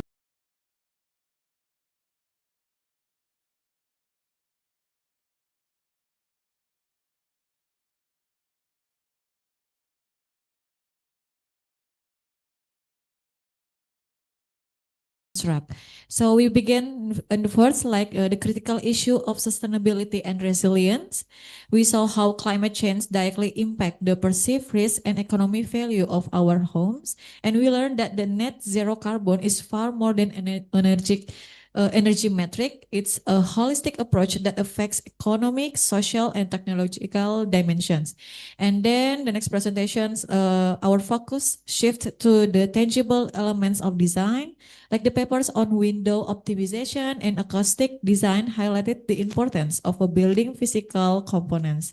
And then we explored the crucial role of cultural and community. We saw how local wisdom in Bali, from sacred urbanism to contextual planning, can be integrated with modern digital system to create spaces that are not only functional but also deeply meaningful. And then also there's case study in student neighborhoods and lands and Peak 2 further reinforce this, showing us that successful urban design must be inclusive, reflective of local character, and ultimately a catalyst for social interaction and cultural resilience. So in conclusion, the path to creating livable spaces requires us to be holistic in our thinking. We must be mindful of environmental challenges, precise in our technical design, and above all, deeply respectful of the cultural and social context in which our spaces exist. Okay, thank you again. Let's applause to our speaker, participant in topic 2. And then we will moving to the next topic. It's various dimension of livable space. So we will now hear from presenters who will delve into how technology, natural landscapes, and community-driven design shape our environment. So first we will have Roando Fahrozi, who will discuss the analysis of land use change impact on hydrological conditions in the seabed watershed West Java. Okay, to all participants who is joining us offline and online in this session, please we stay in the next.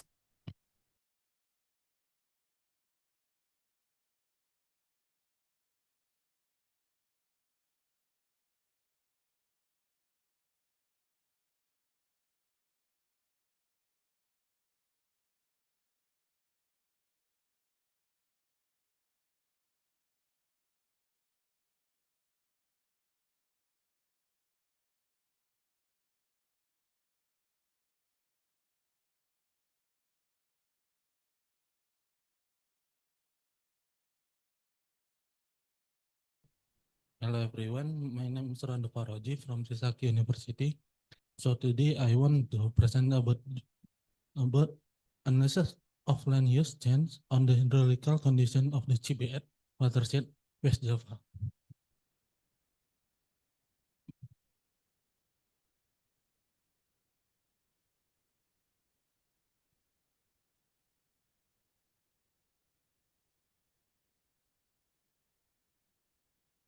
The Cibet watershed has undergone rapid land use of transformation in recent years.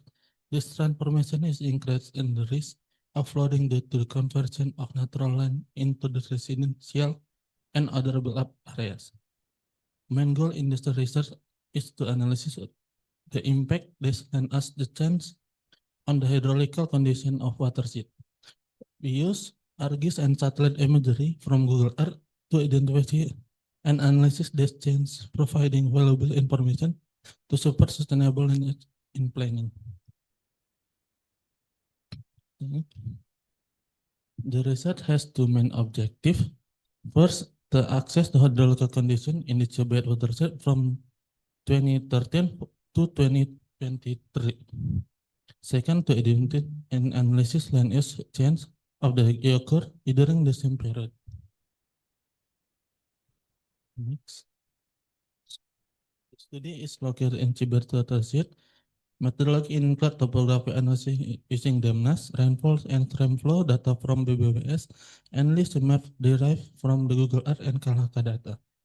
We use several hydrological parameters such as river regime coefficient, water storage coefficient, annual flow coefficient, specific discharge index. Next. The water storage coefficient will have a decrease of the year, indicating a lower capacity and watershed to store water. Land use map clearly show the forest in agricultural areas have been converted into settlement and built space. This change increase surface runoff and reduce water infiltration.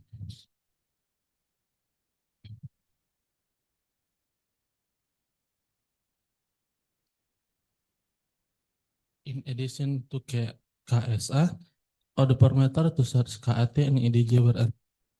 And hydraulical parameters show pattern of the regression of water cycle.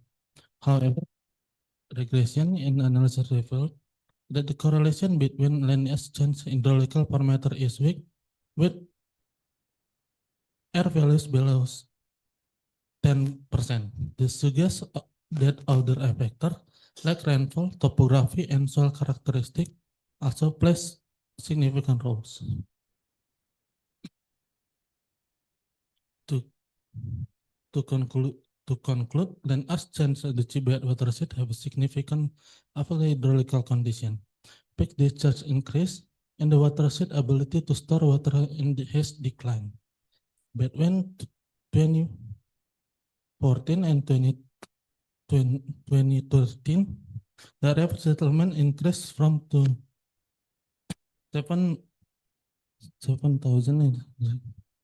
This transformation has worsened flooding, disrupt river flow, reduce water quality, and integrate water availability. Landmass and can factor, when the environmental element must also the factor planning and the research.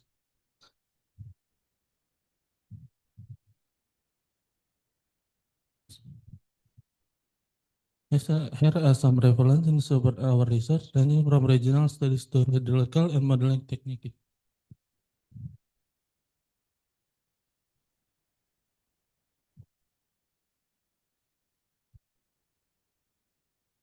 Okay, that's all of the presentation. Thanks you very much for your attention. Okay, thank you so much.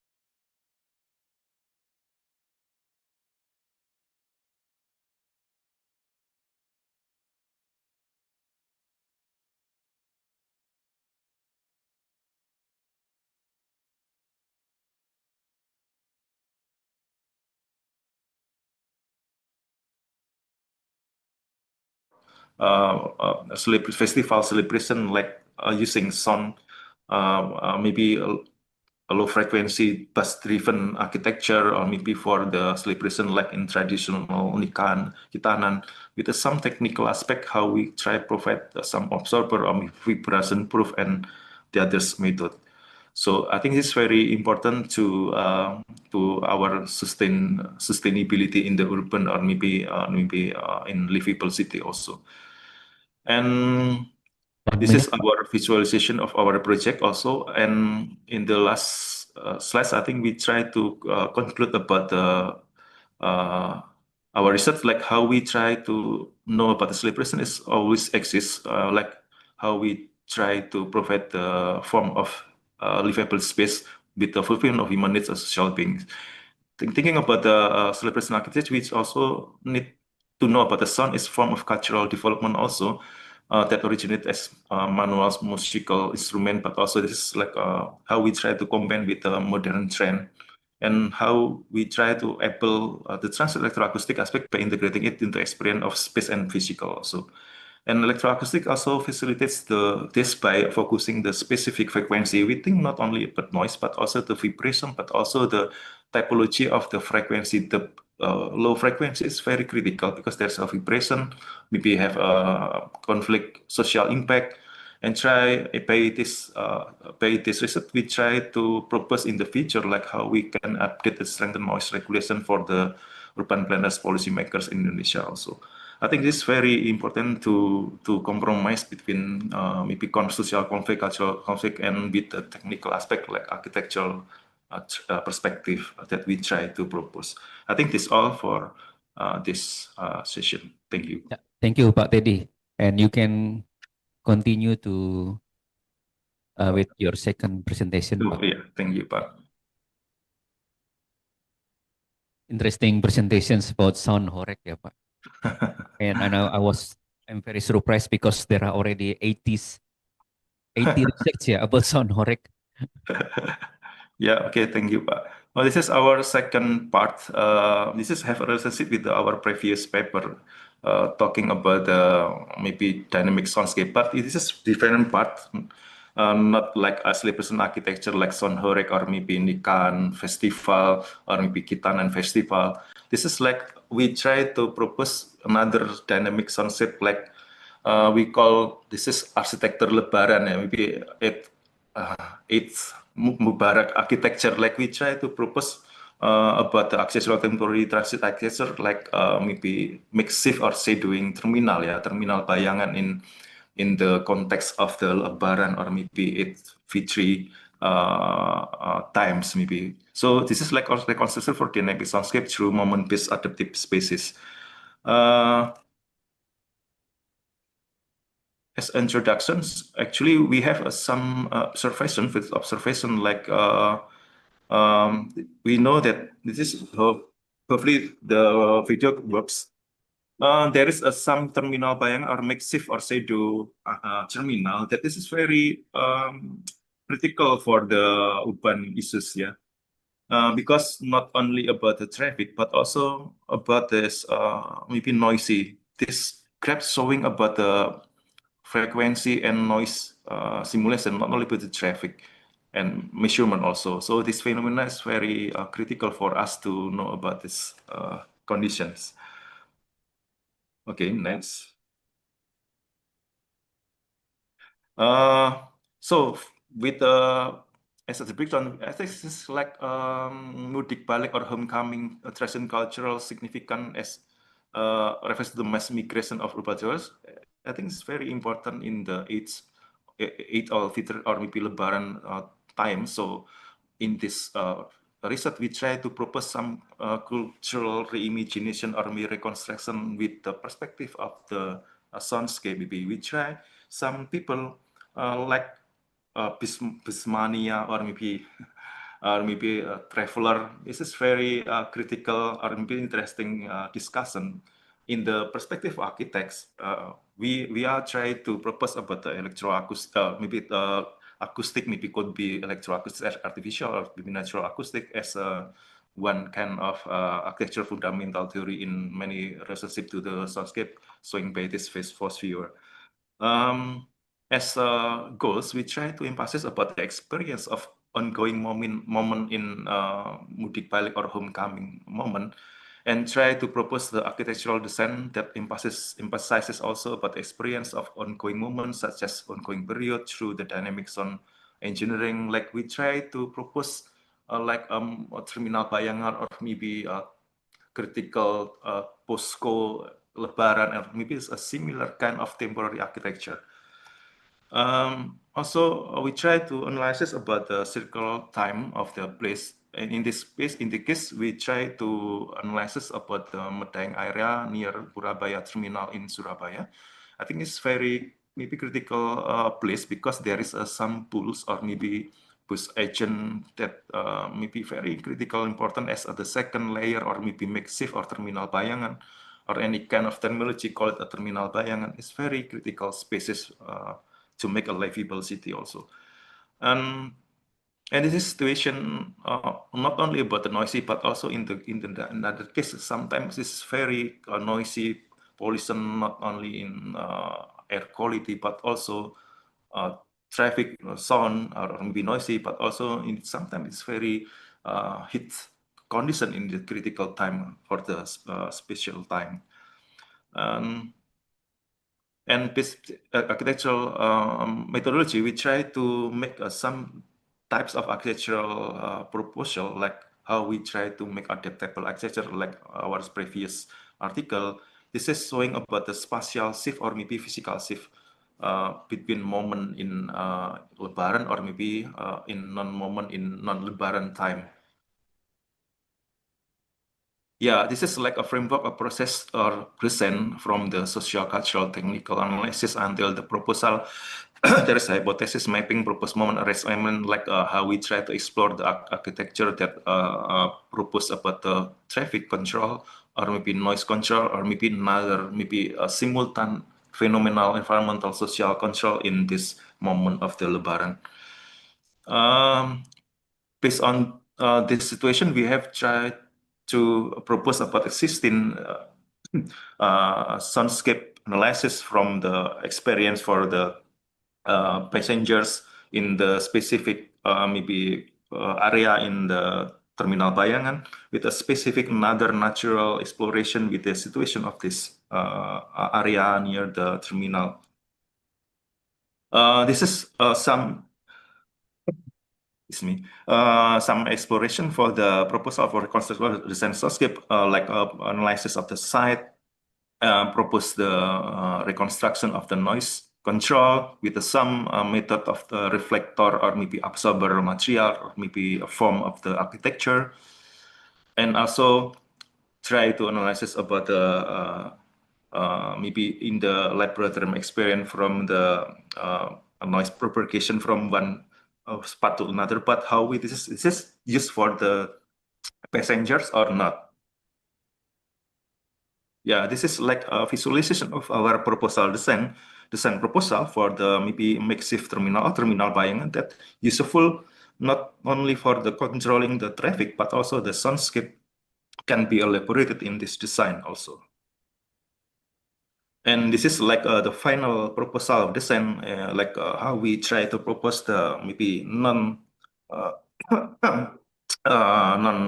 maybe noisy area with controlling the noise also, and with situation of the maybe natural exploration with the natural soundscape also. Yeah, this is like we try to conclude about this phenomena of the mudik balik homecoming, responding about the noisy traffic, like how we try to make upgrading quality urban space by increasing effectiveness of the main terminal with the second terminal as terminal bayangan in the moment period as homecoming or lebaran period. Performance designing adaptive space in special moment is very useful to support maybe like one kind of the meaning of the situation of the lebaran in the Islamic architecture maybe, and try to make upgrading of the situation of unwanted sound like a noisy, and try to propose. I think this is not only about this situation, but also in try to propose the adaptive architecture. Like we try to how we upgrading like a postcode. Postcode is just a temporary architecture in Lebaran, but in the specific situation can be used for the others maybe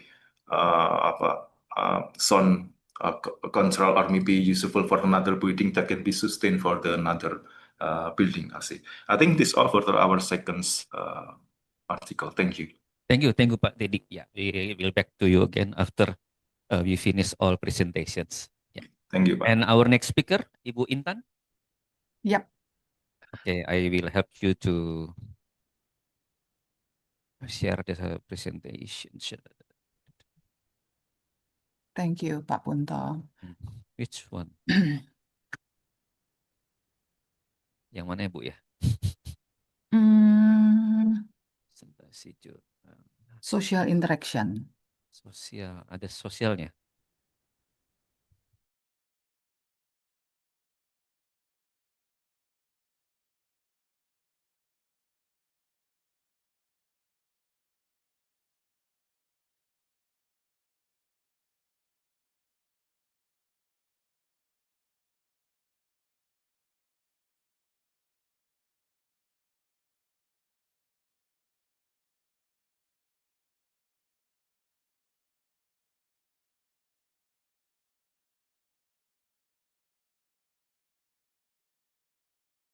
And the second exploration, I use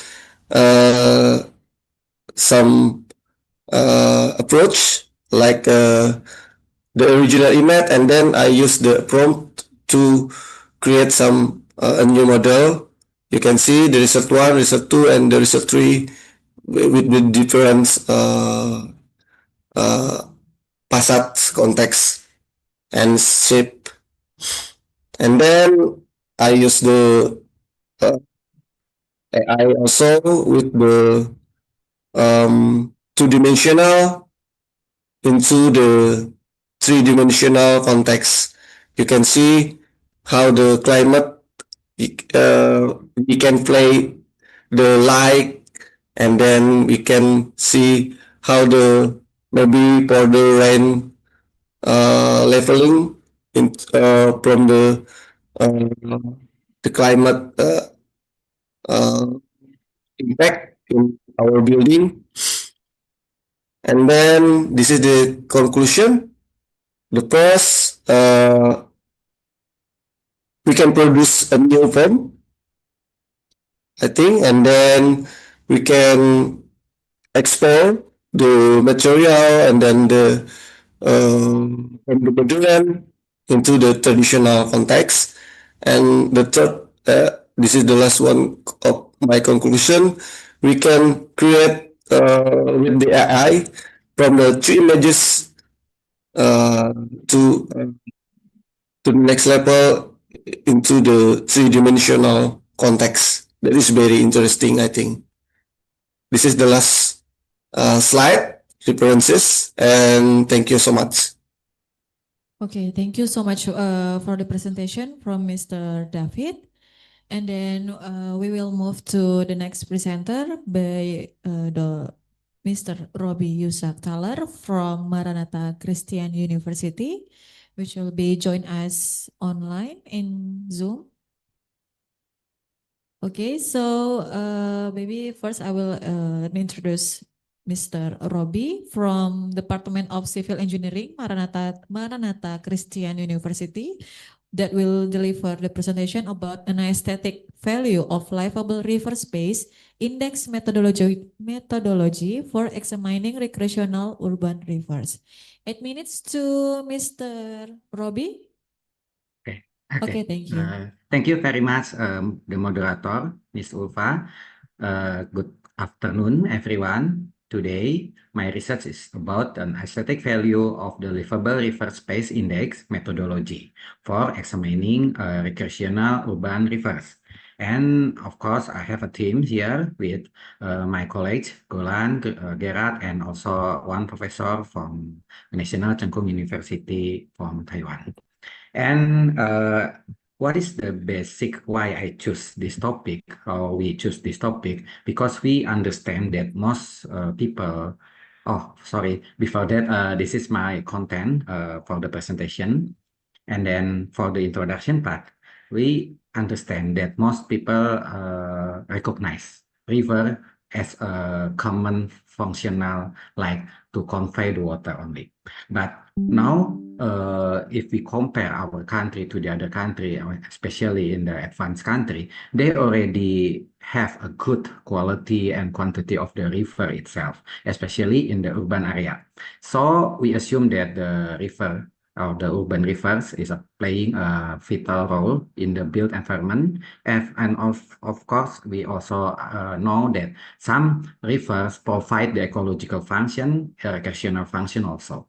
So the key challenges in this paper is about the river degradation due to the urbanization and the water pollution. As usual in our country, Indonesia, we have so many problems about the water pollution and some the attractive design.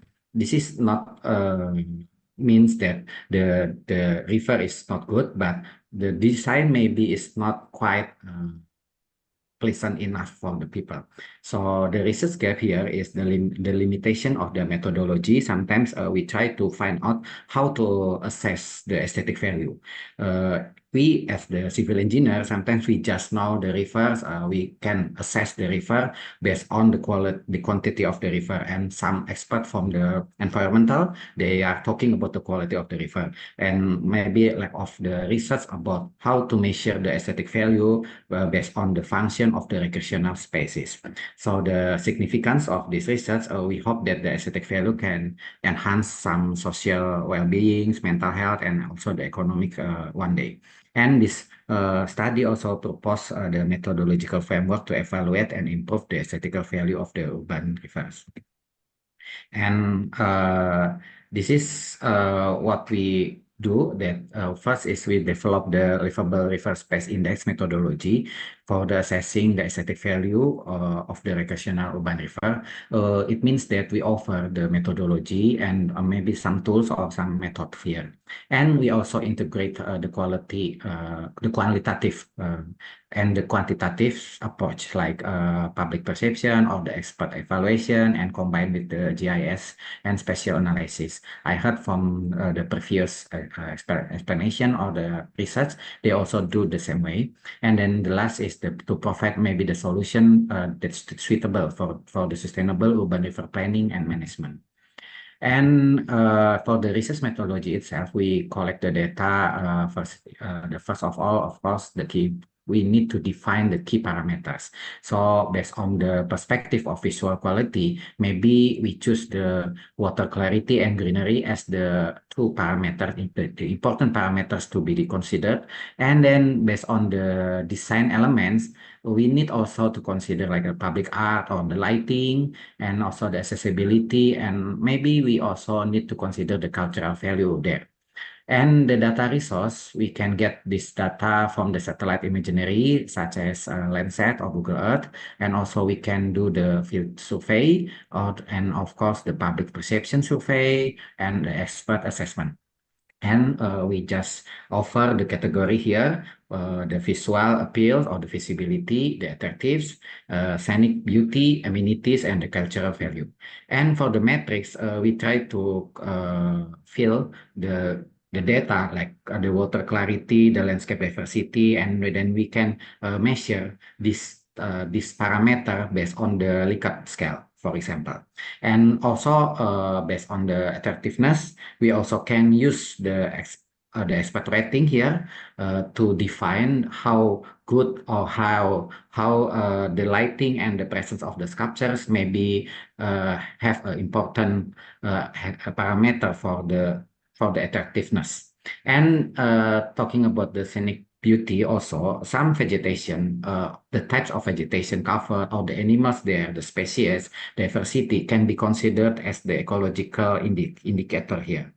So of course we need to combine or to cooperate or to have a good relationship, of course, with the expert from the animals or the vegetation knowledge.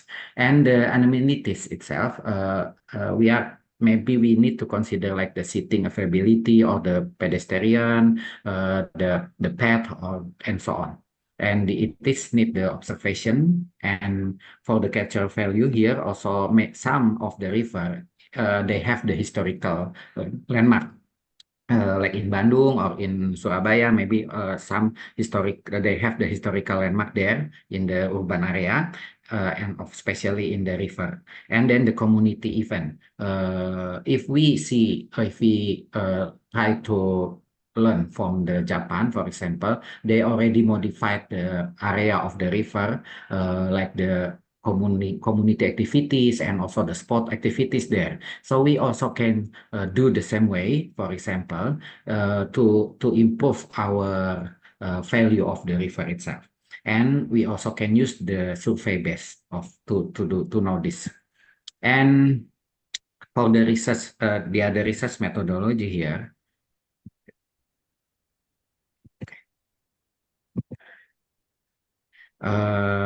we use the GIS and for the land cover and the water quality mapping. So the first step that we do is we want to know the percentage of the land cover surrounding the area, and then the quality of the water itself in the river. And for the qualitative, we can use the Likert scale for the visual assessment and also the community survey.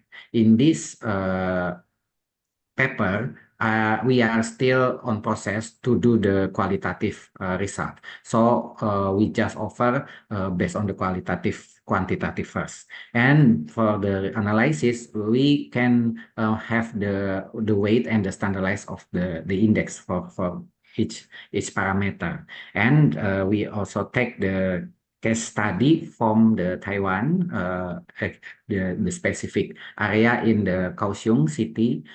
We call it the Love River there, or I heard. Mr. And to interrupt, you have 1 more minute. Okay, and this is the mapping for the land use. We compared, we have the 2023 by using GIS. Actually, we also have the other year, but we just give this presentation for the 2023, and the proportional or the distribution of the land use also we already detect and we define. And after that, we also have a map of the quality condition here, like the level of the river, the water quality of the river also different one another in the certain area. And then for the discussion part, the strength area is like the interdisciplinary methodology can integrate between GIS and the human perception here. And the challenges is the subjectivity. Sometimes we understand that if we see some object, we have the subjective things here. So the aesthetic assessment could be involve the subjectivity here, including the fundings and the climate change can be considered into the challenges. And the implementation, we need the recommendation also for the planner, or we can also give the inputs for the planners to design and sustainable attractive landscape. And for the conclusion, we know that the aesthetic value is the crucial for the urban livability, the tourism and sustainable development. And the Livable River Space Index offer a practical tools, of course, for the future, for the river evaluation and the improvement. And some recommendation we also put here. And this is our reference. Thank you very much. Okay, thank you so much for the presentation from Mr. Robbie.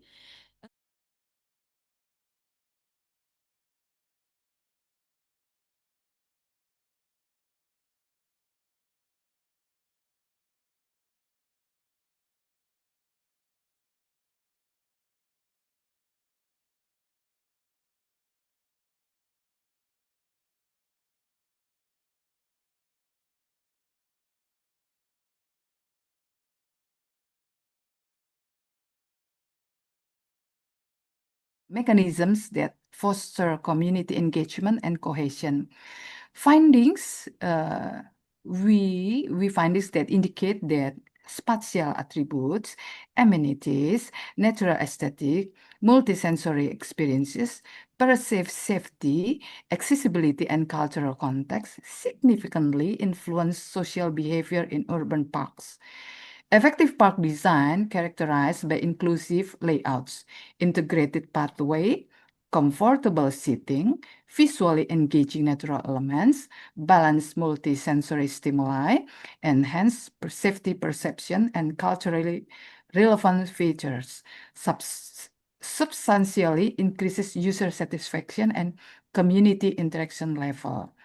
So, this research address crucial question regarding the interplay between park design element and user behavior, affirmingly the essential role of inclusive and culturally sensitive planning in facilitating vibrant social interaction. So this study contributes significantly, I think, to existing knowledge by synthesizing diverse empirical findings across multiple international contexts, emphasizing the necessity for integrative approaches in landscape architecture, urban planning practice, and the other practical practice designers. So I hope the future research could explore longitudinal impact of specific design intervention, delve deeper into cross-cultural comparative study, and utilize advanced digital tools and big data analytics to further refine our understanding of urban park sociocultural dynamics. Ultimately, prioritizing inclusive and multidimensional park design emerges as imperative for promoting social sustainability and enriching community life. I think that's all, Pak Mas Punto. Thank you and good Terima afternoon. kasih, thank you Bu Intan. Okay, and our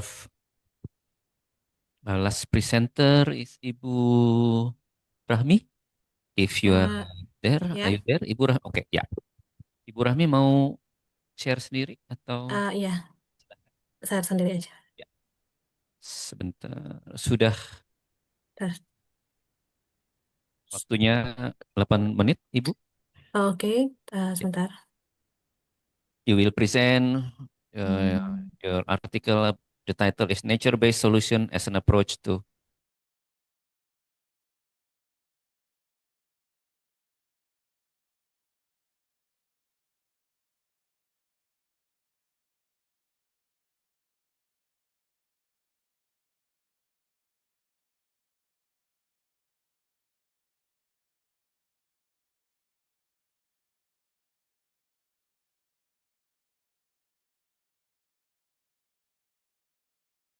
room, of course, and in Zoom they still okay. So I hope our participant in Zoom can stay in Zoom because we're going to enter the plenary and closing remark session. Thank you once again. Hello. Okay. Also, to our audience in online, you can move to main room, right? Yes, because we're going to entering the last session. Thank you once again. Assalamualaikum warahmatullahi wabarakatuh. Good afternoon.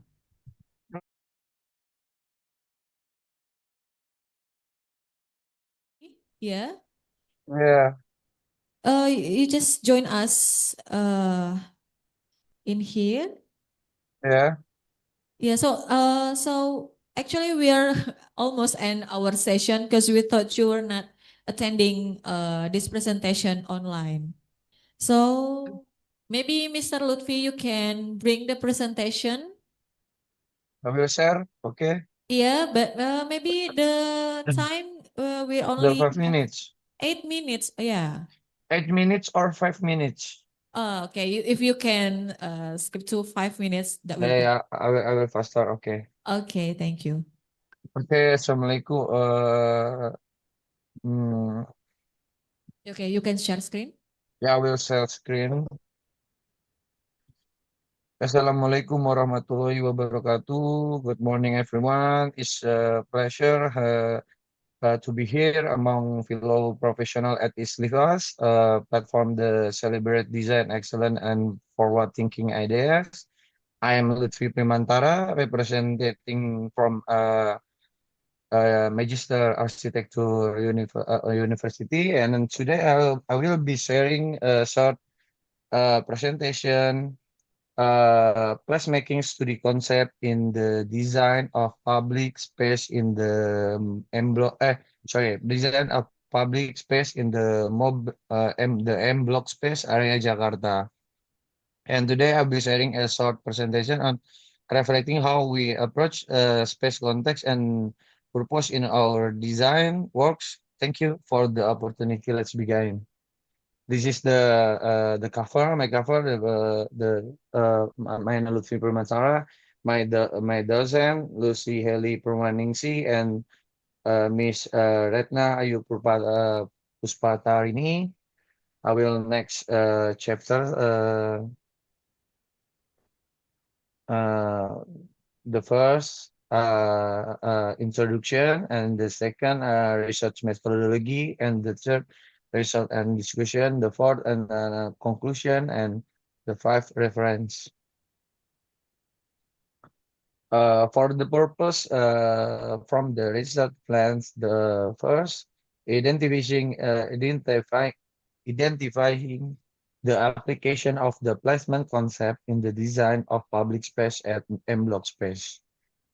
The second, analyzing the relationship between the design of M block space, public space, and placemaking principle, such as accessibility, comfort, local identity, and sustainability. And the third, recommending placemaking based public space design strategy that is adaptive to the urban context of Jakarta and community needs. The purpose statement is a statement that involves the overall direction of focus for the study. Research defines the purpose of a study in one or more consistently format sentence. Purpose statement are developed for both quantitative and qualitative analysis studies. Next, the first research approach and the research location, data collection method, research output. Ini from research methodology. This study employ a qualitative descriptive approach to examine the application of the placemaking concept in the design of public space at M block space Jakarta. That data were field observation to identify physical element and activity, in-depth interview with manager, business owner, and visitor, as well as a documentary study from archive and related publication. The analysis was conducted using a thematic analysis method, categorizing finding based on placemaking principles such as accessibility, comfort, activity, and social interaction to produce a mapping of current condition and recommendation for contextually relevant public space design. And next, Result and discussion. The first, physical design and spatial arrangement observation indicate that block space utilize the former Peruri printing building chalk and additive reuse approach, preserving the original facade and structure as historical identity element. The spatial layout feature a main corridor lined with cafe, creative shop, and art space leading to open area. Supporting elements such as street furniture, artistic lighting, and clear signage enhance the district image and facility visitor orientation. This align with the placemaking principle of creating accessibility space with a strong sense of identity. The second, use and activity. The area accommodate a wide range of activity, including culinary, experience, art exhibition, live music performance, and communication. This is this diversity of use increase visit frequency and foster engagement among people from various backgrounds. In placemaking principle, functional and activity diversity is essential to maintaining the vitality of public space and encouraging social interaction. The third, accessibility and linkage. M block space is a strategically located near the block M terminal and MRT line with adequate pedestrian access, clear entryways, interconnected open space, and minimal physical barrier make the RAC to navigate these support the access and linkage principle in placemaking where physical and visual connectivity play a crucial role crucial role in attracting visitor. And block space successful apply placemaking principle by combining historical preservation, diverse activity, accessibility, design, comfort, and strong community engagement, resulting in a vibrant and inclusive public space. Sir Lutfi, sorry to interrupt. You have 1 more minute to present it. Okay. I will fast. Okay. Yeah, resort and discount, comfort and imagine, supporting facilities such as seating area, nighttime lighting, greenery, and well-organized, coalescing create and a sense of comfort for visitor. The unique visuality identity, blending industrial, retro, and mural art elements shape the image of the district as creative and welcoming. This comfort factor has proven to encourage visitors to linger longer within the space. The five, sociability, the involvement of local community, musician, artists, and creative entrepreneur play a key role in enlivening and block space. The availability of open space for performance for or community bazaar strength is a function as a gathering place. The sociability principle in placemaking is clearly reflected in the frequent social interaction both among visitor and between visitor and event organizer. Conclusion, this study demonstrates that the application of the placemaking concept and block space has successful transformed a former industrial site into a vibrant, inclusive, and sustainability creative public space. The principle of placemaking are reflected in various aspects, including physical design that preserves historical value, diverse function and activity that encourage social interaction, and good accessibility as well, the comfort and strong image of the area, the active involvement of local community and creative industry play a crucial role in enlivening the space and strengthening its identity.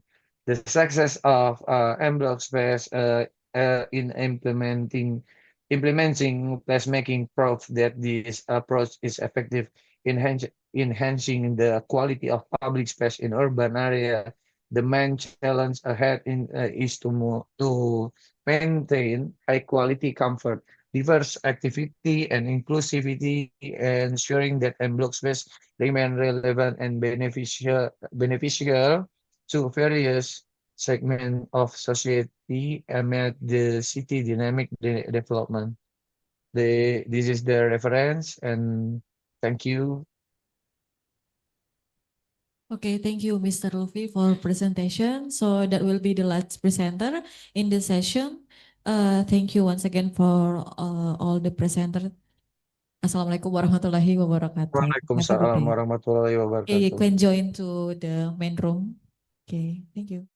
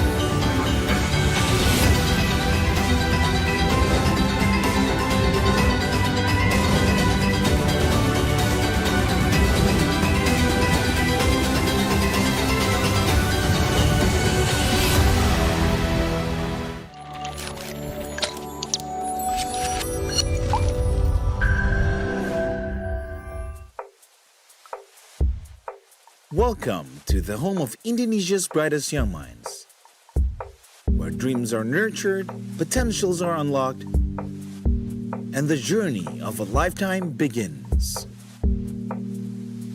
Welcome to your future home of knowledge, Universitas Trisakti. Now some people might ask, why Trisakti? Well, it's not just the history of a prestigious institution, or notable alumni, or great quality education. It's really all about the people, the experiences, and the spirit that makes Universitas Trisakti a choice for many aspiring minds. At the end of the day, we don't just offer education, we offer the chance for inspiration. And you are that very next step. At Universitas Trisakti, there is no such thing as being just another student, committed to nurturing curious minds and creating a culture of intellect and success. Our lecturers are here to guide you together on your journey as you ask the right questions, find the right answers, and apply the right solutions. In fact, the exchange of ideas here isn't just encouraged, it's celebrated. As a university that aims to propel our students towards a lifetime of achievement, we offer a selection of 51 majors that are provided over 9 different faculties designed to help prepare you for your future. From certificate-level programs to master's and doctorate programs. At Universitas Trisakti, you will be joining notable alumni and a better future as you make the correct choice towards your success in life. Our campus is a living canvas for your creativity. By creating an environment where students from around the nation can unite, we believe in the importance of sharing perspectives and creating long-lasting connections that transcend past our campus grounds. We're not just about theoretical knowledge. We're about hands-on learning that prepares you for the challenges of tomorrow.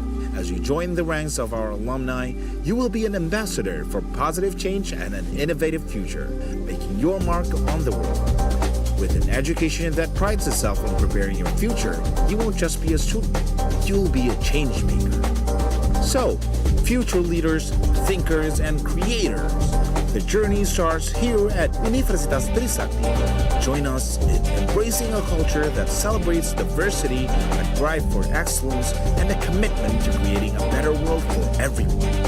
Your journey isn't just about a degree, it's about becoming the best version of yourself for yourself. Welcome to Universitas Trisakti, where the future is made today.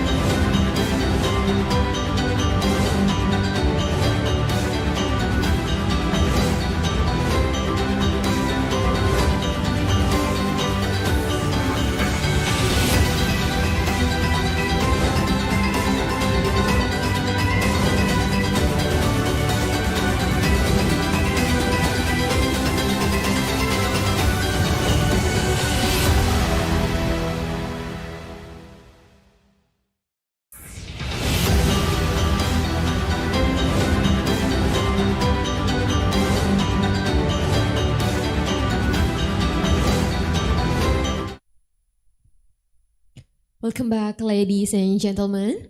We are now entering the final sponsorship presentation of the day. Please come forward, representative from BRI team.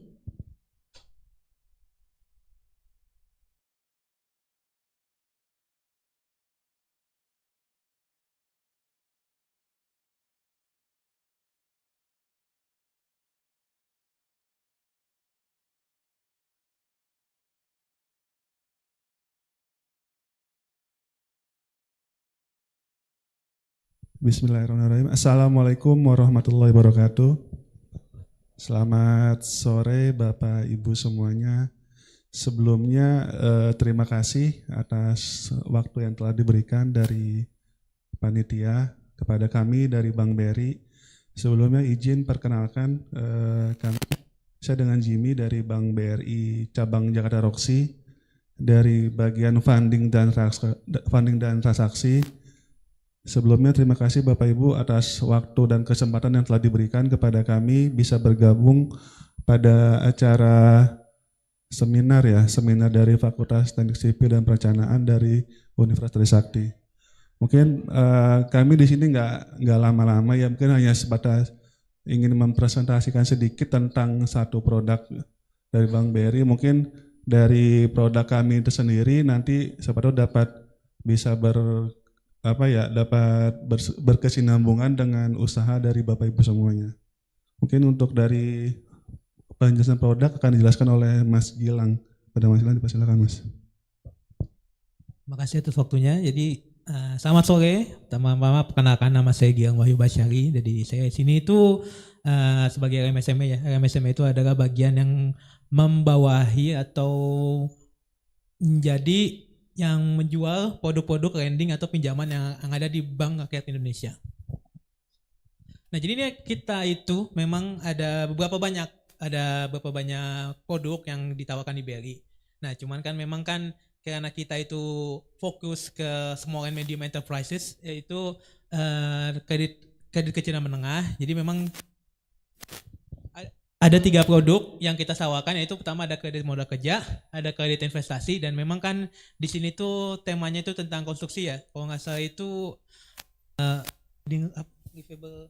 Jadi memang kan di sini banyak tentang konstruksi. Jadi ini konstruksi itu memang yang lebih cocok adalah di KMKWA. Nah, jadi apa itu kredit modal kerja? Jadi kalau kredit modal kerja itu adalah kredit yang kita biayai itu adalah aset lancar ataupun memang barang jualan, inventory ataupun piutang dari perusahaan tersebut. Nah, jadi dari kredit modal kerja ini kita ada 2 tipe pengambilan. Yang pertama itu adalah CO tetap atau rekening koran, kalau misalnya Bapak Ibu pernah mendengar, yaitu bagaimana cara kerjanya rekening koran. Rekening koran itu adalah kita itu pemakaiannya itu mirip seperti kartu kredit. Jadi Bapak Ibu, usaha Bapak Ibu sekalian nanti kita kasih plafon, itu nanti Bapak Ibu bisa memakai sebanyak maksimal plafon tersebut, dan untuk pembayaran setiap bulannya itu yang kita tagih itu hanya bunganya saja. Dan untuk yang rekening koran ini nanti kan memang kan kalau sesuai perjanjian kredit itu adalah misalnya kita ngambil 1 miliar itu jangka waktunya maksimal 1 tahun, itu yang harus dikembalikan nanti kalau 1 tahun itu sudah jatuh tempo kita harus mengembalikan 1 miliarnya. Cuman ini tuh fleksibel, jadi itu kalau misalnya masih mau dipakai lagi atau masih mau diputar lagi uangnya itu bisa diperpanjang setiap tahun. Yang kedua itu yang lebih konvensional yaitu CO menurun, di mana kalau CO menurun ini tuh sistemnya angsuran. Nah, kalau sistemnya angsuran ini maksimal 3 tahun dan pembayarannya itu seperti kredit-kredit yang kita bayangkan pada umumnya, yaitu membayar bunga dan pokok diangsur sampai lunas. Nah, yang selanjutnya adalah kredit investasi. Kalau kredit investasi apakah yang kita biayai? Kredit investasi itu yang kita biayai itu adalah aset tetap, yaitu misalnya ingin membiayai gedung atau ingin ada pembelian mobil yang untuk operasional, itu kita pakai kredit investasi. Jadi yang kita biayai adalah aset tetap dari perusahaan. Ya kalau misalnya bentuk-bentuk pada umumnya itu kantor dan juga mobil operasional. Nah, memang itu kredit investasi itu ada beberapa banyak cara pengambilannya ya. Ada kredit investasi biasa, yaitu kredit pengadaan. Misalnya mau usaha Bapak Ibu semua ini misalnya mau nambah mobil atau mau beli gedung baru, itu pakainya pembiayaan. Ataupun usaha Bapak Ibu ini ada gedung lama yang ingin istilahnya dengan agunan gedung ini pengen kita putar lagi uangnya, yaitu adalah refinancing. Di mana refinancing itu adalah membiayai aset tetap yang sudah dimiliki perusahaan ataupun pribadi Bapak Ibu sekalian. Nah, yang membedakan kredit modal kerja dan kredit investasi apa? Tadi selain dengan objek pembiayaannya, kalau misalnya kredit investasi itu, dia itu dari plafon yang maksimal itu kita bisa cairkan 65% dari nilai proyek, entah itu mau proyek pembelian ataupun nilai dari aset tetap yang sudah dimiliki oleh perusahaan atau ibu secara pribadi. Dan untuk perbedaannya lagi adalah kalau kredit investasi dia itu jatuh temponya itu bisa maksimal 5 tahun. Sementara kalau tadi kredit modal kerja itu dia cuma bisa 3 tahun. Nah ini kalau misalnya untuk perusahaan-perusahaan konstruksi nih, sini kan tadi kan seminar tentang teknik sipil ya, tentu akan banyak tentang konstruksi. Itu ada KMKWA, di mana kalau KMKWA itu sebenarnya dia itu nanti di tipe kreditnya ini yang dibiayai itu adalah proyek, misalnya perusahaan Bapak Ibu menang tender dari PT XYZ untuk membangun gedung dengan nilai proyek totalnya 10 miliar misalnya. Nah itu kita bisa biayai untuk proyek itu, cuman memang untuk maksimal pencairannya, jadi maksimal itu adalah plafonnya itu 60% dari total nilai proyek. Berarti memang kalau dari 10 miliar kita bisa maksimal pencairan itu 6 miliar. Tapi kelebihannya dari ini tuh agunannya itu bisa 30% dari plafon. Jadi misalnya kalau misalnya memang dia mau ngambil 6 miliar, itu kita bisa ambil itu nilainya 1,8 miliar. Dimana kan kalau misalnya sisanya lagi nanti yang akan kita ikat adalah proyek tersebut. Jadi kalau misalnya yang jadi agunan utamanya adalah proyeknya, sementara agunan tambahannya cukup 30% saja, tidak seperti kredit investasi dan juga kredit modal kerja yang tadi saya sampaikan. Itu paling tidak itu nilai agunannya itu adalah mengcover 110% dari plafon yang diajukan. Dan untuk pencairan KMKWA itu adalah per termin, karena kan memang kan namanya proyek konstruksi kan dia itu kan kadang kan pembayarannya nggak langsung full ya, ada yang pembayarannya 30% dulu, 30% dulu, nanti ya udah kita mengikuti. Jadi termin 1 pembayarannya berapa persen yang bisa kita cairkan adalah berapa persen dari plafon itu tersebut. Nah ini untuk dari bunganya, jadi memang kan kalau di bagian SME, Small Medium Enterprises itu kita itu cuman bisa melayani sampai 5 miliar. Apakah BRI bisa lebih dari 5 miliar? Bisa, cuman itu nanti hubungi aja saya, itu nanti kita akan lanjutkan entah ke kantor wilayah kita ataupun kantor pusat kita. Kalau misalnya Bapak Ibu perlu pendanaan lebih dari 5 miliar. Dimana kalau dari bunga dari kita yang kita tawarkan sendiri, kalau misalnya pengajuannya itu di bawah 1 miliar, bunga kita itu ada 12,75%. Kalau 1 sampai 5 miliar, bunga kita ada di 11,75%. Nah, ini ada kredit dinamis. Kredit dinamis itu, apa maksudnya kredit dinamis? Kredit dinamis adalah di mana kredit yang bunganya itu tergantung dari transaksi yang Bapak Ibu lakukan di rekening BRI Bapak Ibu sekalian. Dia itu kalau misalnya transaksinya itu 90% dari plafon, jadi misalnya Bapak Ibu semua ini plafon 4M, transaksinya ini nggak harus transaksi kredit ya, bisa transaksi kredit, transaksi debit, atau transaksi pembelian dan penjualan, dua-duanya bisa. Jadi misalnya tiap bulan itu ada transaksi kredit, transaksi pembelian ada 1,8 miliar, transaksi penjualan ada 1,8 miliar juga. Kalau ditambahkan jadi 3,6 M kan, sudah 90% dari total plafon yang diajukan. Makanya dan itu kreditnya itu bisa kita kasih bunga sampai 10,2%. Tapi kan memang kan ini tuh kelihatannya agak tinggi ya. Tapi ada lagi kredit yang lain itu value chain. Value chain itu adalah misalnya Bapak Ibu di sini itu menjadi entah menang tender atau menjadi distributor dari perusahaan-perusahaan yang telah bekerja sama dengan BRI. Misalnya ada dari Main ID, ada dari PLN. Dia itu kreditnya itu ada rate sendiri, dan memang kan masing-masing perusahaan sini itu MOU dengan BRI itu beda-beda ya termnya. Jadi makanya itu tergantung dari prinsipal yang Bapak Ibu jadi tergantung prinsipal dengan perusahaan yang Bapak Ibu menjalani kerjasama.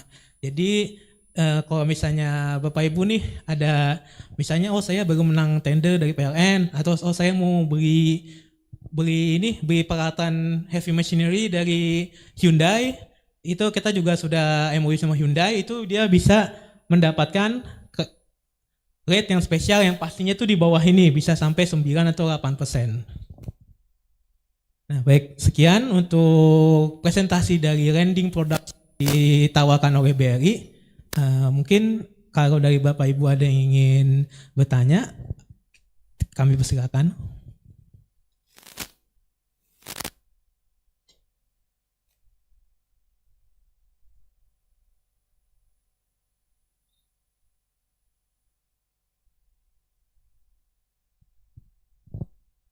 Atau ya kalau di luar dari ini juga nggak apa-apa, misalnya kan di sini kan juga ada Pak Zimi yang dari bagian dari ini, Pak Zimi itu kan bagian dari funding ya, mungkin bisa menanyakan misalnya deposito BRI sekarang berapa sih, atau misalnya kalau misalnya kalau misalnya BRI kan ada prioritas itu apa aja yang bisa saya dapatkan, itu bisa juga ditanya, jadi nggak harus saya landing juga, kita pokoknya tanya kepo-kepo tentang BRI lah, boleh apa aja gitu.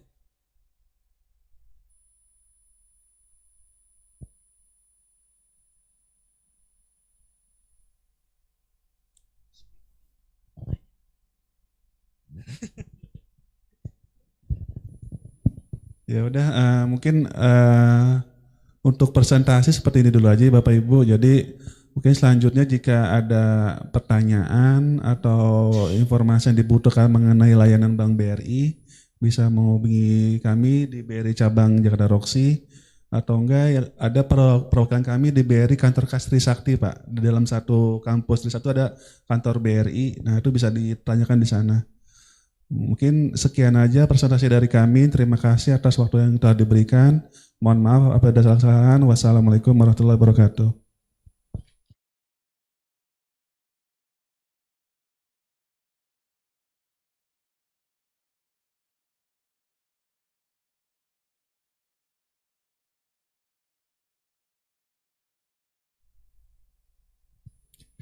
Once again, thank you to our sponsor for your generous support and partnership for LIVAS 2025.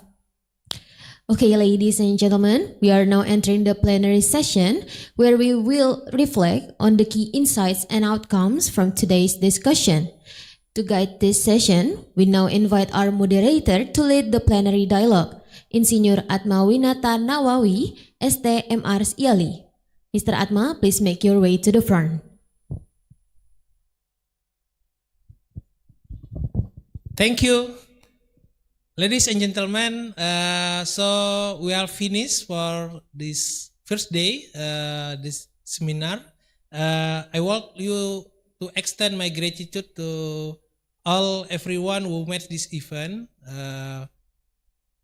Deputy Minister of Public Works, Ibu Diana, Rector of Trisakti University, Professor Kadarsa, Dean of the Faculty of Civil Engineering and Planning, Chairman of Organizing Committee and all team.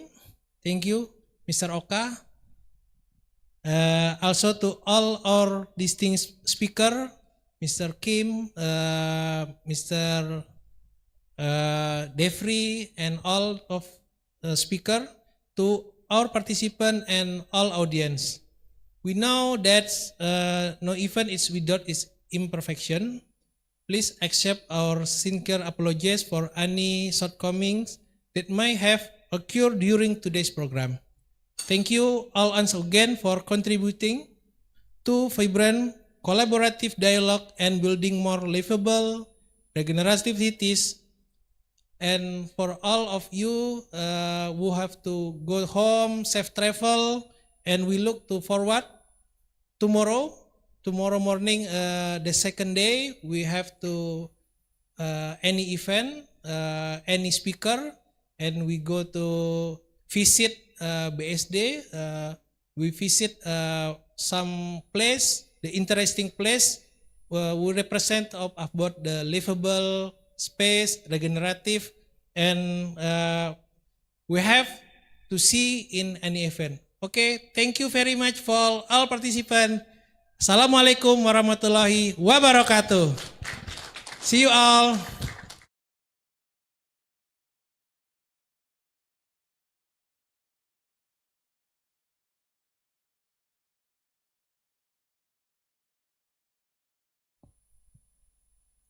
Thank you to our moderator and all participants for the valuable exchange shared during the plenary. And as an appreciation, We would now like to invite the chairman of the LIVAS 2025 to present the certificate to our moderator.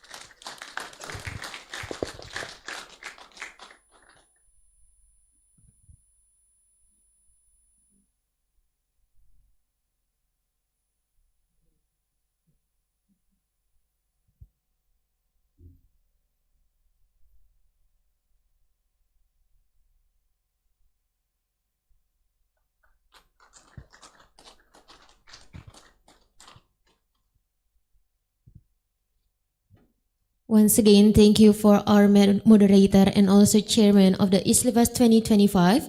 Please sit comfortably.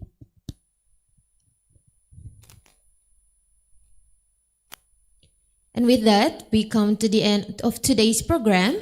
And on behalf of the organizing committee, we extend our deepest gratitude to all speakers, participants, sponsors, guests, co-hosts, various universities, committee members, and all participants who have shared their time, insights, dedication, and making day one of LIVAS 2025 a meaningful success.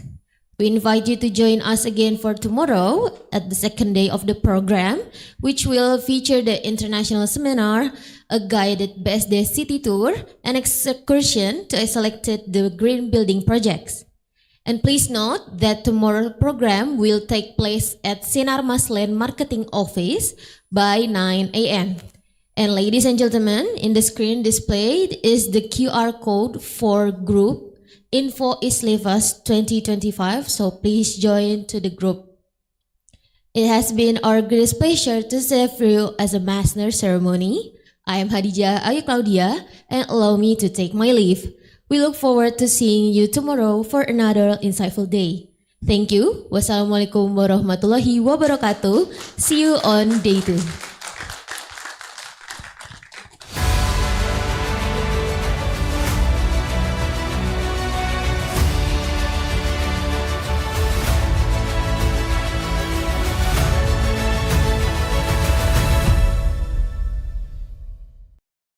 Sama-sama dengan chairman dan juga speakers dan juga moderator.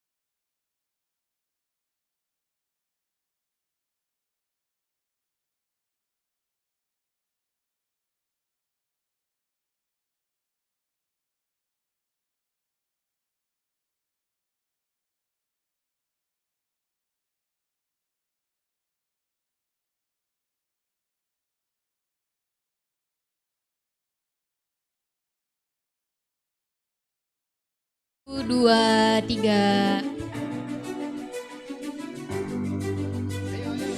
Oh, ulang.